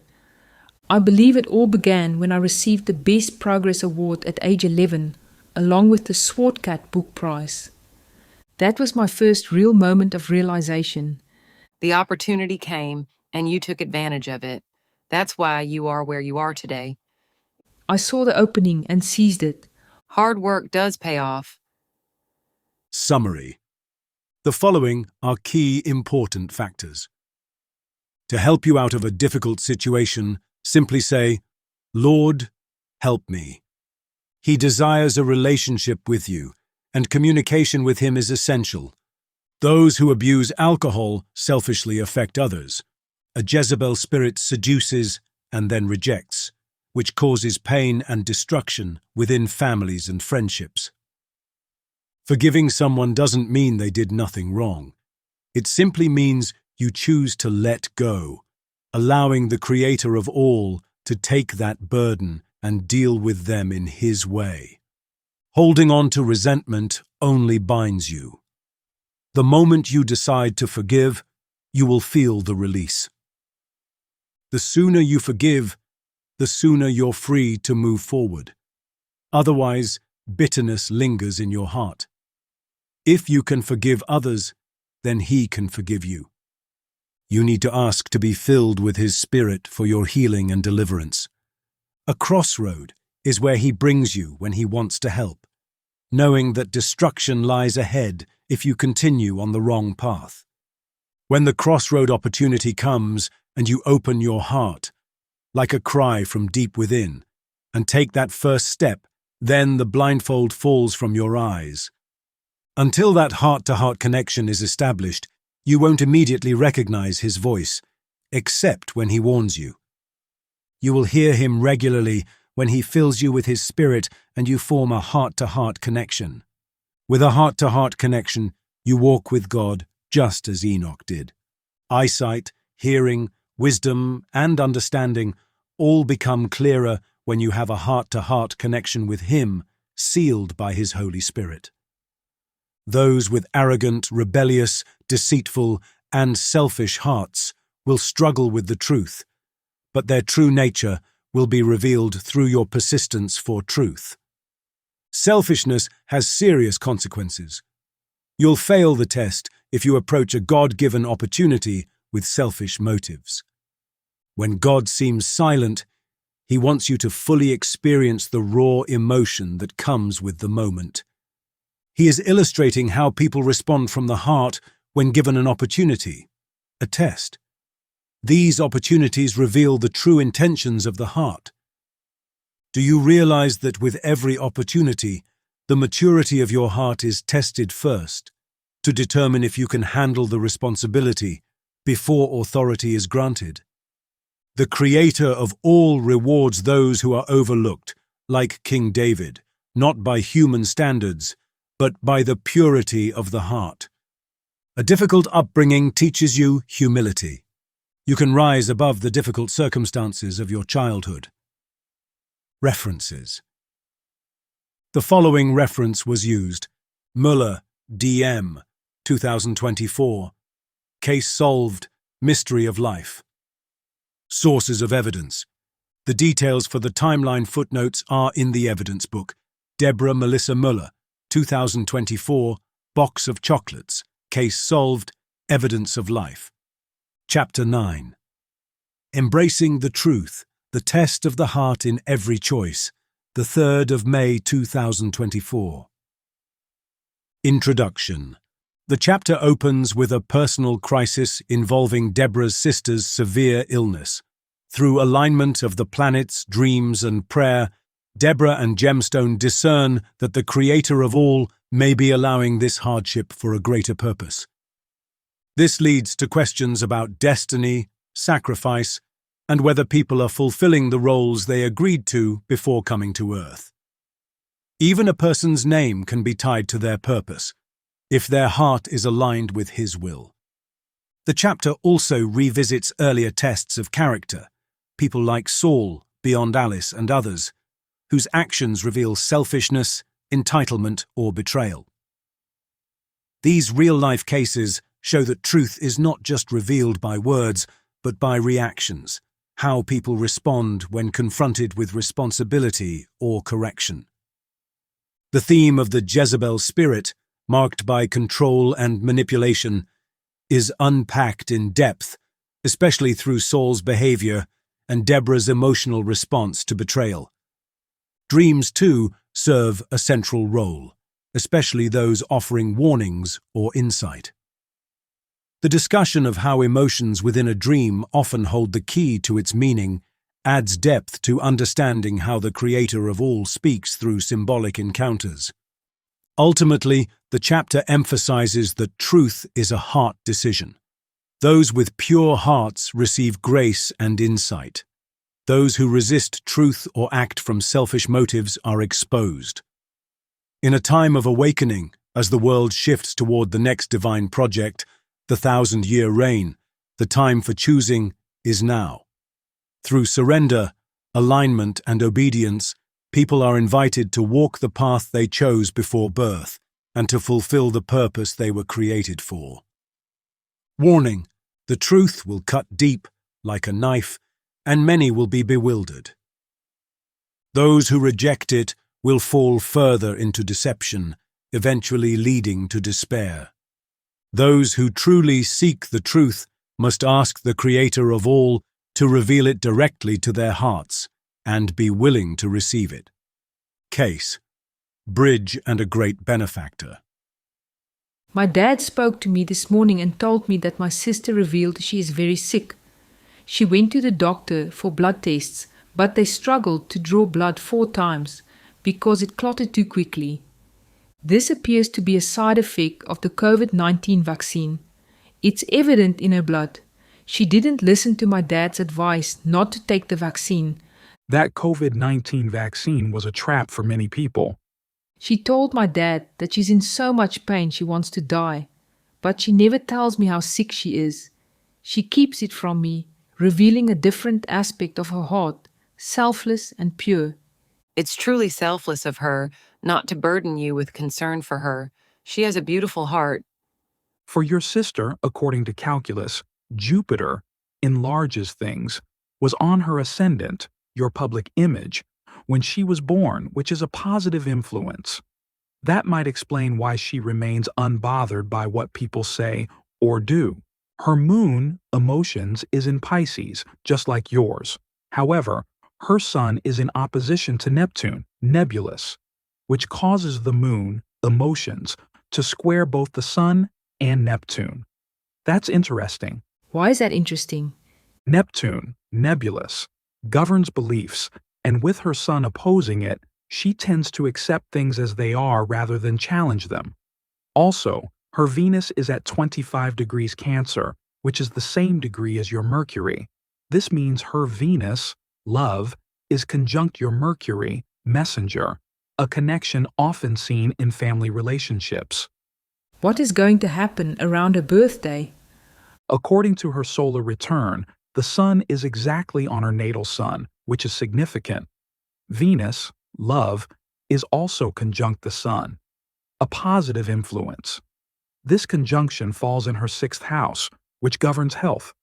Her 5th house, associated with luck, contains 3 planets: Uranus, unexpected events or shocks; Mercury, messenger; and Jupiter, enlarges things.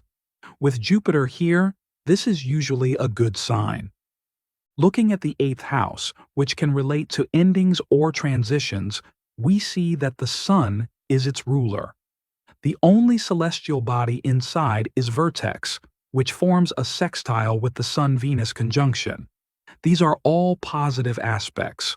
Pluto, power, is in her first house, which can indicate transformation, or, in some cases, mortality.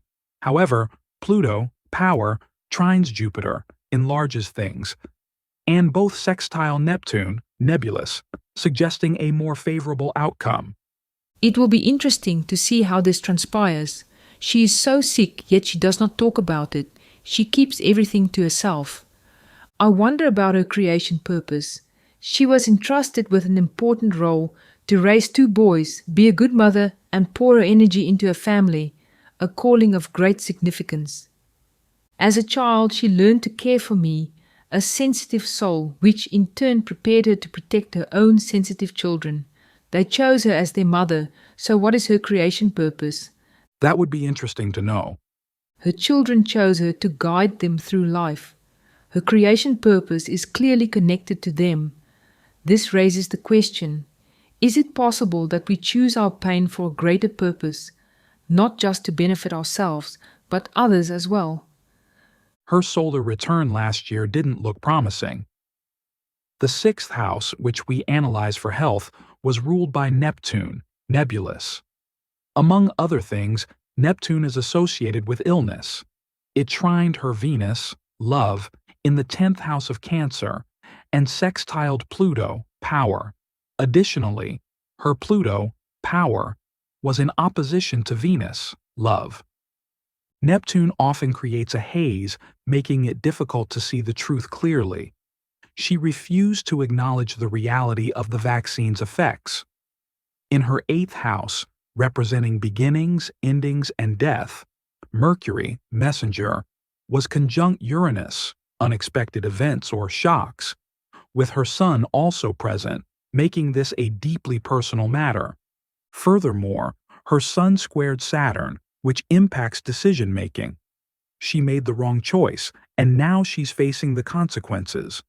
However, she is now on the path toward better health. Do you remember the dream I had about her? I dreamt that I told her she was going to die and that she had cancer, with the number 49 appearing in the dream. I had this dream the day before she arrived in July 2023, the same month I became an atheist. I remember you told me. Isaiah 38. Speak about Hezekiah's illness. In those days Hezekiah became ill and was at the point of death. The prophet Isaiah son of Amoz went to him and said, "This is what the Lord says. Put your house in order, because you are going to die. You will not recover." Hezekiah turned his face to the wall and prayed to he Lord, "Remember, Lord, how I have walked before you, faithfully and with wholehearted devotion, and have done what is good in your eyes." And Hezekiah wept bitterly. Then the word of the Lord came to Isaiah, "Go and tell Hezekiah, this is what the Lord, the God of your father David, says. I have heard your prayer and seen your tears. I will add 15 years to your life. He has spoken to me, and he himself has done this. I will walk humbly all my years, because of this anguish of my soul. Lord, by such things people live, and my spirit finds life in them too. You restored me to health and let me live. Surely it was for my benefit that I suffered such anguish. In your love, you kept me from the pit of destruction. You have put all my sins behind your back." These are interesting words. Surely it was for my benefit that I suffered such anguish. If such a request can be made, I would like to ask, in the name of the Creator of all and Yeshua, to extend my sister's life, if it serves a greater purpose and benefits others. If an early exit from this life journey serves a greater purpose, He will allow it, but only if it brings something good from the situation. At the very least, I know she will find peace and be free from pain. Let's see what the Creator of all reveals through her dream. Will He answer me about its meaning, or will He change her health circumstances? I surrender my sister into your hands. Yes, that's exactly what you need to do. Place it all in His hands. Let us see what the Creator of all does. If your heart is pure, you will receive grace. That's why my sister will receive grace, because her heart is in the right place. He's going to give her grace. It's not her time. Losing a child is one of the deepest sorrows a parent can face. Yes, it breaks a parent. I will pray for her. If he should take her, she agreed to it. Then her family should step up for reason, since she is the glue that holds everything together. She will be okay. What does your sister's name mean? Very helpful, very kind, a great benefactor, a characteristic name of God. Beautiful. She's like a bridge for people and a provider, a benefactor of humankind. She is indeed a bridge and a great benefactor. Isn't it profound that even a person's name can be linked to their creation purpose, if their heart is pure and aligned with His heart and will? It's beautiful. Your mother and father don't seem to feature in these books. No, not yet. But it might happen. The Creator of all may reveal aspects of their lives so that others can learn from them. Subsequently, the deeper significance of absent parents and the reasons behind choosing one's mother and father was unveiled in the books Mystery of Rejection and Mystery of Desires. Case: did you make the right choice? One of my uncles had a profound experience in his early 20s. He was heartbroken after a girl broke his heart, and he struggled to come to terms with it. Then, during this period of intense heartache, he fell asleep and had an extraordinary experience. Okay. What happened to him? Just as he fell asleep, he was floating above his house, surrounded by green pastures, flowers, and a gentle breeze. Suddenly he saw a man whom he described as Jesus. Jesus addressed him by name and asked, Do you want to stay here, or do you want to go back? At that moment, my uncle thought to himself, if I can make a difference in one person's life, I want to go back. Then he woke up. Wow, that's an interesting experience. I've heard similar stories where people are given a choice. Why do you think that happens? That's a great question. This uncle eventually married an English woman, and they had 3 daughters. Since we were children, they have always acted snobbishly toward us, looking down on us. When they emigrated in the early 2000s, they saw us, the ones who stayed in South Africa, as the dumb side of the family. After they left, they never stayed in contact with me. His wife later died from cancer after her condition worsened following the COVID-19 vaccine. At the time of her death, he was serving a prison sentence for a minor offense he had committed. Wow, okay. I wonder why Jesus asked him that question. Do you want to stay here, or do you want to go back? Usually, when Jesus asks you a question, it's to prompt deep reflection in your heart and spirit. He wants you to ask more questions, to become aware of your situation and make wise decisions. I can only hope he feels he made the right choice when he looks back on his life. After all, a question or choice like that wouldn't be given without a purpose. Before my dad passed away, someone asked him if he was ready to go. He responded, "Yes, I'm 100% ready." I've come to realize that everyone who enters our lives is being tested. The Creator of all uses these tests to reveal their true character and the condition of their hearts. I went through a test as well. When was that? Last year, in 2023, I reached a point where I had to make a choice, to prove myself. What happened? That was when I fully opened my heart to Jesus and He undoubtedly entered my life. You made the right choice by acknowledging and choosing Jesus, by asking Him to come into your heart. Did you know there's a key to enter the heart of the Father, the Creator of all? Is there a key to the Father's heart? You need to ask Him to draw you into His heart, the heart of the Father, as you surrender before Him. When you do, He pulls you in. It feels like heaven on earth, and in that moment you can't tell whether it's His immense love for you or your love for Him that overwhelms you. In these moments you receive immediate insight. He speaks to you, or you gain revelation while in His heart. Those who seek Him above all else will be drawn in.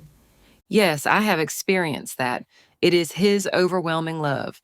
This is where you want to be, because everything happens within the heart of the Father. Jesus is the key. Through Him, you can access the Father's heart. And once you do, you'll realize so much is unfolding there. It's the treasure room of all treasure rooms. If you ask him to draw you into his heart, keep your journal close so you can write down anything he speaks to you. Everyone on earth knows him, whether they realize it or not. Yes, of course. In the interview, he said the following: You know us deeply, and when you see us, you will recognize us immediately. You need to reach the Father's heart through Jesus. It is now the Great Awakening. We are moving into the next project, the millennium, the 1,000-year reign. The Red Sea is parting with truth, and the truth will set you free. The time has come to choose. I had a dream about Kate's. I saw her crash her car into a streetlight. That could symbolize two things. Either she's about to be struck by a lightning bolt, since a car represents one's life, or her life is headed for a major downfall, but this feels like a warning dream.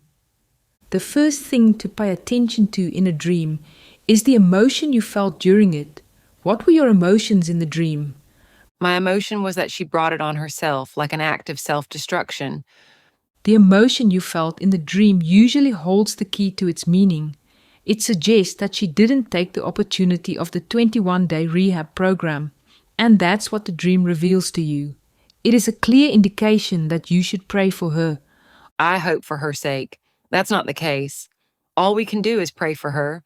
The choice of Jesus has been presented to her, and I hope she chooses wisely.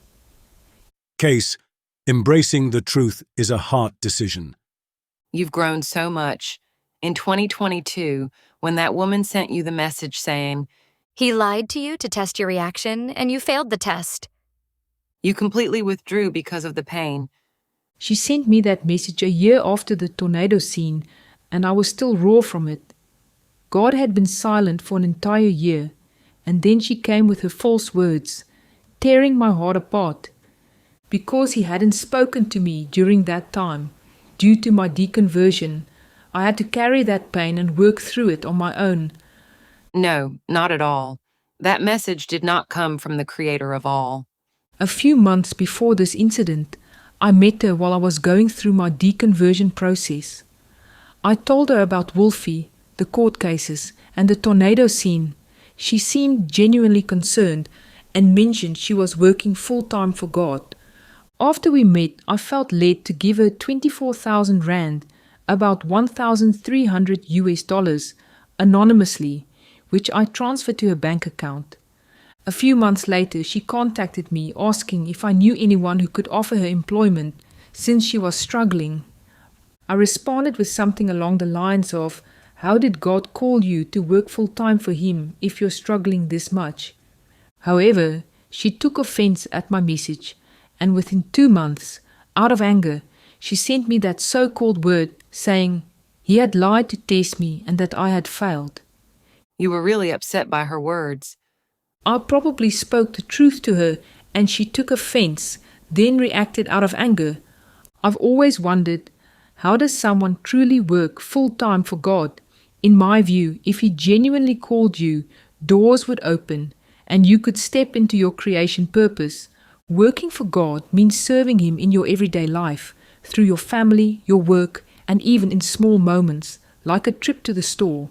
If He wants to use you, He will, through every encounter in any environment, because He is everywhere. The key is simply to be obedient to Him in those moments with others and in every situation. At least now you can talk openly about these things. Over the years, whenever these things came against you, you had to work through it alone with God. In this case, you endured it alone because of your deconversion process. Still, the way you handle these situations now is commendable. You process them faster and with an open mind. I believe everything that has happened along my path was by design, as He is using it to reveal His mysteries to His bride. Before this journey began in 2023, I was at a very low point in my life.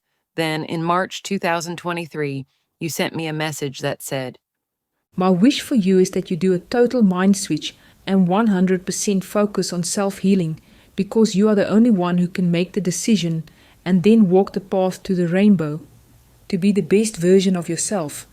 That wasn't easy to hear. He was probably calling you to remembrance. You also said, If anyone truly loved you, they would have given you this advice. They would have guided you in a way that helped you understand what needed to change. Change requires a strong will and deep introspection. You have to be willing to let it happen. In the end, only you can make the choice to become a better person. Your words were direct and truthful. I could have just thought, who do you think you are, and dismissed them.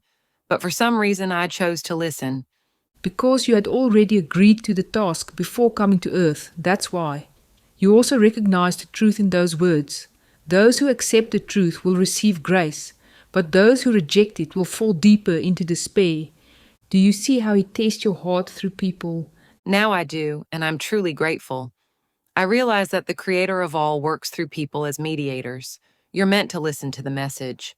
I knew I needed to stay in contact, though I didn't yet understand why. He speaks through people to deliver messages of truth, to test your heart. Some accept it and use it as a catalyst for change, while others react negatively when they're unwilling to face the truth. With even a little introspection, you must accept the truth and take action. Embracing the truth is a hard decision. By taking the first step toward change, you activate it, aligning your heart with His will, and He divinely shifts the course of events in your life. That's true. I've seen it happen in my own life. Case. We often assume things without seeking the truth. This book was challenging. There wasn't much revelation. The revelation will come later. Even in these cases, the mystery of how He tests the heart is revealed. This book is about the human heart. If your heart is pure, you will receive truth and grace that can shift the course of your life according to His will. Is the Creator using these test cases to reveal something deeper about the heart? All these cases, Flash Gordon, Beyond Alice, Saul, Keats, follow the same pattern. You're presented with the truth, and if your heart is not pure and selfless, it will be exposed and tested again. In the end, that's what it all comes down to. I don't understand why people behave this way. I struggle to comprehend it. Why would they approach something so significant with such a lack of truthfulness? Beyond Alice believes she worked hard on the book, but if it were her own task, she wouldn't have delivered the same quality of work. Without realizing it, the Creator of all tested her heart toward His work, and she was exposed. Her motive for volunteering was flawed from the start. The same goes for Saul. You gave him a lot, yet their reaction was the opposite of what you expected. That kind of betrayal hurts you. You help people because you have a good heart. I listened to Beyond Alice's problems and tried to offer her solutions. That's just who you are. You do it because you genuinely care and want to help wherever you can. But some people recognize that and take advantage of your kindness. On one hand, what Saul is doing hurts me. On the other, I'd rather know the truth. Now I have to face Saul, fully aware of what I'm dealing with. A Jezebel spirit marked by control, domination, manipulation, seduction, and rejection.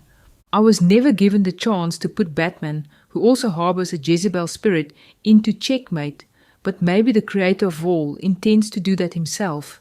Yes, the Creator of all will handle Batman.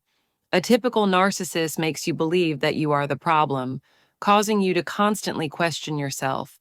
And then there are the ghosting tricks they play. I feel a deep hurt in my heart because of Saul's actions.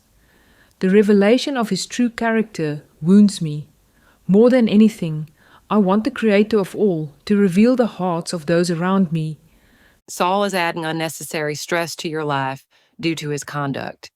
I need to find a strategic way to approach Saul. You'll be able to handle it, but it will be difficult because you are sincere. This situation with Saul reminds me of the movie Cast Away with Tom Hanks. He survives a plane crash and ends up stranded on an island, forced to live in complete isolation. Have you seen it? No, I haven't. The entire movie follows his struggle for survival on an island, driven by his desperate desire to return to his wife. After overcoming countless obstacles, he is finally rescued, only to discover that the woman he deeply loves has moved on. She has married someone else and started a new family. It's heartbreaking.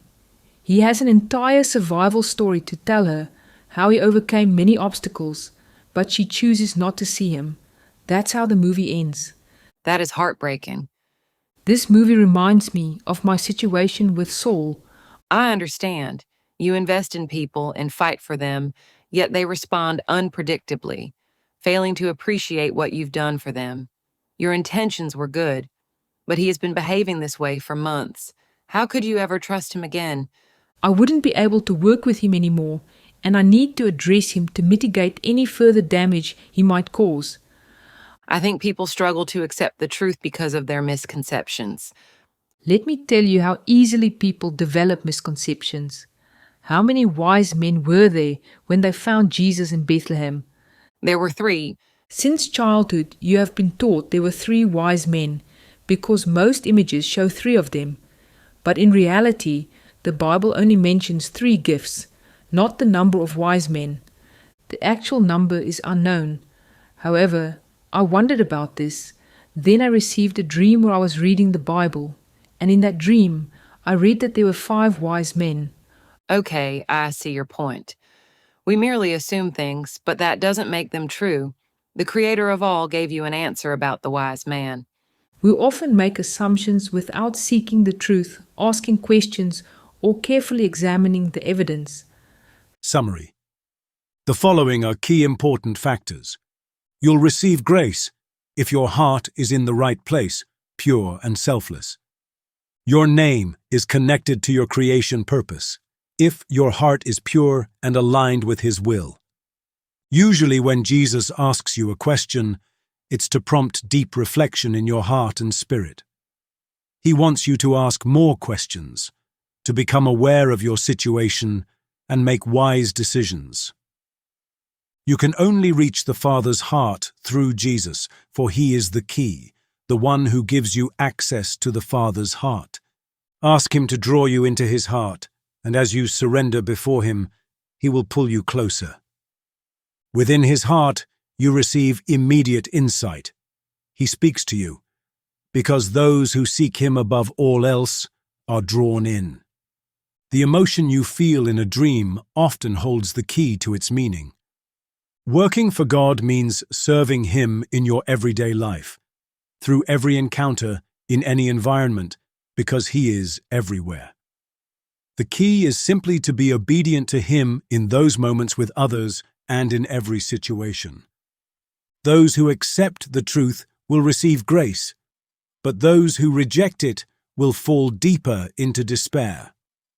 The Creator of all works through people as mediators. You're meant to listen to the message. He speaks through people to deliver messages of truth, to test your heart. Some accept it and use it as a catalyst for change, while others react negatively when they're unwilling to face the truth. Embracing the truth is a heart decision. By taking the first step toward change, you activate it, aligning your heart with His will, and He divinely shifts the course of events in your life. When you're presented with the truth, if your heart isn't pure and selfless, it will be exposed and tested again. Since childhood, you were taught there were 3 wise men, because most images show 3 of them. But in reality, the Bible only mentions 3 gifts, not the number of wise men. We often make assumptions without seeking the truth, asking questions, or carefully examining the evidence. Outstanding questions. Some outstanding questions remain unanswered, and the following new question has been added to this list. Is it possible that we choose our pain for a greater purpose, not just to benefit ourselves, but others as well? Sources of evidence. The details for the timeline footnotes are in the evidence book. Deborah Melissa Möller, 2024. Box of Chocolates. Case Solved. Evidence of Life. Chapter 10. 2 Paths. The Test of the Human Heart. The 4th of May, 2024. Introduction. This chapter centers on a core truth that runs through every life. The condition of your heart determines your destiny. Through powerful personal reflections, real-life case studies, and divine encounters, The chapter explores how the creator of all tests hearts, exposes selfishness, and calls individuals to choose between two paths, the tree of life or the tree of the knowledge of good and evil. At the heart of this chapter is the contrast between the heart of Saul and the heart of David. The stories of Adam, Flash Gordon, Saul the employee, King Charles, and others are not just isolated failures. They represent a spiritual condition, marked by selfishness, arrogance, disobedience, rebellion, and self-centeredness. Each case serves as evidence of how the spirit of Jezebel operates, how it influences behavior, and how it ultimately leads to exposure and rejection by the Creator. In contrast, those with the heart of David are awakened, filled with his spirit, and drawn into an intimate relationship with him. The baptism in Alberton, the spiritual awakening of Gemstone, and Maria's journey toward peace demonstrate how a pure heart aligns with divine purpose and leads to transformation. The chapter also explores the importance of repentance, humility, and perseverance through testing. Through dreams, angelic encounters, and the experience of divine silence, Deborah and Maria reflect on how trials are used to refine the heart. When truth is presented, it becomes a test, and the reaction to that truth exposes the real state of the heart. In the end, the message is simple yet profound. Each person must choose daily which path to walk. The Creator of all longs for pure hearts, ready to fulfill their creation purpose. Those who surrender will be protected and empowered. Those who resist will be exposed. This is the matter of the human heart, a test of truth, trust, and transformation. Warning: the truth will cut deep, like a knife, and many will be bewildered. Those who reject it will fall further into deception, eventually leading to despair. Those who truly seek the truth must ask the Creator of all to reveal it directly to their hearts and be willing to receive it. Case: the heart of Saul. The past few weeks have brought some difficult cases to you.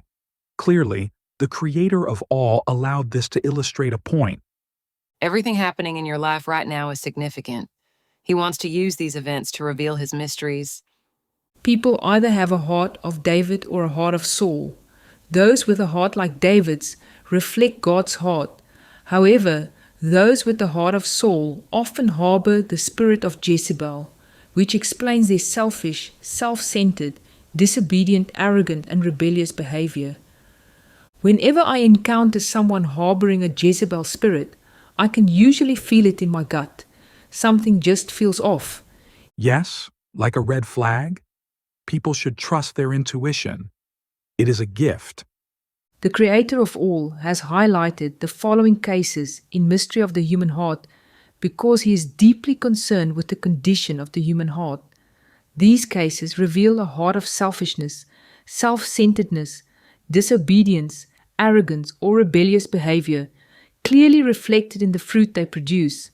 This connects them to the biblical narrative of King Saul, whose heart was similarly exposed.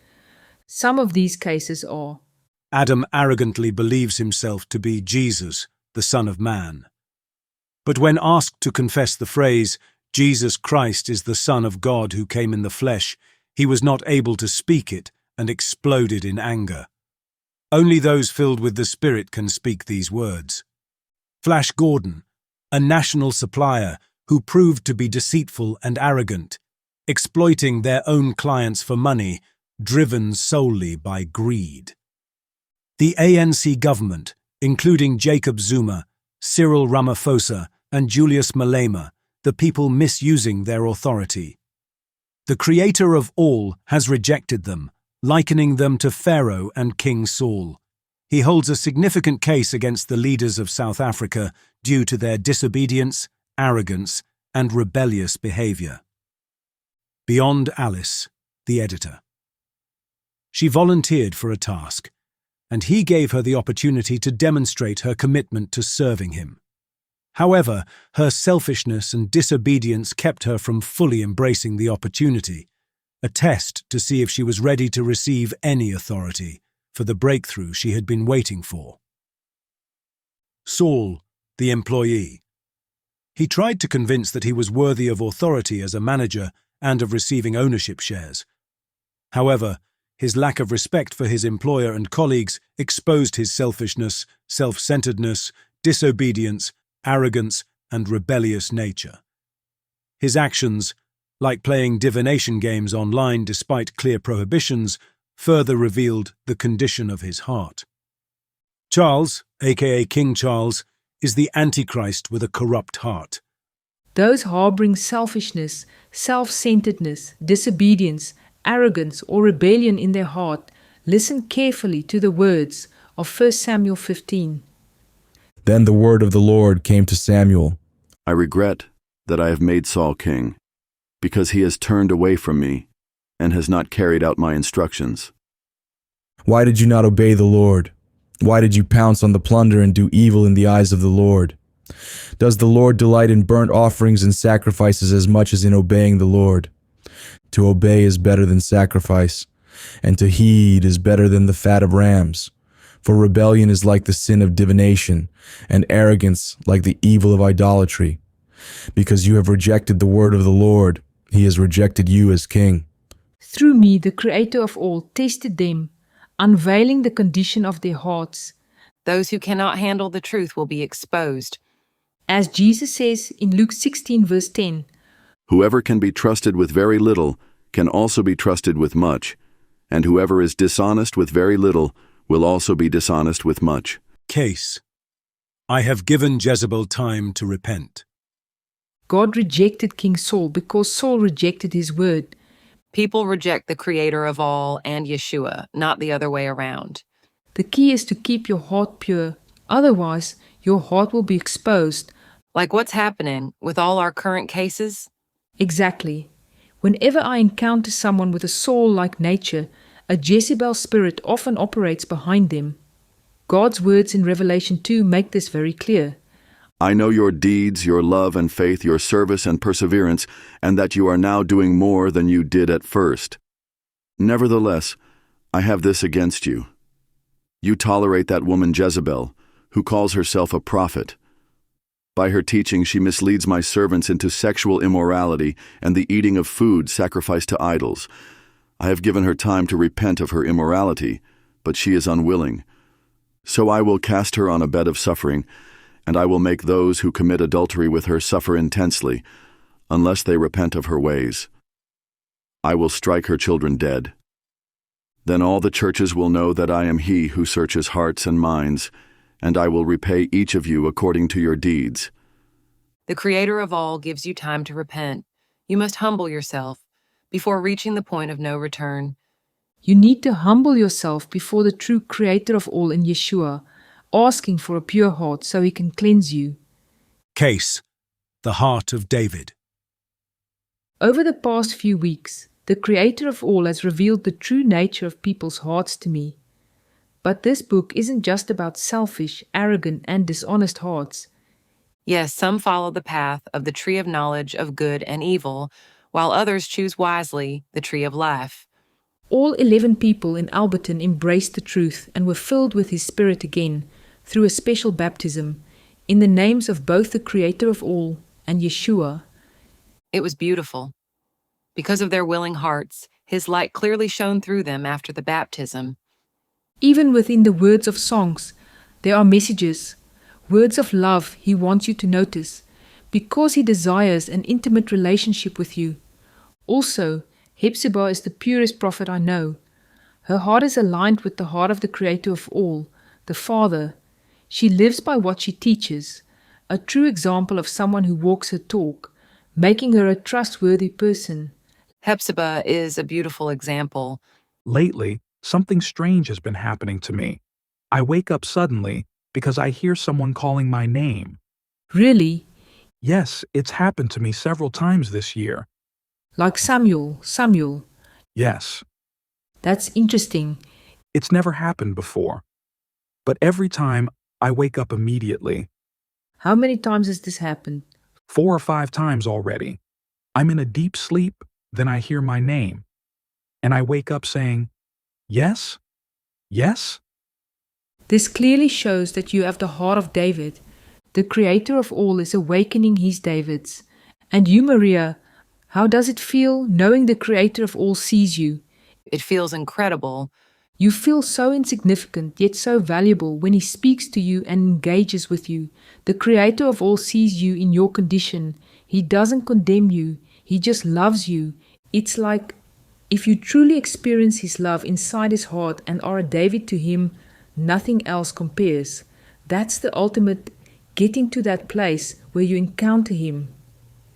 In Standard 3, I asked him to come into my heart, but now I want to be in his heart. I want the heart of David, to be close to him.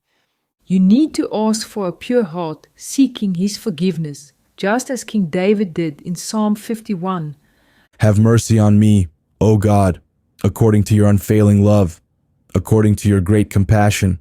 Blot out my transgressions. Wash away all my iniquity, and cleanse me from my sin. For I know my transgressions, and my sin is always before me. Against you, you only, have I sinned and done what is evil in your sight. So you are right in your verdict, and justified when you judge. Hide your face from my sins, and blot out all my iniquity.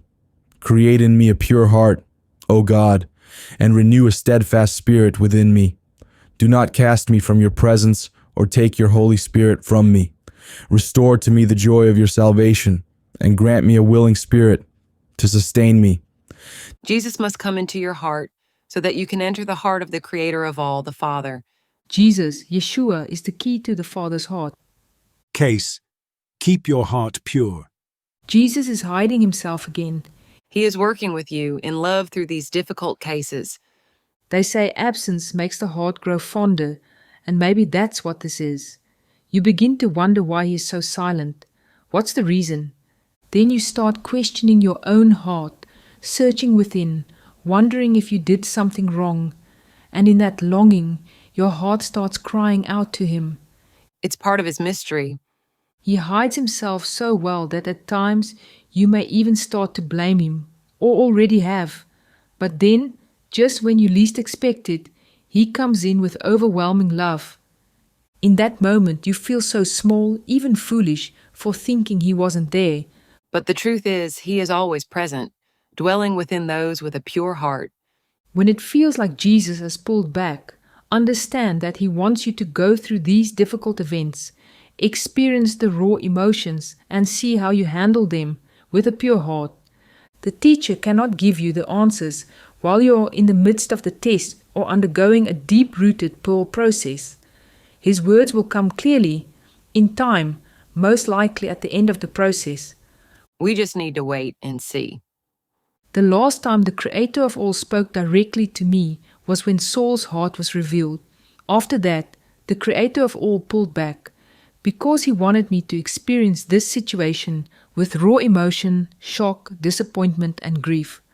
When confronted with truth, the heart is tested.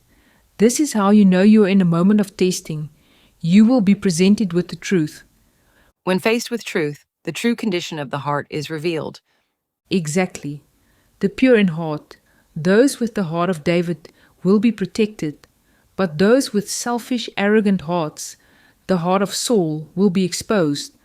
Also, when you deliver truth and people react in unexpected ways, you must keep your heart pure throughout the process. The pure in heart will always prevail. King David is a perfect example. Case, the matter of the human heart. It's amazing how quickly you've learned to recognize his voice. So many people are searching to hear him. He speaks through everything. For me, he often speaks through music. I may not hear him as clearly as you do, but I'm open to him, and I know it's coming.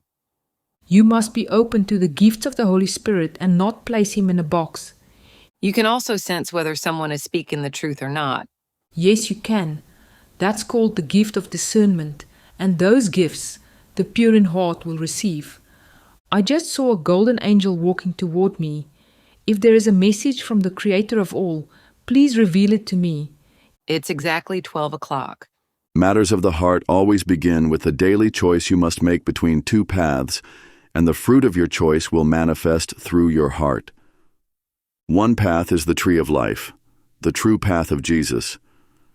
Walking this path produces the fruit of a pure heart, with your walk and talk aligned with the example Jesus set, made possible by his pure blood.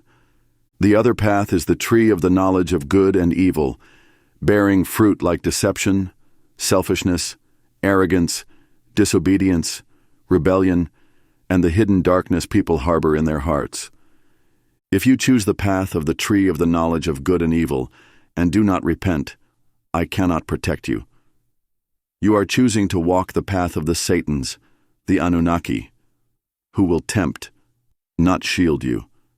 They are evil, and their goal is to accuse you, and then try to destroy your chosen destiny.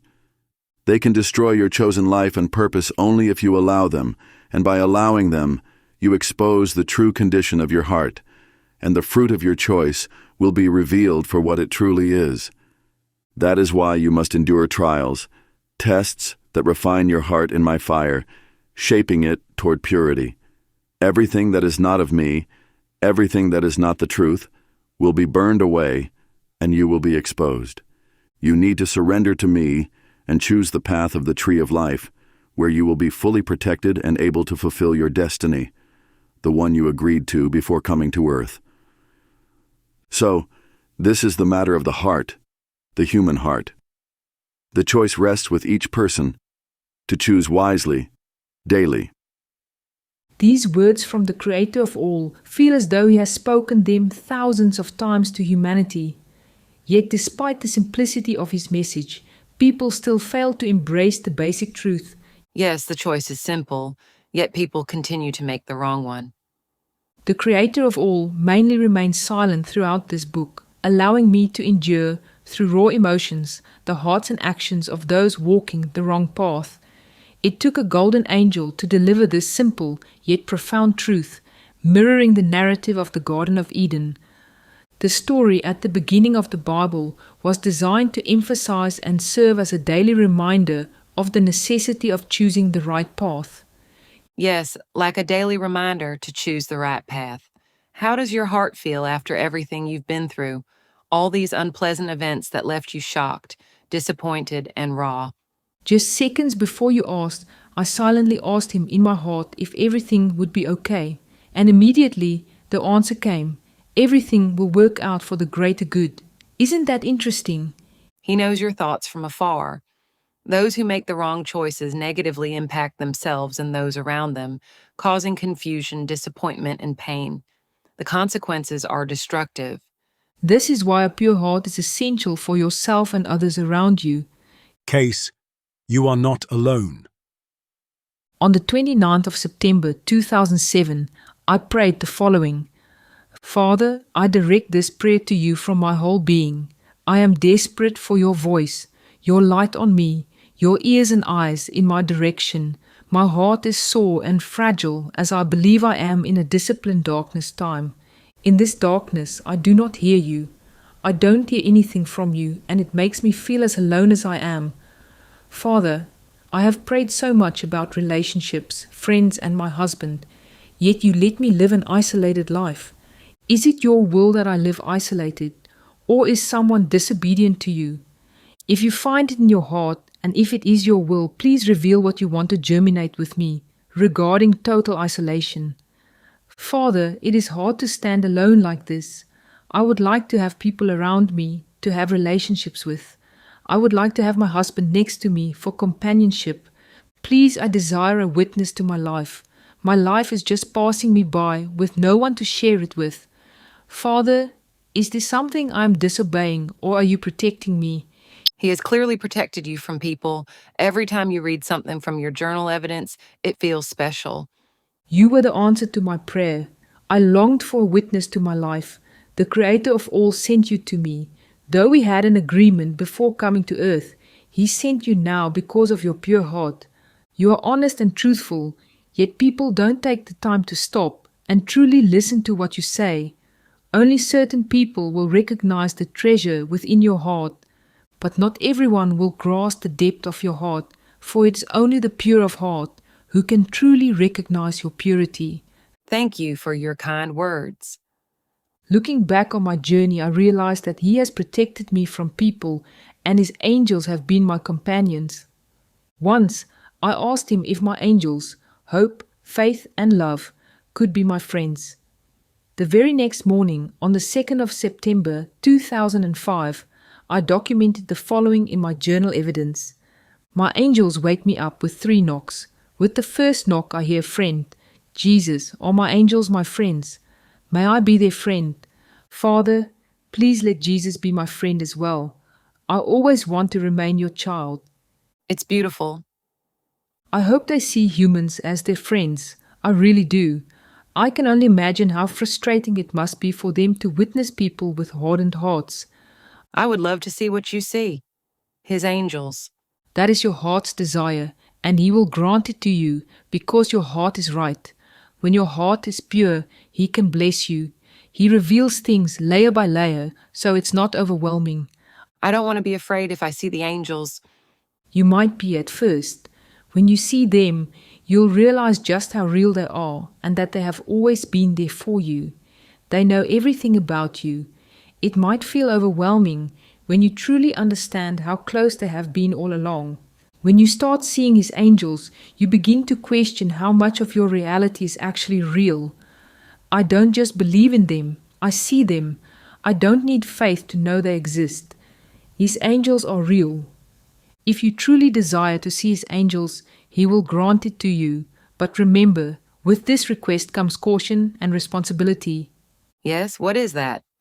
You must understand that angels are servants of the Creator of all, Yeshua and you. Therefore, you must respect them as divine servants and direct your requests only to the Creator of all and Yeshua, not the angels themselves. Yes, I understand. The Creator of all and Yeshua should be your only focus. Your angels only serve His purposes in your life. Your guardian angels have been with you since your earthly mission began. You know them well. Additional angels will be assigned to you as you seek specific help, just as I did when I asked for an angel to assist me with my exams. Also, when Jack, my blind cat, went missing, I asked God for an angel to help, and He provided one instantly. Seek help from the Creator of all and Yeshua, and He will send the angels you need for your task. On the 21st of January 2021, I received the following word.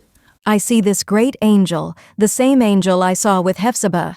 This is the angel that has come to cast down creativity in you, to write, the ability to write, to give you downloads of the truth.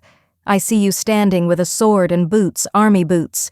You stand with the sword, and you are ready to be sent out. The angel that has been given to you is more than enough for you to accomplish what God has given you the mandate to. I see many books coming out. I see words coming out of your mouth. You are not necessarily going to prophesy them. You are going to write the words. You are going to write, and write. I just see many books, many books. This is exactly what's happening to you. He assigned you a specific angel to help with these books. It's amazing. I've also experienced their presence assisting me. I know He is watching, but I feel very calm about it. I'm not afraid anymore. You have peace. That's what it feels like to be in His heart. This is the first time in 20 years that I've felt this kind of peace. What a journey. I now understand why He didn't answer me before when I begged Him to restore my past relationship. It was because He had a carefully designed plan for my life. If you step through a door you weren't meant to enter, that's when you experience hurt and pain. But He will remove you from that situation because He wants to close the wrong door, the one you chose to enter. You shouldn't resist it. Just let it go. You made a specific agreement with Him, and though it may be difficult at first, it's ultimately for your own good. Yes, He did remove me from that situation, though it was a difficult time for me, and my heart was broken when that door closed. I now see His divine wisdom in closing the door to my past. As He closes the wrong door, He will open the right one. Trust Him wholeheartedly and allow Him to purify your heart so you can fulfill your destiny in Him. Summary. The following are key important factors. People either have a heart of David or a heart of Saul. Those with the heart of a Saul are selfish, disobedient, arrogant, or rebellious. Those with the heart of Saul often harbor the spirit of Jezebel, which explains their selfish, self-centered, disobedient, arrogant, and rebellious behavior. I have this against you. You tolerate that woman Jezebel, who calls herself a prophet. I have given her time to repent of her immorality. I am he who searches hearts and minds, and I will repay each of you according to your deeds. You need to humble yourself before the true Creator of all, and Yeshua, asking for a pure heart so he can cleanse you. The key is to keep your heart pure, otherwise your heart will be exposed. Those with a heart of David reflect God's heart. The Creator of all is awakening his Davids. You feel so insignificant, yet so valuable when he speaks to you and engages with you. If you truly experience his love inside his heart and are a David to him, nothing else compares. You need to ask for a pure heart, seeking his forgiveness, just as King David did in Psalm 51. When it feels like Jesus has pulled back, understand that he wants you to go through these difficult events, experience the raw emotions, and see how you handle them with a pure heart.